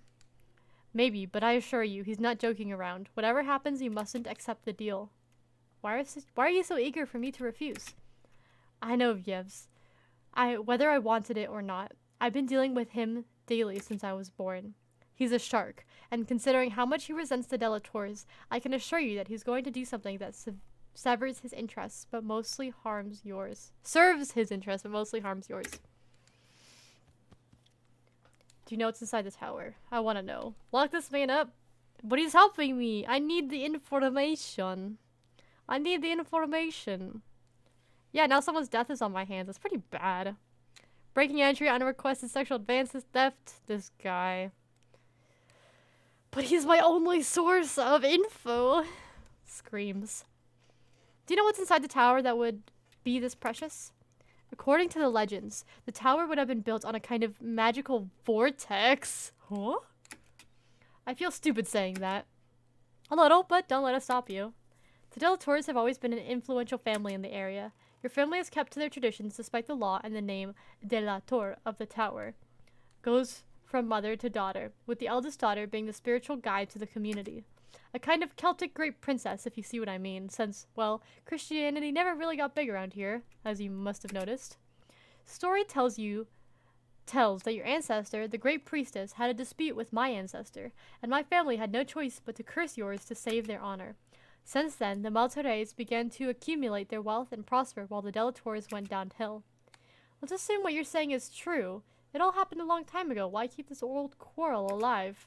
I didn't do anything to harm your family, and besides, looks like the Maltades have already won the game, haven't they? At what cost? You know, sometimes we have to do things we don't like, Grib. I don't want to kill anybody else. The universe is out to get her, right? I know, a lot happened when you were gone, Snoopa. Dickweeds move fast, sadly. True. Very true. They still don't have the tower. My understanding is that these blessings have a price, and all my father wants is to lift the curse that also waits on my family. The tower would be the key to all of this, but I can't let Yevs go inside, because he could want to harm me? Exactly. It may sound stupid, but I have to ask. Do you know where the tower entrance is? I don't, but everyone in the village knows that it's been condemned after the events that tore both our families apart. Why did no one tell me then? Don't judge the villagers too harshly. They're naturally suspicious, especially when it comes to us. Should I prepare myself for other revelations, or are you done? I guess I told you most of it, in broad outline, but you must have 1,000 questions. Tell me more about your family. Your family, I must admit I'm curious. Can you tell me more about them? I think you've already grasped the ins and the outs. On one hand, there's my parents, Yevs and Clothild. We've been on bad terms since I'm old enough to understand the way they think. What do you mean? How can I sum up the Maltare way? I would say manipulation and extortion under the cover of good education, and that doesn't work. They throw money in the general direction of the problem until it's nice enough to disappear. Charming, but I'm asking myself, why do they stay in the village? I mean, with so much wealth, they could live anywhere, couldn't they? You mean less far from civilization? You're not wrong, but don't forget that they're very attached to the area with their beliefs. They're too afraid they might lose their blessings if they leave, I guess. Yet I'm only speculating. Yves decided I wasn't fit to be the top rank in their air long before I was old enough to be in the know. Stream Raiders. Let me finish this conversation real quick. Have you ever thought about leaving? Of course I did, but with Selene and her son stuck here, I couldn't resolve myself to leave them alone in the mouth of madness. Sure makes sense. Besides, I strongly suspect my father might be more or less responsible for the death of Selene's husband. A nice accidental death, like he enjoys them, be it supernatural or not. After all, since his own son wouldn't do, he needed an heir to pass on his great values, right? But it's awful. Welcome to my world. Of course, I'm doing my best to protect Pierre from all this, but I'm afraid I've already lost the war. He idealizes his grandfather, of course, and with reasons, he can be a very nice guy when he wants to.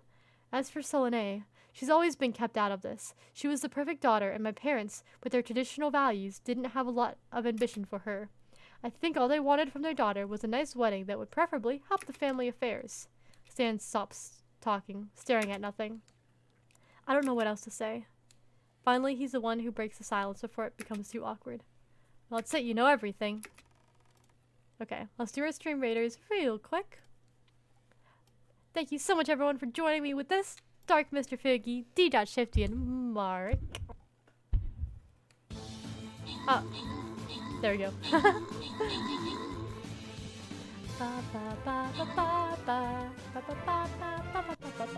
that was fast. Thanks everybody for joining with the stream, Raiders. Good job. Dark and D.Shifty, enjoy your shit. This one's gonna be hard. If anyone wants to join us for this one, exclamation mark stream raiders in the chat would be very, very much helpful. I'm gonna do my war beast for this.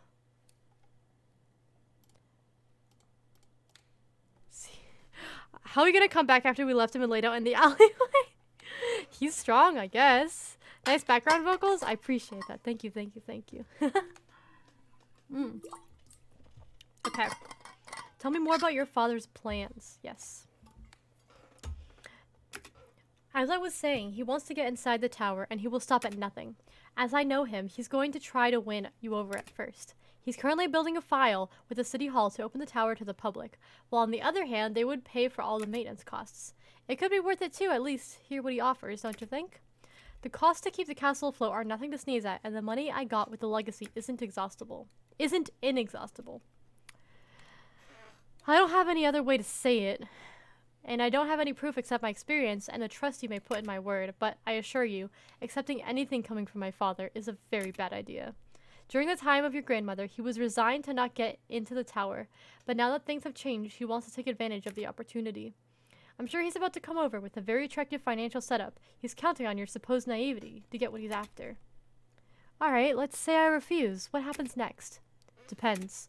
Depends on what? Depends on whether or not you believe in all this witchcraft stuff. It always goes back to that, right? Maybe, but it's a very lively notion for people who live here. And then, whatever your position on this question is, Yvei's real threats are very real. You won't be the first to oppose him. Good night, Graham. Thanks so much for hanging out. Dream of more comfy, less complicated matters. Have fun, y'all. Thank you. Thank you for the company. Have a wonderful, wonderful rest of your night. Bye. You have a lot of cards in your deck to manage at to be the last. What? Whatever. Some of the grammar here, I swear. Tell me, how was your life? What do you want me to tell you? I don't know. How are your days? What are your ambitions?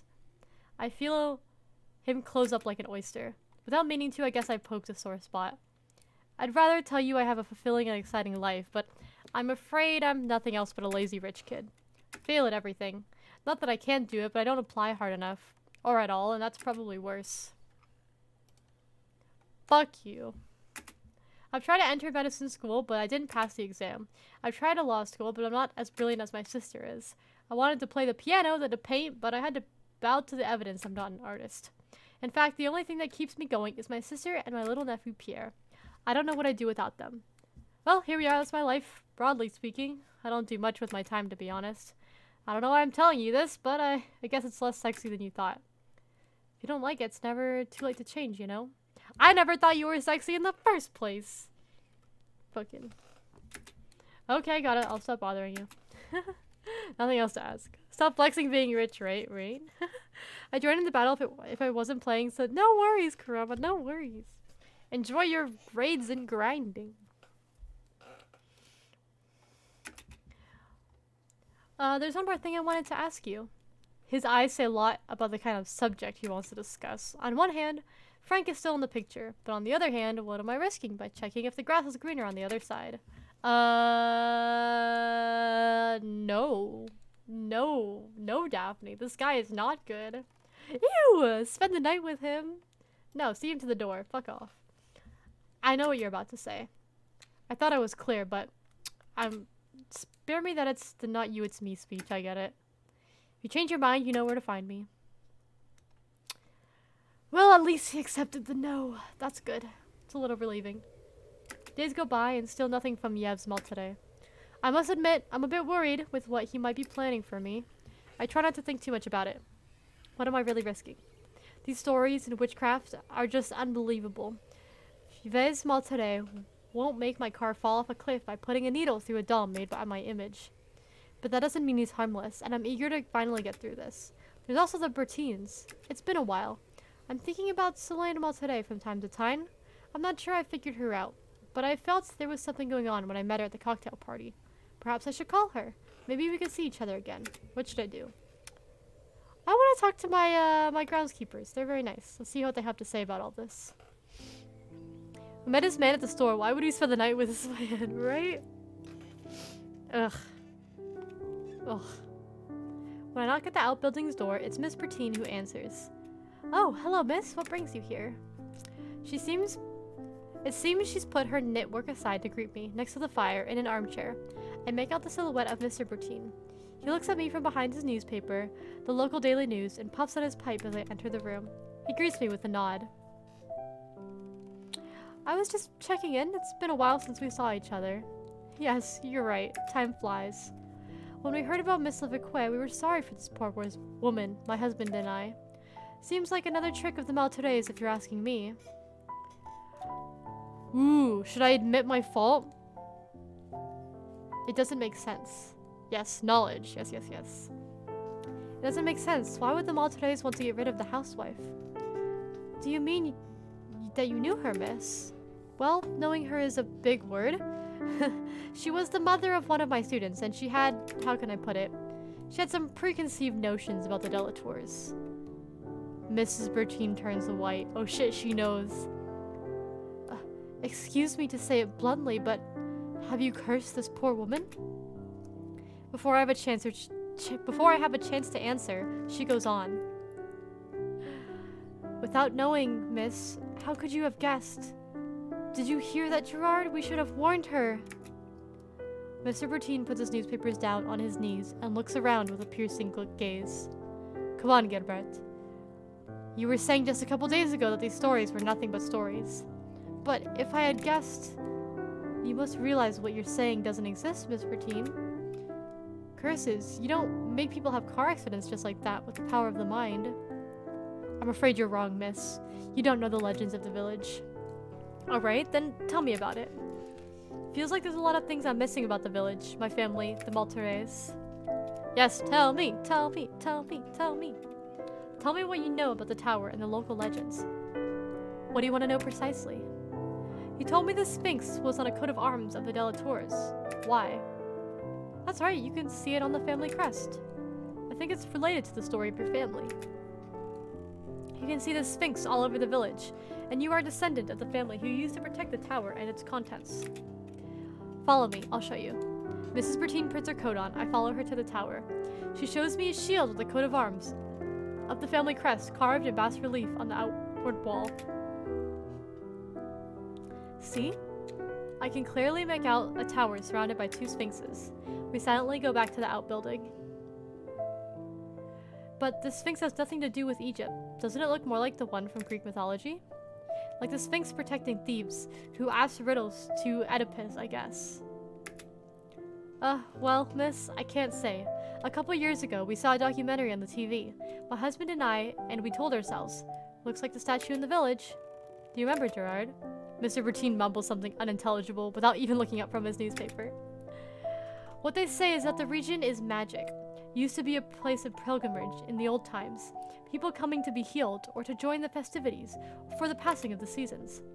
I can't tell you why, but the legends say that your ancestors used to perform miracles. My ancestors? The Delatours?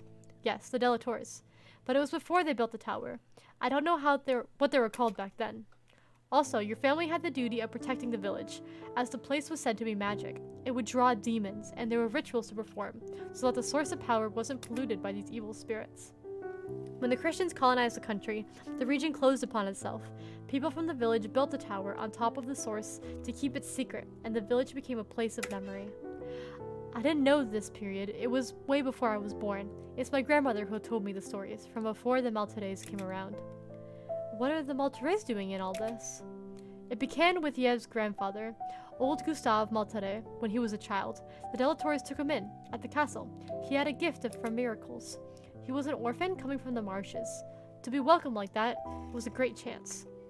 But apparently it wasn't enough for him. He wanted more. I've known him a little. He was already an old man, but a difficult character. I recall he used to give me the creeps when I was a child. Anyway, it's since about that time that the Maltures began to amass their wealth. That's when the accident started to happen. If anyone went against the Maltese, something bad happened to them. Every time. And then the Delators began to go downhill.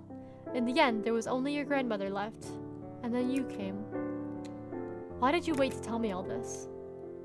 You were from the city. You didn't know any of this. If we had told you about the spirits of the forest or a magical source, what would you have thought? And yet we thought it was only old stories. We weren't born at the time of the miracles. And we don't know much anyway, my husband and I. Tell me what you know about this so-called curse. I can't tell you much about this, miss. The Delators were known to be miracle makers, but it's been ages since anything like that ever happened. It was before I was born, but they used to say that your family had a gift. Can you tell me what happened with Mrs. Levique? Maybe it will jog my memory. I tell her what happened. Maybe that's the words you said without knowing, and also your wound. That must be the thing that unleashed the spell. But, no way. I refuse to believe that you say something. That's saying something. Anything could have consequences of killing someone. Do you realize what you're saying? It's sad that your grandmother is no longer with us. She would have explained everything to you. I guess I'd have liked to get step-by-step guide on how not to kill your neighbor. And yet, I still think it's a trick of the Maltese. It would be very twisted, don't you think? I guess the Maltese, the blonde family, I guess they cursed her family. And that's why they kind of fell into ruin. And the mother ran away, and the grandmother died, and like the grandmother's husband died. So I guess, yeah, her family's cursed, I guess. But it would be very twisted, don't you think? Ah, well, nothing surprises me with these thugs. By the way, Gerard saw Maltade's son's car in the yard the other day, didn't you, Gerard? He didn't bother you, I hope, did he? Yes, he visited me, indeed. Don't worry, he behaved himself. I'm glad to hear that. If he bothers you, give us a call. Gerard has long since been looking for an excuse to shoot a cartridge in the rear of this one. He wants to fucking shoot him! Thank you, but I don't think that would be necessary. Let's ask about the Kirynn who died. Tell me more about Miss Levique. You seem to know her. Knowing her is a big word. Let's say she was the talk of the village some years back. Really? Why? Her husband was a brute. The kind who drinks too much, if you see what I mean. There were several incidents. Big F in the chat.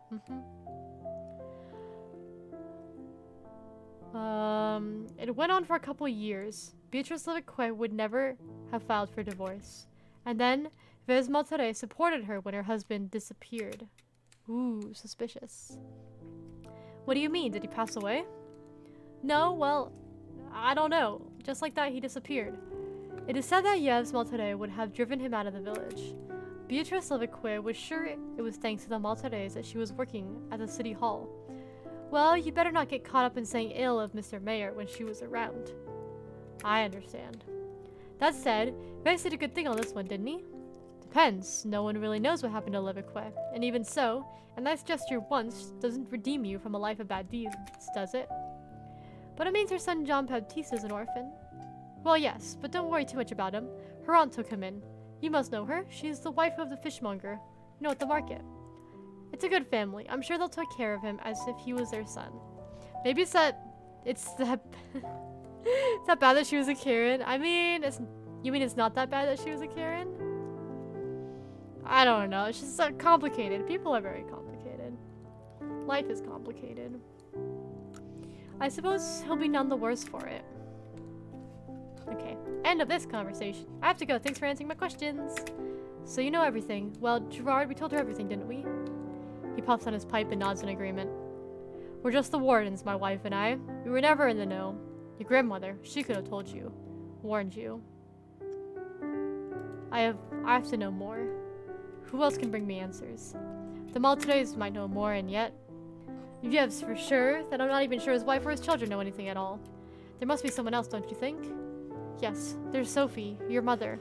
She's the last Delator to know its secrets. I have to talk to my mom.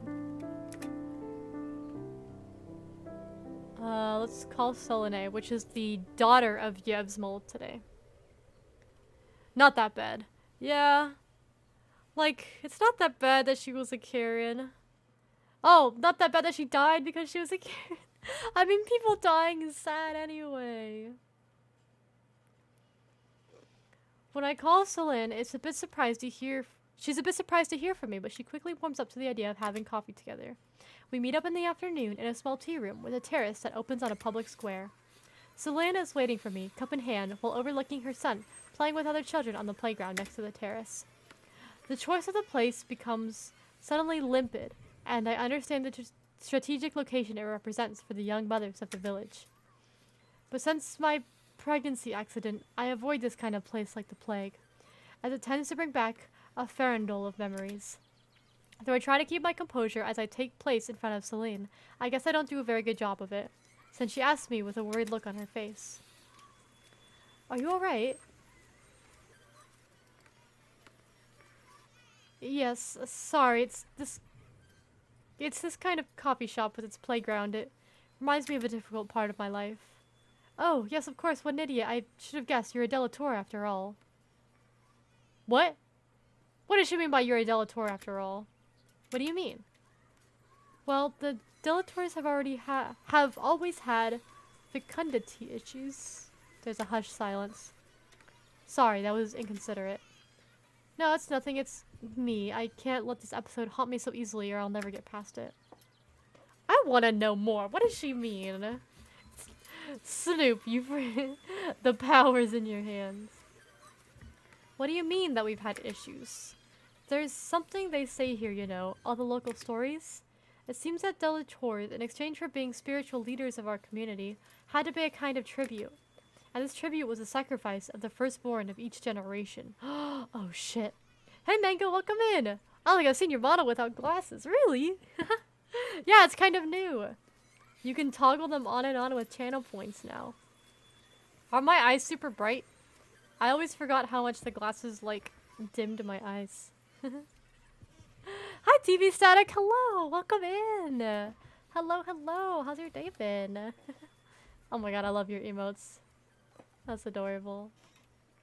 Welcome, welcome. You can't toggle them anymore, though. Oh wait, I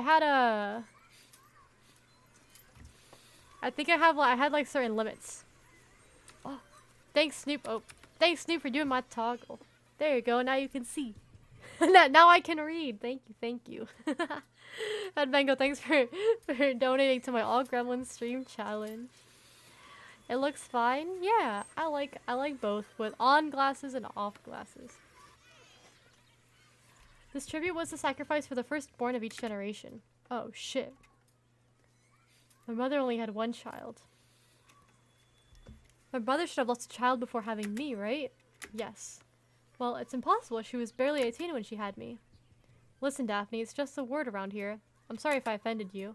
Let's talk about something else, okay? We chit-chat for a while. We're cut off from time to time by Pierre Yves, who wants to show us a very fascinating stone, to ask for a cookie, or to tell us about the incredible adventures that just happened to him on the playground fort. Doing pretty good. That's good to hear. This game is called Along the Edge, which is like a... Ooh, it's kind of spooky, actually. It's about witchcraft, which I actually didn't realize going into it. It's a visual novel, fairly short. We should be near the end by now. About this woman who... her grandmother died and let her inherit this castle in like the countryside of France. So it takes place in France. And the castle seems to have some sort of secret, and the small town they live in seems to have some sort of secret, and people keep saying she's a witch. And then there's this blonde family, which is like this opposing family. They don't like her family. And they've had this like feud for generations. They also seem to be somewhat magical, possibly. But my character is very, she doesn't believe in witchcraft and shit. But we may or may not have accidentally cursed a lady and murdered her. So, yeah, that happened. So, now that we're through the niceties, we can go into the real reason you've called, don't you think? I'm quite sure Stan has told you about my father's plan, and you want to get it out of me, don't you? Our conversation has suddenly taken a strange turn, and I feel like I'm on a minefield. I have to choose very carefully what I say next. Ooh, talk your way out of this, recognize she's not wrong. I'm gonna say this. Oh no, my moon lit up! That's taking me down a moon pathway. I don't think that's a good one. I think that's a bad ending. Oh yeah, there's like multiple endings to the end of this game as well, based on your decisions. I didn't come for that, but since you're asking, I must admit I'm a bit curious to know more. I knew it. You, the Delators, are really all the same. But no, I knew it was too good to be true, that you had a hidden agenda when you called. She gets up, looking at me scornfully, and says, "Don't waste your time. You won't get anything out of me." She takes her son by the hand and they both leave in a haste. As for me, I stay there dumbstruck and a bit wounded by what happened. Even if I don't have any proof, I'm sure her disproportionate reaction is the result of Yev's undermining my efforts. I pay the bill before going back to the castle.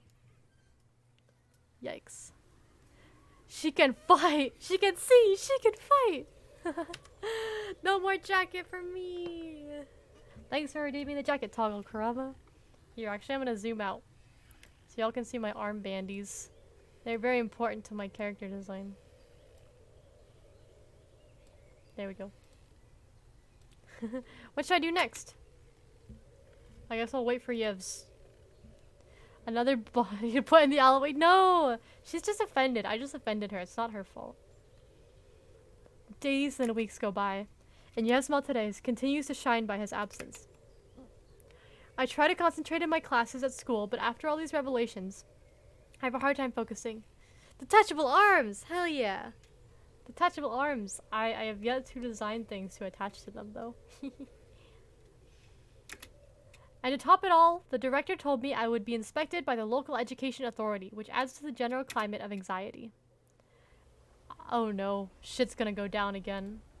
Oh boy. Oh boy. I'm in the forest. It's the same dream again, the one I had last month. I have a feeling of deja vu, but something has changed. I run to escape the presence that follows me. Once again, I get to the pool in the clearing. I draw closer to catch my reflection. So last time I had white hair. Oh! I have different white hair now. I had like long white hair. Now I have short white hair. It's a different image, as if something has changed. But at the same time, it's more precise, almost more real. My hair is short and blonde, and I'm wearing a very fashionable outfit. I'm fascinated by the strangeness of this image, the complete opposite of what I look like now. I've never worn my hair short, but I surprise myself finding it quite attractive. I touch the reflection, and after a moment of darkness, I'm in the garden again. When I get to the statue of the Sphinx, its gaze is different. She looks forward with defiance and determination. That's when everything changes. I'm moved by the strength and the stability that seems to emanate from the statue. This time, I don't let myself fall into the darkness. This time, I find the courage to turn around and confront the threat that the Sphinx is staring at with her inflexible look. What is that? That's when I hear the beast. That's when I see the beast for the first time. Taking away your arm privileges? No! Blonde hair, get it right. I know! Well, she had a white hair earlier. Now she has blonde hair. We watch each other for a second that seems to last forever. Then, without notice, the beast throws itself at me. When its claws are about to lacerate my belly, then I wake up, screaming and sweating. Chapter 5, December. I'm about to go into the market when I hear a car coming up the path. I'm surprised to see a big black sedan parked in the yard, but when I see the large silhouette with graying hair coming out of the driver's seat, I realize it's Yev's Maltier. To be honest, more than 1 month after the cocktail party, I wasn't waiting for him anymore. He waves at me, goes around the car, takes a big file from the passenger seat, then walks in my direction. He's brandishing his file like a trophy. Good morning, Daphne. As you can witness, I've been working very hard, my daughter and I. Ooh, he wants to get... Okay, so he's part of, like, the evil family that has a feud with my family. He's the current head of the family. He's trying to get into my castle house mansion thingy because there's some sort of tower that's been locked off. I haven't even been able to find the entrance. And he wants to get into it. There's some sort of power hidden in the tower that he wants access to. I really don't think I should give him access to this. She fell asleep midstream. I'm dreaming. Ever just take a nap and wake up in a pool of sweat confused? Big mood. I sweat so much when I sleep. Streaming. Oh yeah, I said streaming instead of screaming. Fuck. You're wasting your time.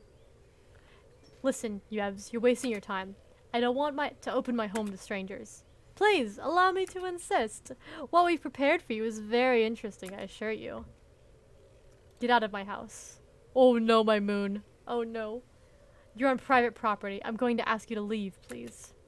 But let me at least get out of my house. Get out of my house. In the corner of my eye, I noticed Mr. Bertine walking up the path, a rifle in hand. Hell yeah! Thank you, Mr. Bertine. Fuck yeah. Hello, Miss Daphne. Mr. Maltene. He stands by my side, gun in hand, as if he was ready to use it. Are you alright? Mr. Maltene isn't bothering you, I hope. Listen, Gerard, I was just chatting with Miss Delatour. If you don't mind giving us some privacy, please. Mr. Maltene was just about to leave. We hear a car going up the path as we all direct our attention to the entrance of the yard. Who the fuck? Is this my mom? Is this my mama? I haven't seen her this whole time. Shut up, Ruby. A small rental car gets inside and parks next to the castle's front door. A tall woman of a certain age gets out of the car and walks towards us with an assured pace. Mom? I guess it's high time I arrived. Looking at Yves Maltene, she says, Hello, Daphne. Gerard. Yes, madame? Please fire a warning shot, will you? Oh, fuck, my mom is hardcore. Mr. Bertine looks at me, waiting for a confirmation. As I'm not reacting, he complies and fires upwards. Yves has lost his smile and looks at my mother sideways. Listen, Sophie, be reasonable for a change. We haven't seen each other for over 30 years. Do you really want... Completely ignoring Yves Maltene, my mother turns to Mr. Bertine. Gerard. Yes, madame? You can fire the second shot at Yves if he hasn't left the property in 30 seconds. Very well, madame. Then I'd like you to bring my luggage to the yellow bedroom in the west wing. Of course, madame. Oh, and send Gilbert, please. I'd like her to make us a coffee. I need to have a talk with my daughter. Jesus Christ. Hopefully she has... What do you mean, milk? Milk for the coffee? I follow Mom into the living room a few seconds later. We hear the sound of squealing tires in the courtyard, then the noise of engines dying in the distance. Did you get my letter? Yes, but in September. As you can witness, I'd already accepted the heritage. Ah. Why did you warn me? I don't understand. Why did you need to warn me? Are you kidding? I arrived finding Yves Maltene in the courtyard and you're asking me why I warned you? I came back as fast as I possibly could, but it seems I was too late anyway. What were you doing in Asia? When you got to your scholarship, your life was on track, and I no longer had to worry about your future, so I decided to go back to school. I had enough of going from a crap job to another, so I took a correspondence course on international trade. Damn, I like her too. She said she wasn't a very nice mother growing up, but I mean, she seems kind of badass. After her daughter was all set up, she's like, alright, bye, I'm gonna go back to school on, like, international correspondence, whatever that means.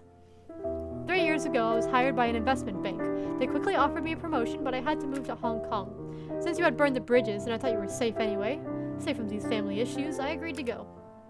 How could I foresee your grandmother would pull this trick on me? Even in the grave, she continues being a nuisance.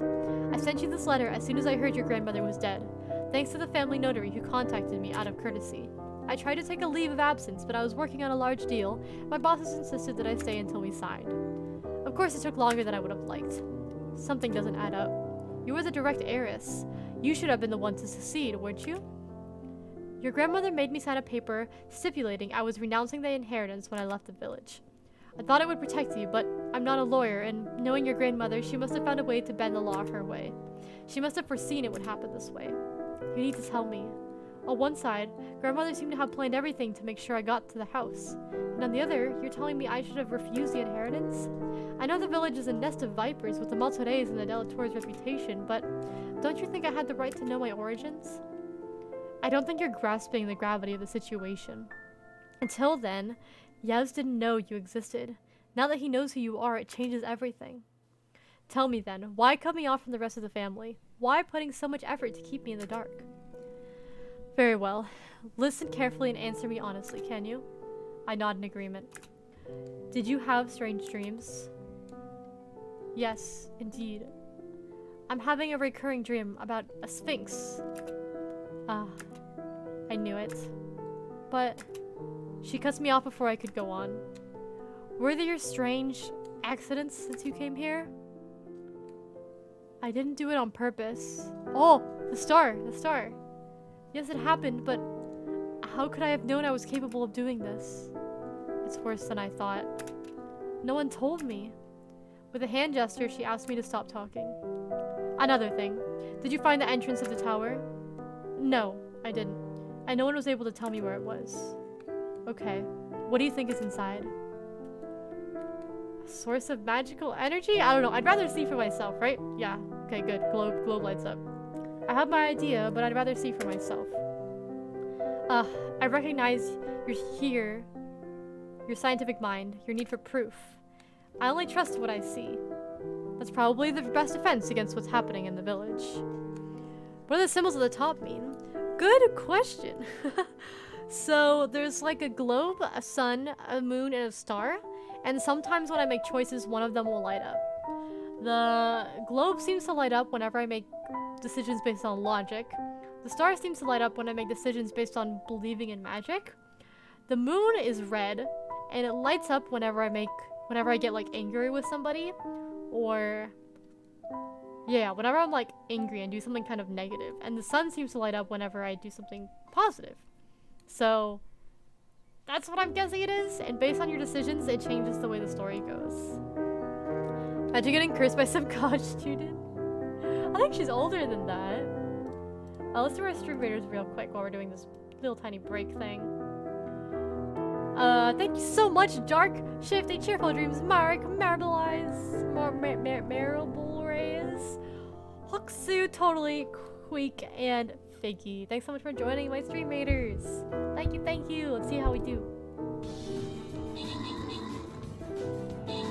With our piano in the background. Oh, we're destroying them. Hell yeah. Oh, fuck yeah, we did it. Good job, everybody. Hey, that wasn't so bad. Quake and Dark, enjoy your scrolls. We got another 4 stars. This is going to be the last one for today, I believe. Thank you so much for joining me on my stream raiders. Let's do one big one to finish it off. And I have to put a bomber down for my quest. So I'm going to put my bomber down. Hopefully we do okay. Whew, sorry about that. Got some dust in my nose. Alright, back to our tense conversation with Mama. No one can stop the gang. Hell yeah. Let's see. I didn't notice her coming in, but Mrs. Bertine is serving us a cup of coffee. Gilbert? Yes, madame? Tell Gerard to come to the basement. Very well, madame. Will it be all? No. Ask him to bring a pickaxe, please. She knows where the entrance is. Bless you. Thanks, T. Thank you. I follow Mom to the basement. We go through the wine cellar when we take a corridor. We go through the little room, then another, where some old furniture was stored. There's an old tapestry depicting a hunt, which almost entirely covers the wall in front of us. I don't remember going there during my expedition when I was myself looking for the entrance of the tower. She's gonna start mining! She's gonna open the nether portal! Do you feel something? I get closer to the wall, trying to feel a draft, or a small change of temperature that would reveal the location of the door. No, I'm sorry, what should I feel? I see a great relief coming over the face of my mother, her features relaxing instantly. Oh, that's good? As I'm about to talk again, we hear a noise coming from behind. Ah, here comes Gerard. Gerard, can you take down the tapestry, please? Mr. Bertine complies, and I jump in to help him. Let Gerard do it, Daphne. You're going to get dirty. Mom, you're exaggerating. Mr. Bertine is not your slave. Yes, you're right. I just got here and I'm back to my old ways. When I left everything behind so that you wouldn't be raised with these horrendous values. Excuse me, Gerard. I'll be more considerate. You know, with my Gilbert, we're happy to lend a hand. And we don't do this for you, but for your daughter. Damn! That's a big fuck you. But don't forget we're retired. We're no longer in our prime. We move the tapestry to the other side of the room, Mom and I on one side and Mr. Bertine on the other. Could you break the wall here, Gerard? She points to a location at the middle of the wall. There are some planks behind the plaster. It shouldn't give you much resistance. Don't mind at night. I know, big shots fired, right? Like, damn. Indeed, a few minutes later, the planks that were hiding the entrance of the tower had been torn apart, revealing a wooden door. Oh my, I never would have guessed the door was here. Mom opens the drawer of a nearby cupboard and takes out a large and finely worked key. Do you want to see what's inside, Gerard? Oh, no, madame. I'll come back later. You must have a lot to discuss with your daughter. I'll go back home if you don't need a guy anymore. Of course. Thank you, Gerard. Mr. Bertine salutes with a nod. Oh, and Gerard, yes? Thank you for taking care of Daphne in my absence. Aw. We get inside the tower, and after going up a flight of stairs, I discover a large room dimmed in darkness. Mom takes a candelabra from a table and lights up the candles with the matches that have been left next to it. Then, she proceeds to light the other candles spread all around the room, and little by little, a soft light illuminates the large circular space. The floor is made of huge granite stone, on which were carved interlacing geometric shapes. Whoa, this is what's in the tower. A Celtic origins are obvious in the patterns used, and the way the ornaments were done. But they are very well preserved, in contrast with most ruins from the antiquity that have been exposed to centuries of bad weather. The walls are covered with shelves, loaded with documents, either books with leather covers or scrolls rolled upon themselves. We stay quiet for a while, then Mom breaks the silence. This is your legacy, Daphne. What's inside all of these books? It's the memory of the village. The most ancient were written by our ancestors 1,000 years ago. The tower was built on the site of the old place of worship, because there seems to be some kind of magnetic anomaly that helps preserve them. It's a bit far-fetched, but yes, I guess a local perturbation, my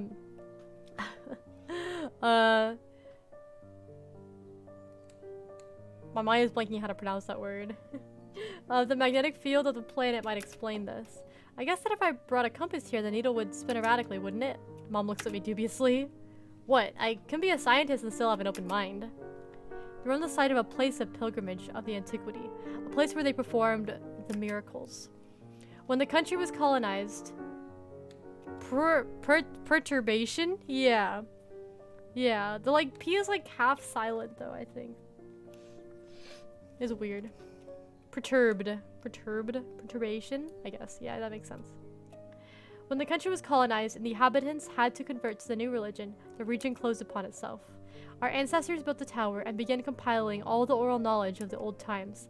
The Delators, the order of the priestesses, have welcomed representatives of the other cults, coming from everywhere, trying to escape persecution and wanting their knowledge to survive any price. To sum it up, you're inside one of the largest libraries of the occult knowledge in the world. We silently go back to the living room. The ambience is ominous, and it feels like what just happened will have a huge impact on my future. Mom takes an armchair. I sit on the sofa. So, do you understand why Yvonne's Maltaire can't at any cost get inside the tower? Because it would give them even more power to the village? Exactly. To my great relief, you don't seem to exhibit any predisposition for the miracles. But do you understand why our ancestors protected the library? I won't let them walk. Oh no, the moon again! Fuck! Hey, Subiko! Hello! Welcome in! Yev's Maltaire has been abusing his dominant position for too long. I can't let him go on any longer. Even if I don't believe in witchcraft, it's high time someone puts him in his place. I agree with you completely. Yevs will be back soon enough, but now that he knows you're back, he might be less polite and in that case, we'll have to be on our guard. Exactly. But enough talking about all this. Tell me about your life, about all I've missed. We stay there for a long while, Mom and I, chatting in the living room. Then I go to get some groceries at the market. We prepare dinner together, both enjoying this renewed complicity. Gotta get close. I know. How you doing? I'm doing good. It's a little warm, but otherwise I'm doing good. How you doing, Subiko? A couple days later, I'm at the bakery getting some bread. Just when I paid and I'm leaving, I find myself face to face with Solange Maltaire and her son. There's a moment of surprise as I'm about to greet her. She starts yelling at me copiously. Ah, congratulations! I'm glad I came across you. I haven't had the opportunity to congratulate you on the classy way you welcomed my father. I try to be nice. I even agree to have coffee with you, despite the reputation of the Delators. And 2 weeks later, you welcome my father with a rifle. If I didn't have my son with me... Oh, I don't want to get worked up, but this bitch does not deserve apologies. Ooh, that's hard. Oh, that's a hard choice. Fuck. Fine, I'll apologize. Whatever, bitch. I'm sorry, but your father didn't come at the best time. Ah, sure, it's about Sophie, right? Like mother, like daughter, they say. I don't even know why I'm surprised. Listen, Selene, I'm sorry Yvev's made you work on this file, but I didn't ask him to make me any offer. You're right. I keep forgetting you're just a school teacher. It's not as if you know what work means. It's not as if you know what work means. Okay, fuck you. Teachers work very, very fucking hard. Oh my god. I have to go, you see. One of us has a busy day. She turns on her heels. I'm a bit wounded by her behavior, and most of all by the way her father manipulates her. What a shame. Beat her ass in the alleyway. Not again! This whole family. This whole family. After all these emotions, the tower, Yev's Maltare, life took back its normal course. Of course, I'm still concerned about what the Maltares might do next, now that Mom is back at the castle. I had Frank on the phone, but he seemed to have something else on his mind. He told me he would be back and we'd have to talk. I don't know what to make of it. With all these adventures, I had completely forgotten about my impending inspection at school, so when I find this man in a suit, waiting in front of my classroom the following week, I'm a bit caught off guard. He introduces himself as Mr. Mueller, National Education Inspector. He tells me he will be following me all day and observe the way I teach mathematics. He takes a seat at the back of the classroom and starts taking notes. I teach my class as usual. I see the man make a face while I'm explaining, with clarity and verve, a slightly complex theorem. I decide to put his grimace on the count of some lackings in basic geometry from his part, and I go on teaching without letting it bother me. At the end of the day, Mueller greets me coldly, criticizing my method as being maladjusted for middle school students. Some good news? Oh yeah? I wasn't laid off today. My coworker that was going to be laid off had a call revoked. Hey! That's awesome! Oh my gosh, that sounds so stressful, Subiko. I'm so sorry. But I'm so glad you and your coworker both get to, like, keep working there. Oh my goodness. Congratulations, I guess, is in order? God. Yeah, hella pog. Wait, I got a pog emote for you. There we go. I'm the only one who has it. I try to defend myself more and more vehemently against the so-called authority who stays deaf to my logic and my arguments. When I get to my car to drive back home, I'm already fuming. As I park in the yard, I discover that Frank's van is already there. I prepare myself for a difficult conversation about our future. Sabrina! Hello! Thank you so much for the raid! Why did my raid notification not go through? There we go! Welcome, raiders! Welcome! Everybody go check out Stargirl. They are an awesome streamer. Very, very, very chill person. Go check them out. And for the raiders, hello and welcome. If you don't know me, my name is Kirynn, or Kirynn. I'm a RAM droid from the future. And I like to play weird indie games. I'm currently counting down to my anniversary stream next Tuesday. And yeah, we're just playing a game every single day, or doing something every single day for a stream. Yeah, yeets! You're playing Final Fantasy? Nice. Nice. You've been playing that so much recently. Oh my gosh. Have you gotten like really high levels on your things? I don't know anything about the game. I don't know how to ask about it properly. Did you have a good time playing, I guess? As soon as I'm out of the car, I see him waiting for me at the threshold. Oh, right now we're playing a game called Along the Edge. It is a visual novel, which means it's basically just reading, and I'm making choices and decisions that change the ending. And I think we should be close to the end. Like, I'm hoping we're close to the end, because we've almost... it's almost 6 o'clock when I need to stop streaming. Hello, Frank. We need to talk. I follow him to the living room. I can see he's fuming. I haven't seen him in a state of cold anger for a very long time. Not since the day I've taken my things and left him 6 months ago. Our relationship is at a crossroads again, and I'll have to choose my words carefully if I want to avoid a bloodbath. I came across your mother. She told me to do what I had to, and that you shouldn't wait for her for dinner. Ah, okay. We stay silent for a while, carefully avoiding each other's gaze. Frank ends up breaking the silence. He takes a big breath and spits out. I don't like the actual situation one bit. I can't go on any longer. I know I probably forced your hand when I moved into the village without consulting you. Yeah, you did. Besides, you've been acting strange since I came here. I don't want us to get back together. At least it's clear. I didn't want to admit it, but I felt it. It's this inheritance. All these stories from the village, it all went to your head. What the fuck? That's not what this is about. People from the village are right when they say that you, the Delators, are all witches. Huh? Now he believes all these fucking stories? What is going on? I heard gossip about what you did to this poor Miss Leviquet at the cocktail party. You're wrong. You know me. I'm a scientist. How can you say that to me? These stories went to your head. Just look at yourself. I don't recognize you anymore. You changed the way you dress and your hair with the side part. Never mind. It's no longer my problem. I've said my part. Farewell, Daphne. I wish you a lot of happiness with your castle and your Maltese. He gets up, looking down on me with horrendous disdain. Then he leaves the room. When I hear the engine of the van disappear into the distance, I'm struck by the conviction that I will never see him again. Well, good riddance, I guess. What the fuck? Refined love failed. It definitely failed. It definitely failed. It really be the people around you that be fake, honestly. True. Honestly, yeah, good riddance. He also did not treat us very well. He fucking showed up at our house and was like, hey, I'm moving to this town with you. And she's like, what are you doing here? We already broke up a while ago. I don't know why he's mad at me. Ugh, weird. After Frank has left, I stay alone in the living room, dumbstruck for a long time. Then, without notice, I burst into tears. How can he be so cruel? I had forgotten how much he could hurt me. When I think he even called me a witch. Me. I have a PhD in mathematics, goddammit. When the tears finally dry up, I pour myself a glass of wine from the fridge and decide that I deserve a cigarette to calm my nerves. As I walk across the house, I realize my mother has made herself extremely discreet. I don't know if I should be grateful or blame her for having her ways to avoid the situation. Beat his ass in the alleyway. Not again! I go to my bedroom to take a pack of cigarettes, light one up and let myself fall at the foot of the bed. I realize I'm in front of the mirror. The image reflected is that of a young woman, a bit pale, with her makeup smeared on her face.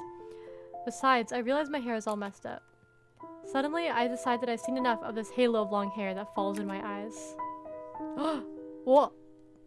Without hesitation, I take a pair of scissors, conveniently stored at arm's length in the sewing box. I gather the strands to the back of my head and give several raging snips until I'm left with long, auburn ponytail in my hand. I feel somewhat better, seeing my face framed by this uneven bob in the mirror. It's sending back to me. Almost freed. I decide the evening has been loaded with enough strong emotions. I undress and get under the covers in my underwear, leaving a mess of clothes and snipped hair where it fell at the foot of my bed. When I wake up the next morning, it takes a while for everything to come back to my memory. But when I touch my hair, I discover the strands are way shorter than they should. It all comes back to me. The inspector, Frank's departure. I take a quick breakfast and shower, and it's time to get dressed. Anyone slightly disrespects us will get their ass beat. I can supply the baseball bats. It's like that fucking JoJo meme where they're like kicking that guy on the ground. Oh, hell yeah, she looks awesome. I love the short hair on her. I have more than enough hearing everyone call me a witch, so I decide to give up. For now, any item that may cast any doubt about my views on this matter. Instead of putting on my usual clothes, I chose a shiny black pair of leggings and a nice top that I coupled with a long golden necklace. Inspecting my reflection in the mirror, I'm quite satisfied with my choices, but I can't deny the evidence. My skills as a hairdresser are not very sharp. A phone call later, just to make sure they can fit me in, I'm sitting in front of a mirror at the hair salon for the village. The cosmetologist hairdresser has given me a magazine with a whole bunch of hairstyles to choose from, not without telling me that I had made a big mess when I told her about what I'd done. I'm leaving. You guys are ridiculous. I'm leafing through her frantically, trying to find the cut that would best answer my need for change when she finally decides to put me out of my misery. Found anything you like? I'm not sure. What would you recommend? I assume you're in for a brand new look, aren't you? She opens the magazine at a page showing the picture of a young woman who's wearing some sort of very blonde and very edgy short bob, the complete opposite of my old style. You're lucky you have the perfect bone structure for this kind of geometric hairstyle. What do you think of this one? Moved by a sudden impulsion, I hear myself answering, that looks perfect. It's the same look I had in my dream! Should I make you platinum blonde too? This time I hesitate a second before asking myself what I'm risking. Sure, make me blonde while you're at it. We chit-chat while she snips around at my hair. I'm surprised not to be more panicked seeing the massive hair that's piling up on the floor of the salon. Whoa.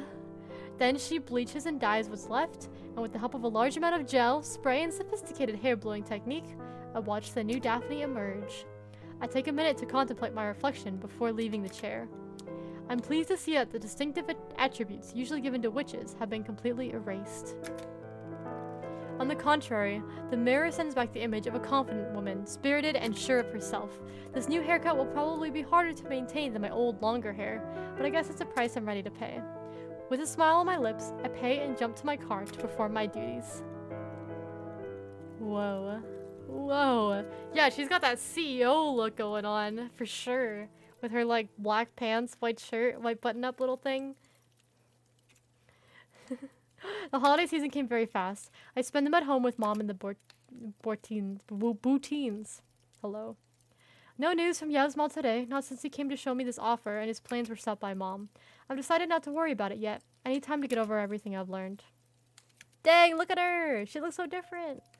I feel somehow powerless against this threat, but I know my best weapon against the local obscurantism is still my Cartesian and scientific mind. I took advantage of the school break to prepare my classes in advance, so I went ahead into the program of the next trimester. It helps me take my mind off things. Preparing basic geometry exercises helps clear my head. I still have these strange dreams, but they're different now. I'm still in the forest, but the episodes of the pool and the Sphinx don't occur anymore. I must admit, I've given up trying to make sense out of any of it. Every time, the dream ends up with my meeting the strange beast. We look at each other for a while. I have this feeling it's trying to tell me something, but I can't put it into words. As if it wanted something from me. Then it hurls itself at me and I wake up in sweat. Chapter 6, January. Yeah, you don't like it? I think the auburn was a cool color. But I like short hair. I think the short hair looks cool. It looks very edgy. I like the edgy short hair stuff. I grudgingly go back to school. On one hand, practicing mathematics assures me a lot against the eeriness of the village. It also helps me take Yevsmal today out of my mind. But on the other hand, I have this feeling I'm not 100% of my capabilities with this job, which consists mainly in instilling easy-peasy theorems into children who have a hard time following my reasoning. When I see Mr. Mueller, the inspector, coming to see me on a Friday afternoon, and he takes me aside to have a talk, I'm a bit worried, all the more since my contract is about to end. I'm quite surprised when, instead of giving me a dressing down, he congratulates me for having righted the ship brilliantly and tells me he thinks he found in me an unexploited potential. Seeing my brilliant university degrees, the fact that I'm completely overtrained for the job was a revelation to him. He offered me a promotion. It seemed the local education authority had been blaming Mr. Chastanet for his inertia and lack of leadership for several years, and they asked if I would be interested in taking over the direction for the school. Oh my god, you said CEO, she's gonna become a principal. It's basically the same thing, right? Of course, I'd have to undergo some training and bide my time with the students until then. Thus, when I'm asked for the director's office a couple days later, I have somewhat of an idea of what we're about to talk about. The room is poorly lit. I can make out a silhouette of the director. Slumped behind his desk, he watches me enter with a gloomy look. Hello, miss. Take a seat if you please. Mr. Chastanet. As I'm sitting down, he rummages around in a drawer and finds a bottle of spirit and 2 glasses. The CEO of education! Fuck yeah. She's going up in life. Hell yeah, she is. Jean Chastanet. Want a little one? No, thank you. Don't worry, it will stay between us.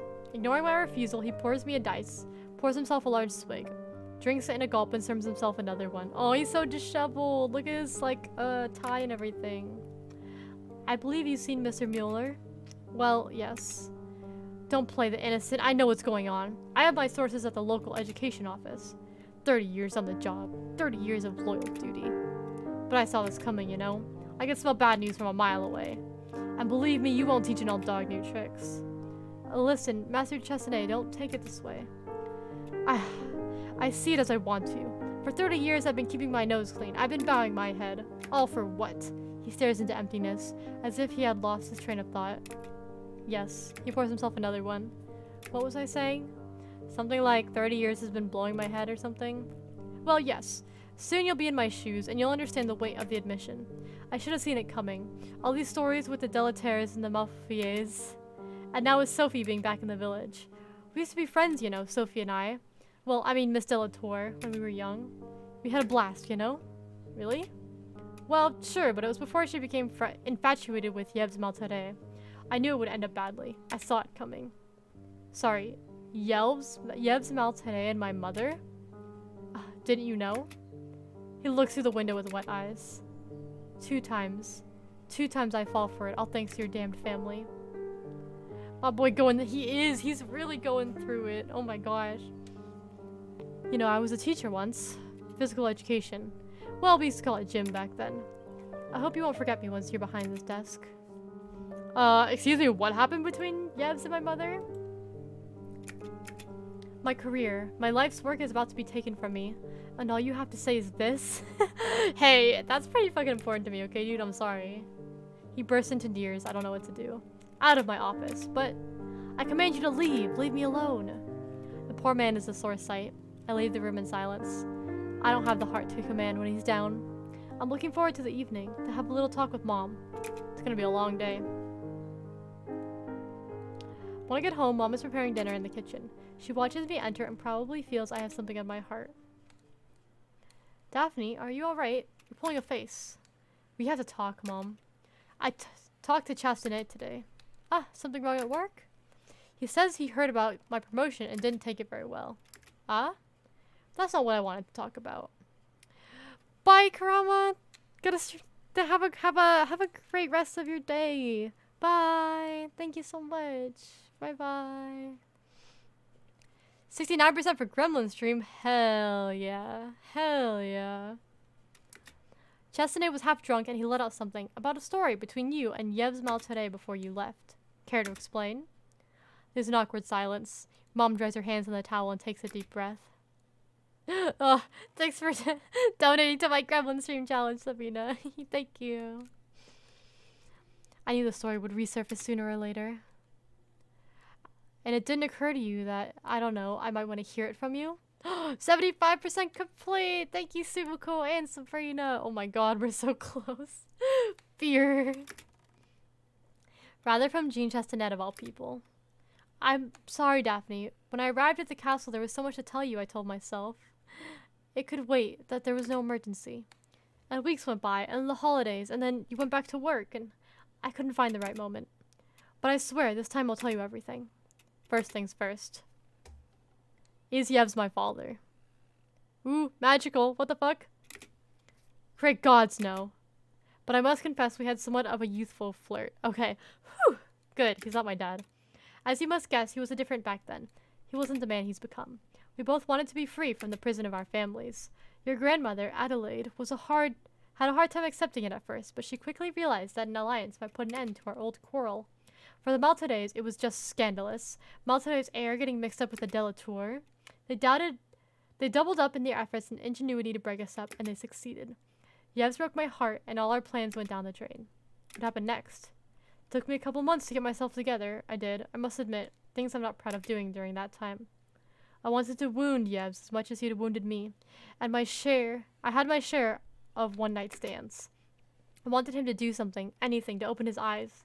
It was stupid. I know that now. But we were only 18. And then I got pregnant. So, who's my father? Do you even know? No, I've never been sure. And it didn't matter, not to me. Neither to your grandmother. It was the tradition. Women have always been at the head of the House of Delatour. Some of our ancestors took partners, like your grandmother, but most of them remained single or had several lovers during their times. The fact that there was no father was somehow in our ways. The only thing I'm sure about was that it's not Yev's. And then, is it your pregnancy that made you leave the village? In a way. Mom hesitates to talk. I feel like I'm getting to the heart of the problem. Mom, I have to know. I feel like there's something very important that's left unsaid about my birth. I can't go on any longer. Do you understand? She looks at me overwhelmed. I'm very conscious we're about to dig out something. Something she's tried to forget, to bury deeply during all these years. It's not the pregnancy that pushes me to leave. It's the death of the baby. I feel a shiver running down my spine. It brings me back to something I went through myself only a year ago. Do you mean, did you lose a child before having me? I don't get it. She didn't do it before. She had twins. I was expecting twins. I've lost your twin sister, Daphne. And it's Yev's Maltere's fault. My head is spinning. I tell her I need to go to the bathroom, but in truth, I go spend a minute alone in the living room. I need a cigarette. A twin sister. How could she hide it from me all those years? And the fact that she lost her, it's a lot to process. When I get back to the kitchen, Mom is at the window, smoking a cigarette herself. How could you hide this from me? This sister for all these years? She looks at me sadly, with deep melancholy. What would it have changed? Besides, how can you blame me for keeping it from me? When you went through the same thing yourself. Oh, don't look at me like that. I talked with Frank before he left. He told me about the baby you lost. It's been our curse for more than a century. Ever since the Malteres offer our children in sacrifice. You think Yevs might have sacrificed my baby? Oh no, the magic! Shit. It's the only explanation. Each generation of Malteres pledges to offer the firstborn of the Delatours. That's how they took over the village and keep it in their power. Generation after generation, they weaken our bloodline.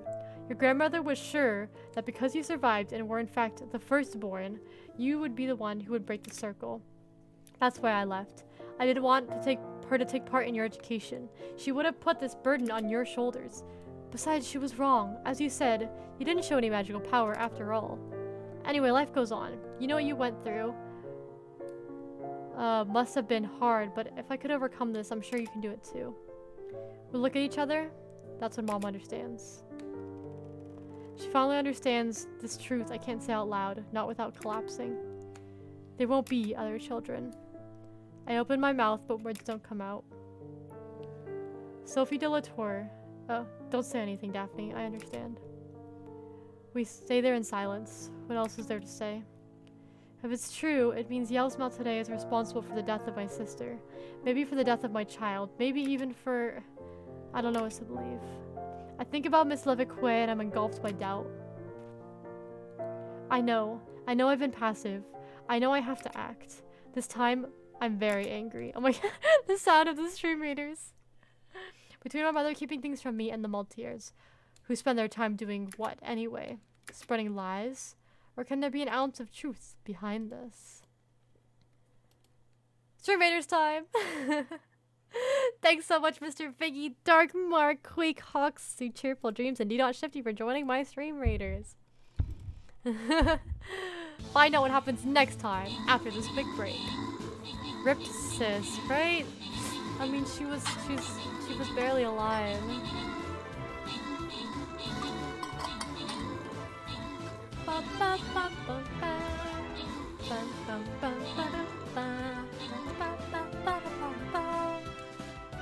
Good job, Mr. Biggie and Queek. Look at you, Queek, getting all those assists. Thanks so much, everybody, for helping me with this battle.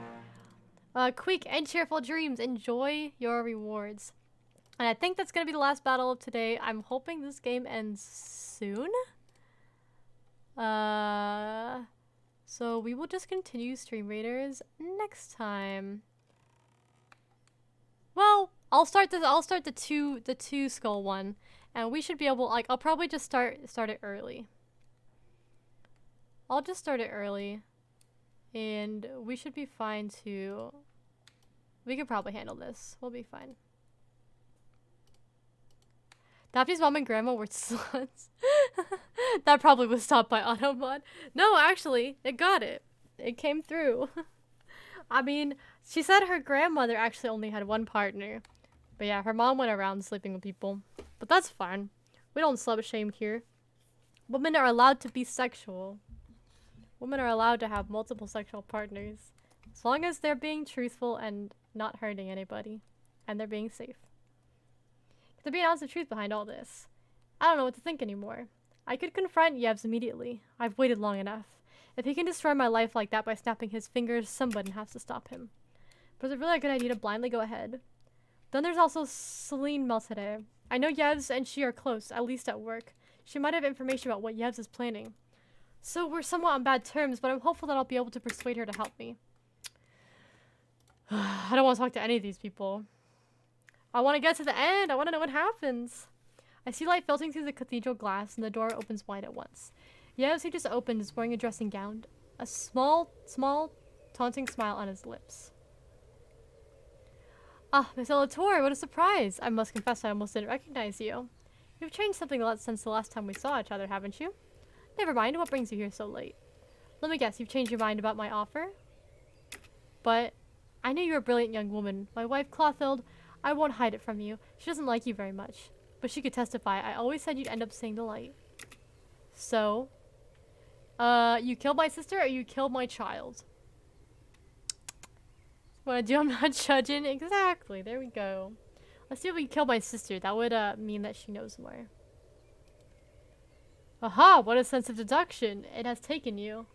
What, barely 6 months to get to this conclusion? I can read anger in your eyes and maybe a bit of fear. If it can comfort you, I didn't take any pleasure out of it. I only did what I had to do. How can you justify your actions? It's simple. Family. Family?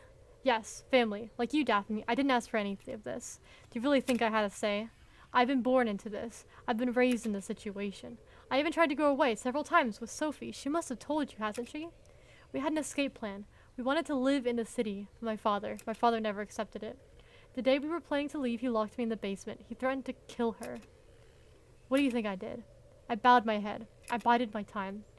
And it allowed me to see the truth. As soon as we broke up, your mother, she finally showed her true colors. She started flirting with all the boys in the village. No, that's not why she did it. Oh no. Of course, I suffered a little bit at the start, but it mostly opened my eyes. Going away with her, it would have been such a mistake. I was wrong about her, so wrong. Then she got pregnant.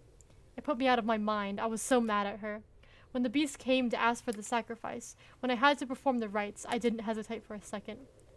But all that's in the past, you know, it doesn't matter. I just murdered a baby, whatever. We can still go forward together. What do you say? I don't know if you're bull.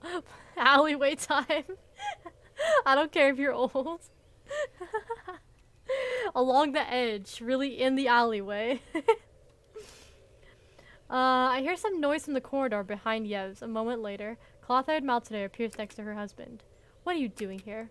Yevs, would you be so kind to throw her out, please? Cloth-haired, come on, have some manners. Good gods, Miss Elator came to speak with me. You're wasting your time, Yevs. You know nothing good will come from this. Who is she? What does she know?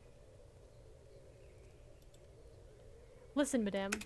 No, I won't listen. You come to my door to threaten me, and you want me to listen? Get out of here.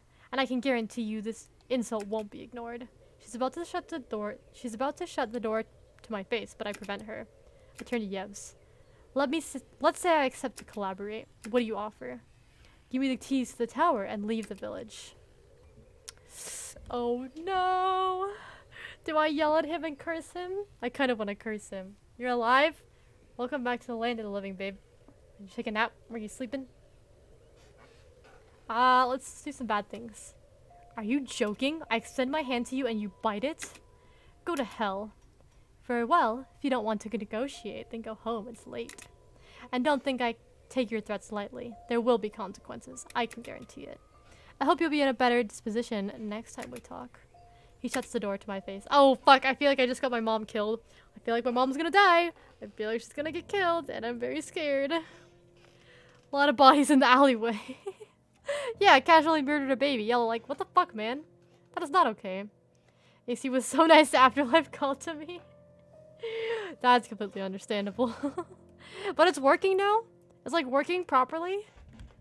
Like actually? That's so good. Ugh. I'm so glad.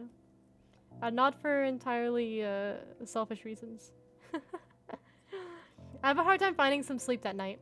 Something tells me Yevs Maltade's words weren't empty threats. The next day starts gloomily. I have a feeling a sword of Damocles is hanging above my head. When I'm called to the office for an emergency during the second class of the morning, I admit I'm not that surprised. No. The secretary tells me she got a call from Mr. Bertine. There's been an accident at the castle. Without wasting a minute, I run to my car and rush back home. I see an ominous smoke over the treetops, even before reaching the path to the castle. As I drive in, I find Mr. Bertine defeated and in shock. He's surrounded by a squadron of firefighters. One of them comes in my direction looking serious. I know you love AC. I do. AC is good. Who wouldn't like AC when it's like 100 fucking degrees outside? Sitting in your house fucking cooking. It's not pleasant for anybody. Are you Miss Stellator? Yes, it's me. What happened? Miss Madame, Captain Ribier. There was a chimney fire on the second floor, in a wing of the main building. Gerard called us, so we were able to intervene quickly. Where's my mother? Is she... Words get caught in my throat. We called for an ambulance immediately. They already took her to the emergency center. Even if we were able to get to her quickly, her chances of survival are thin.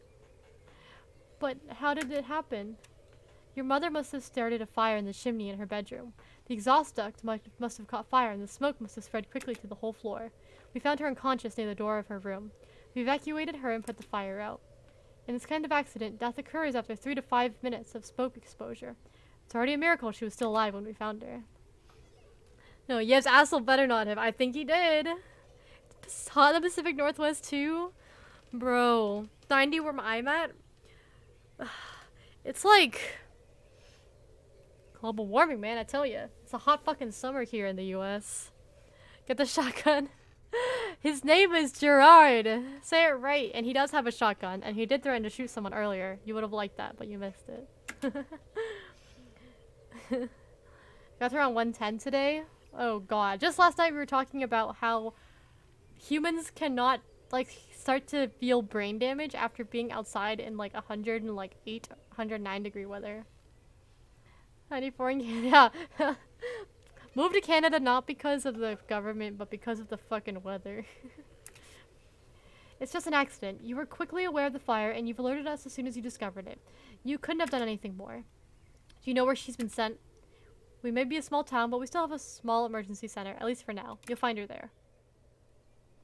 I spend the evening at the hospital. The doctors tell me they're doing all they can, that Mom isn't out of the woods yet, and that her chances are extremely thin. I wait anxiously in the waiting room, hoping she'll regain consciousness, hoping the doctors will tell me I can see her, and hoping they'll say at last that she's doing to be alright. As I've just fallen asleep, curled up on a chair in the waiting room, a man in a white coat wakes me up gently. It's official. No. No. Sophie Delatorre has passed away from the result of a fatal intoxication with carbon monoxide. I go home in a state of shock. Days pass by me in a daze. I've lost the notion of time. Are we Wednesday? Thursday? I don't know. Not anymore. Getting my mother back just to lose her again so suddenly. Is Yev's today really responsible for her death? Is all of this nothing but a cosmic curse that would keep pursuing me? Since I lost the baby, the inheritance, moving in, I'm lost. I hear the doorbell. Someone's at the door. Is Yev's coming to torment me again? I don't have the strength to get up, even less to answer the door. I'm waiting for someone to answer. I call Mrs. Bortine, no sign. Has she gone back home? He did murder that woman. He fucking did murder that woman. My mother of all women. How dare he? The doorbell rings again. I wriggle out of the sofa and go to the entry hall. I hesitate again for a second. Then I gather my strength and open the front door. Who the fuck? There's a middle-aged man on the other side of the door. If his overall look and the smell of cold tobacco weren't saying enough about his political views, the red scarf doesn't leave any doubt. What? Jean-Pierre Tavernier. Hello, Daphne. I'm Jean-Pierre Tavernier. Yes? I'm coming in the name of the workers of the sawmill. Do you have a minute? What does she mean? His political leanings. I'm so confused. I'ma cry. I'ma cry too, man. What the fuck?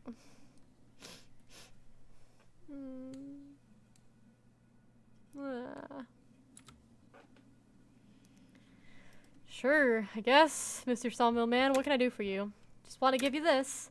He puts a big bouquet of flowers into my arms. When we heard about your mother, we all chipped in. We wanted to show our support. The Maltese have been exploiting us for years, and we feel that's enough. I'm not sure what I can do for you. That's nice, but I'm not sure what I can do for you. What you can do for us? Are you joking? You've already done a lot, even without knowing. Just not giving up, standing up to them. It's huge. And then you're a teacher, civil servant, right? We're on the same side. Well, I'm not here to talk about politics, but if you ever want to, I'm your man. I know people from the village didn't welcome you warmly when you arrived. And then I must confess neither did I. With your castle and everything, I thought you were on the oppressor's side. I realize I've misjudged you. All this to say that you have friends in the sawmill. We've all had enough of the Maltarays and their schemes. That's nice, thanks. So that's it, I won't keep you any longer. The workers of the sawmill are behind you, and in the village. The wind of change is blowing too. We're going to stand up, and the people will be freed from the shackles of the tyrants. Sorry, see, I'm already getting worked up. It's not even the big night. Will you change the water, or the flowers? It's important, you know? Oh, sure, yes. Okay, I'll get out of your hair now. Have a good day, comrade. Comrade! Bring the body pads. Teachers are great. Teachers are great. Well, good teachers are great. Bad teachers are extremely harmful. Good teachers are great. Yes. Then he speeds away and disappears into the bend. I must admit, I didn't see this one coming. All I hope is that I won't get up one morning and find a battalion of strikers setting up a coffee sausages barbecue in the courtyard. Dang! What is with this, like, flagrant, like, fucking distaste of unions and unionizers? Does she not like the working man? She's that rich. A lot of this could be solved with a display of decisive violence. She did that on accident once. She accidentally cursed a lady who was being a Karen, and the lady died. It's pretty bad. The rest of the week goes by in an ambience of anxious expectation. I know Yevs hasn't said his last word. Mr. Bertine went inside the wing to evaluate the damage. It's not as bad as we thought. A fresh coat of paint, new curtains, and, as he assured me, it would be good as new. The wardens have been particularly affected by my mother's passing. Mr. Bertine looks even more impenetrable than usual. As for Mrs. Bertine, she's got very discreet, and I doubt she's left the outbuilding much the last few days. But what surprised me the most are the messages of support from the village. I didn't realize that on the heels of Jean-Pierre Tavernier, so many people would reach out to us with their regards and their support. That's her fault for being a Karen. If she wasn't being a Karen, she would have had... That's no reason to... Like, people can be terrible, and they can be deserving of retribution without being deserving of death as well. There's, like, levels of offenses, I think. That's why, when the day of Mom's burial arrives, I'm only half surprised to see cars coming to the castle one after another. I guess I can thank the Bertines for spreading the word. The will of my mother was to be buried in the tradition. That's why we're all gathered here at the border of the forest to scatter her ashes. I know most of you haven't seen my mother for more than 30 years, since she's been cast out of the village by the Maltare family. Seeing so many of you here, wanting to bid her farewell, warms my heart. I open the urn and let the ashes scatter in the freezing wind.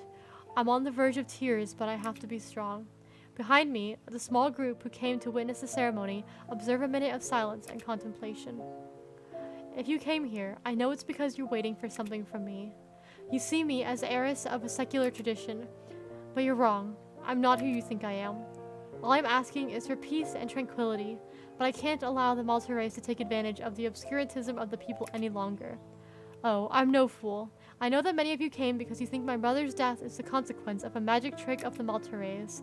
They've been terrorizing you for years with their insane superstitions. They've been bossing you around, overcoming, little by little, the whole village. As if controlling the local economy wasn't enough, they also controlled the city hall without any counterpower. And whenever someone threatens to break their monopoly, they just have to shake the scarecrow of the local legends, and everyone lets them go on scheming with complete impunity, don't they? It can't go on any longer. I promise you I won't bow to the threats. And if you all gathered here decide to stop playing their little games, we could at last stand up to them. He's here! Really? Yevs Maltier, who must have witnessed the scene, breaks through the crowd to come close to me. Everyone is looking at him. What's the appropriate level I go for car battery? Is that like battery of their car or battery of a person with a car? No, that's not. Stop it. Shush you. Beat his ass right here. When he's at my height, he looks at me with a condescending gaze. From the corner of my eye, I see Mr. Bertine nod sadly, then move forward towards the outbuilding at a brisk pace. Yevs faces the crowd. All these faces gathered here today, I know them personally. How many of you feed their family thanks to the sawmill? He points to a man with his finger. You, Mr. Brunel, didn't I lend you some money when you wanted to open your cobbler shop? He turns to someone else. And you, Miss Legrange, when your husband died and you couldn't make ends meet, who found you a place to live? A whisper is building in the crowd. All of you, at one time or another, turned to my family for help, and now what? You stabbing me in the back, disowning me after all I've done for you. All that to support a stranger? As Yevs puts his hand to his forehead, pretending to be profoundly disappointed, someone yells at him. But she's a Delator. A Delator? For more than a century, the Telators have wrapped themselves up in their so-called dignity, while it's us, the Maltades, who did everything to make the village prosper. What's left of their so-called ancient glory? A decaying castle? What have you done for the village, Daphne? Well, I'm listening. What have you done? This fucking bitch. They're going to stop dealing with those asses? Maybe. Maybe. We'll see. Yevs gives me a blank stare, and I know I'm going to have to choose carefully what to say next. I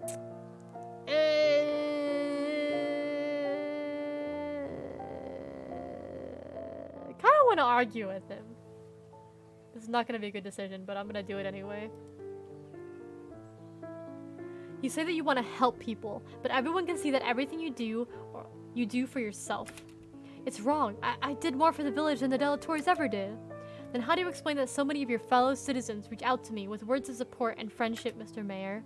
There's a whisper going around us. For the first time, Yevs doesn't know what to say. I can't believe this. You must have put a spell on them. Are you really saying that to me when you've been taking advantage of these beliefs for years? Go home, Yevs. You're making a fool of yourself. You think you have power, but as soon as anyone refuses to bow to your rules, the House of Cards collapses by itself. I warn you. I cut him before he can finish his sentence. What are you warning me of? Are you confessing to the death of my mother? Don't push me. You know what I'm capable of. You don't scare me. You don't scare me, bitch. Stop trying to intimidate me with your yapping, Yevs. It won't work. It's my turn to look at him from above. You're a paper tiger. He stares at me with a mix of anger and helplessness. I meet his gaze and we stay here, face to face, for a long while. Long live the king! Push him into the river. He finally looks down. You know the way out. As you might have guessed, you're not welcome here. Hell yeah! We did it! Fuck this guy. I turn away, preparing myself to break the crowd that has witnessed the scene speechless. Uh-oh. Someone yells at me to beware. Uh-oh, what's happening? Oh no. I don't have time to turn around when I hear the sound of a gunshot. Yevs collapses to my feet, his hands red with blood, holding his right shoulder. Hell yeah. A couple of yards away, Mr. Bertine is holding a hunting rifle. The barrel is smoking in delicate curls, floating upwards towards the sky. Wah! The end of the game! 30 minutes late, but the end of the game.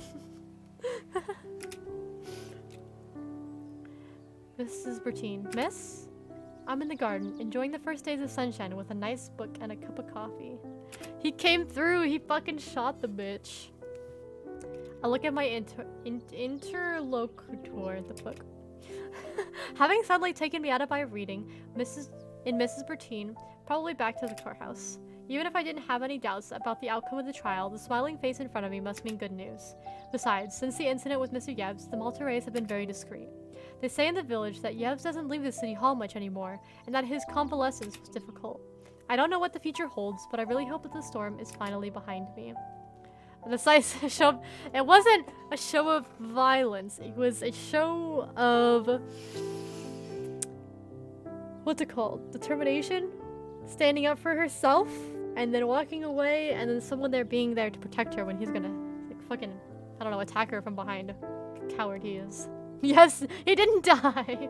No, he didn't die, he just was shot in the shoulder, he's fine. What's the verdict? He was discharged. With the number of people who witnessed in his favor, the judge didn't really have a choice. In the end, what made the scales tip to the side of self-defense is the testimony of Mr. Tavernier, a worker of the sawmill. He swore under oath he had seen Yevs Maltier take a knife from his pocket. He was gonna literally stab me in the back. I guess that for once no bribe could have changed the verdict. Oh, sure, miss. He wanted to stay home to rest, but I came right away to tell you the good news. Besides, if you don't need me, I'll go back home. It's okay, Miss Bertine, I don't need anything. You should spend some time with your husband. You deserve it. In that case, I'll see you tomorrow, miss. I'll make your room. The sheets need changing. I could try once more to persuade her to let me do my own housework, but I know it's a losing battle. Okay, have an excellent day, Miss Bertine. I pour myself another coffee, and I stay there daydreaming.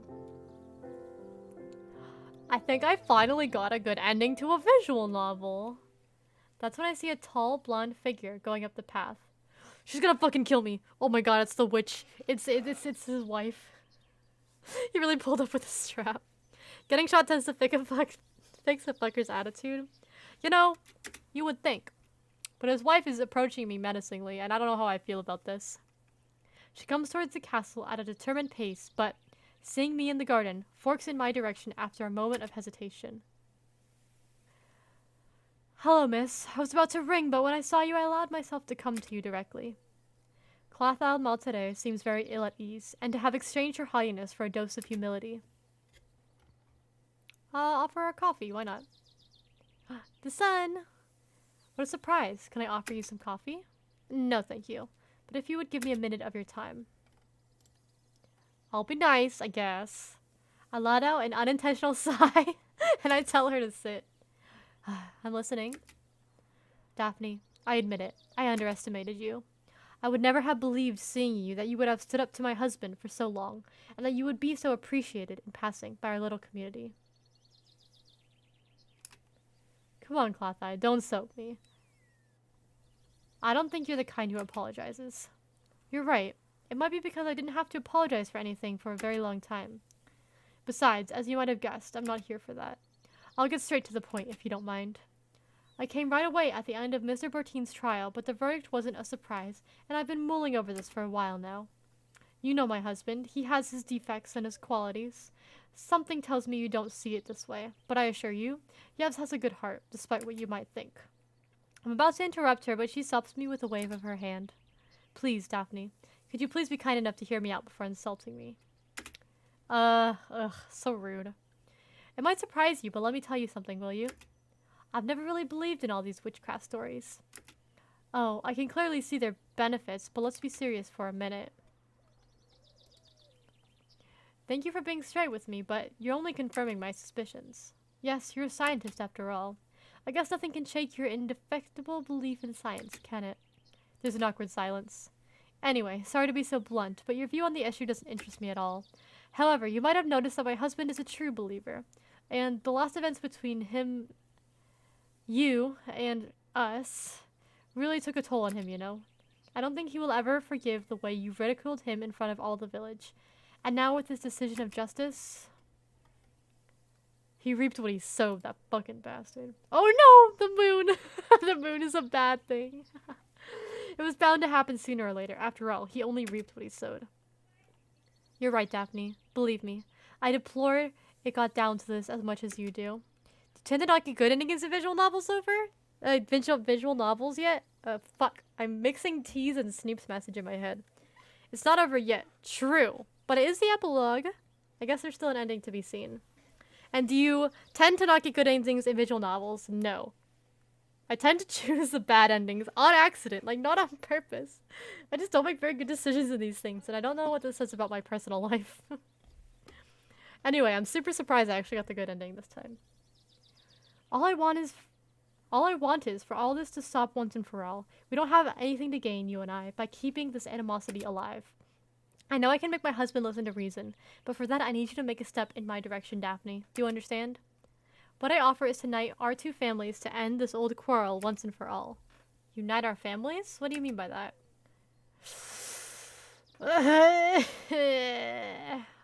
I know my son has a particular affection toward your person. What I'm suggesting is a wedding of convenience. Gross. Disgusting. Your son's a fucking sleazeball and an asshole. A wedding for convenience, but we're not in the 19th century anymore. Ew. She's very bad at decisions. Shut the fuck up. Listen, I can show you Stanislaus can be very charming. You won't have to love him, nor good gods be faithful to him. Wait, she's like, you can just straight up cheat on him? What is she saying to me? Medieval tradition pogant? All I'm asking you is to keep up appearances with the people of the village. We'd give you our blessing, of course, and that would unite our two families while putting an end to our quarrel. What do you say?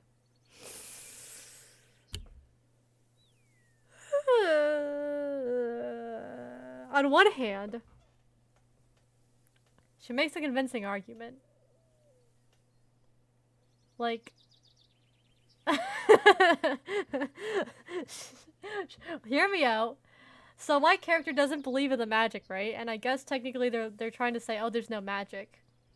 So if there's no magic, then I don't need to end the quarrel between the families. But if there's magic, ending it between the families would be really good because then my descendants would stop fucking losing their first children and having all this other traumatic shit happen to them. Right? Okay, you guys all say no, so let's not do it. This is what I mean when I say I don't make good decisions. Okay, fine. It's out of the question. It's out of the question. Fine. I'll listen to you guys. I won't let your family have any say in my heart affairs. And to think this idea even crossed your mind. You really don't know me. I come to you with the best intentions in the world, and that's how you receive me? Be careful, Daphne. I can still make your life really miserable. We stare at each other for a while. I burst out laughing. Could you tell me what amuses you? I'm very serious. You will regret taking this lightly. Really, Clothild? Either you're in denial or you take me for an idiot. Excuse me? You have no hold over me. You just told me you don't believe in witchcraft, and even if you did, you're in a dead end anyway. Let's say your husband asked the entity that is supposedly at your family's service to do his dirty work again. To whom would you want to direct his vengeful arm? Me? I don't know the rules, but I guess that if he could have got rid of me with the help of his so-called entity, your husband would have already done so. Of course, Yevs might think blackmailing me by threatening, I don't know, Mr. or Mrs. Bertine. If we admit he's responsible for my mother's death, we can sure consider that a threat might carry some weight. However, and you know it, the local population is very superstitious, and I don't have any doubt that if anything happened to one of my close relatives, they might come to some conclusions on their own. Without starting a popularity contest, I think we can both assume that causing an uprising is not really in your interest. Well, except if you want to deal with a riot, or, I don't know, a strike at the sawmill? See what I mean? Oh, and of course, witchcraft doesn't change the situation.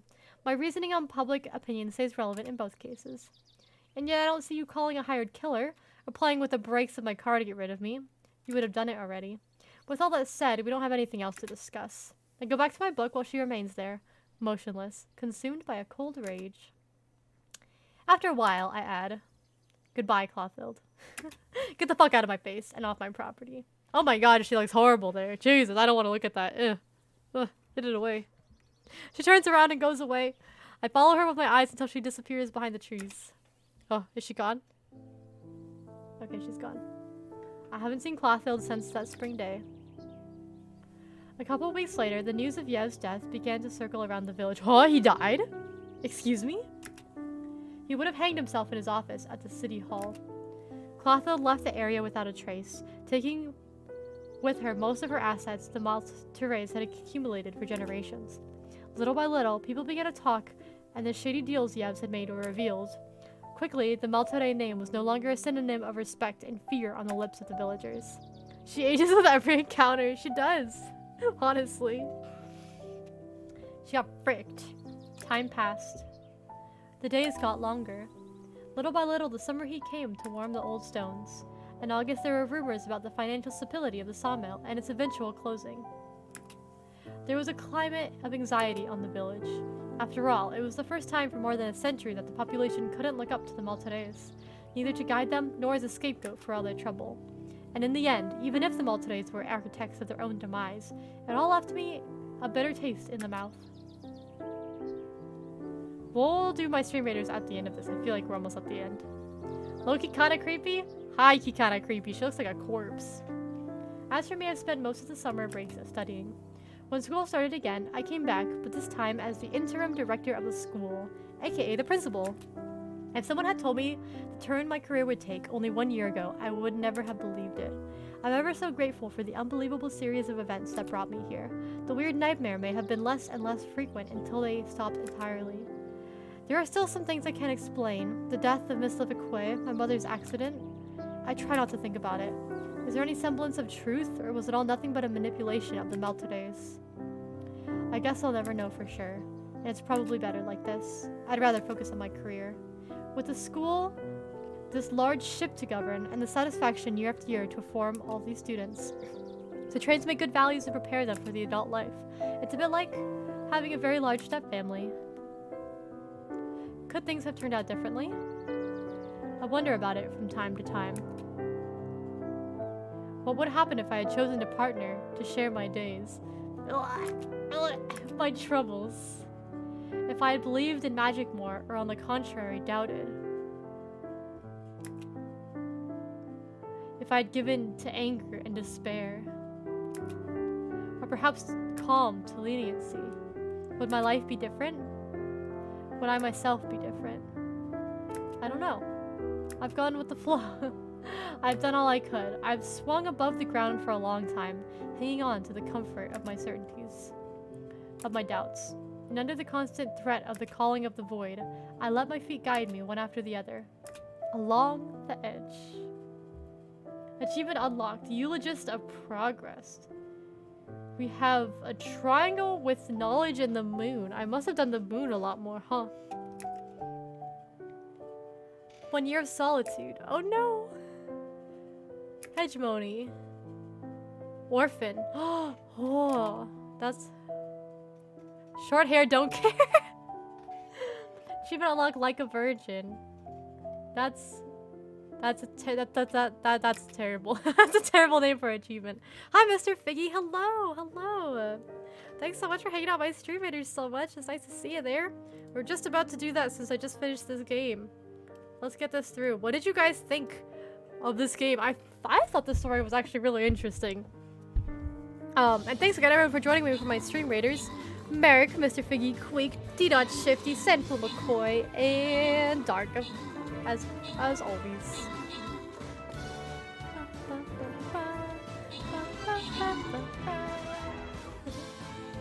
I wanted her to be a witch. I mean, I'm sure there's an ending where I can... Oh, sorry, it's not playing.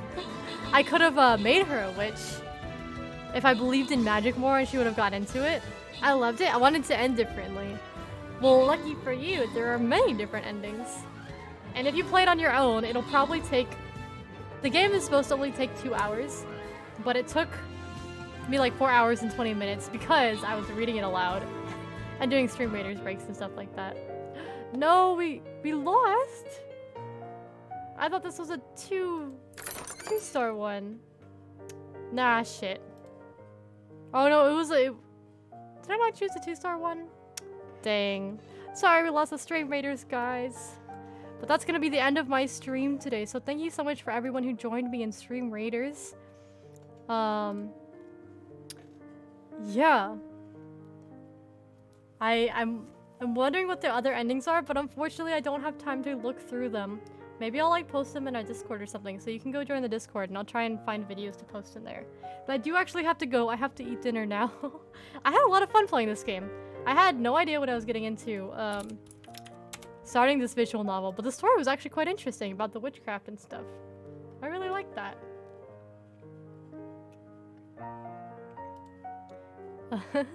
I'm glad you guys seemed enthralled by the story.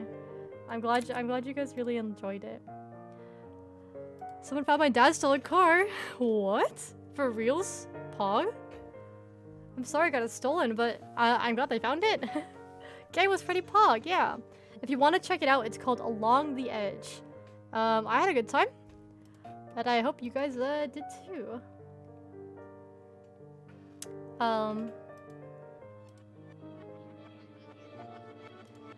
This is actually the end of my stream, everybody.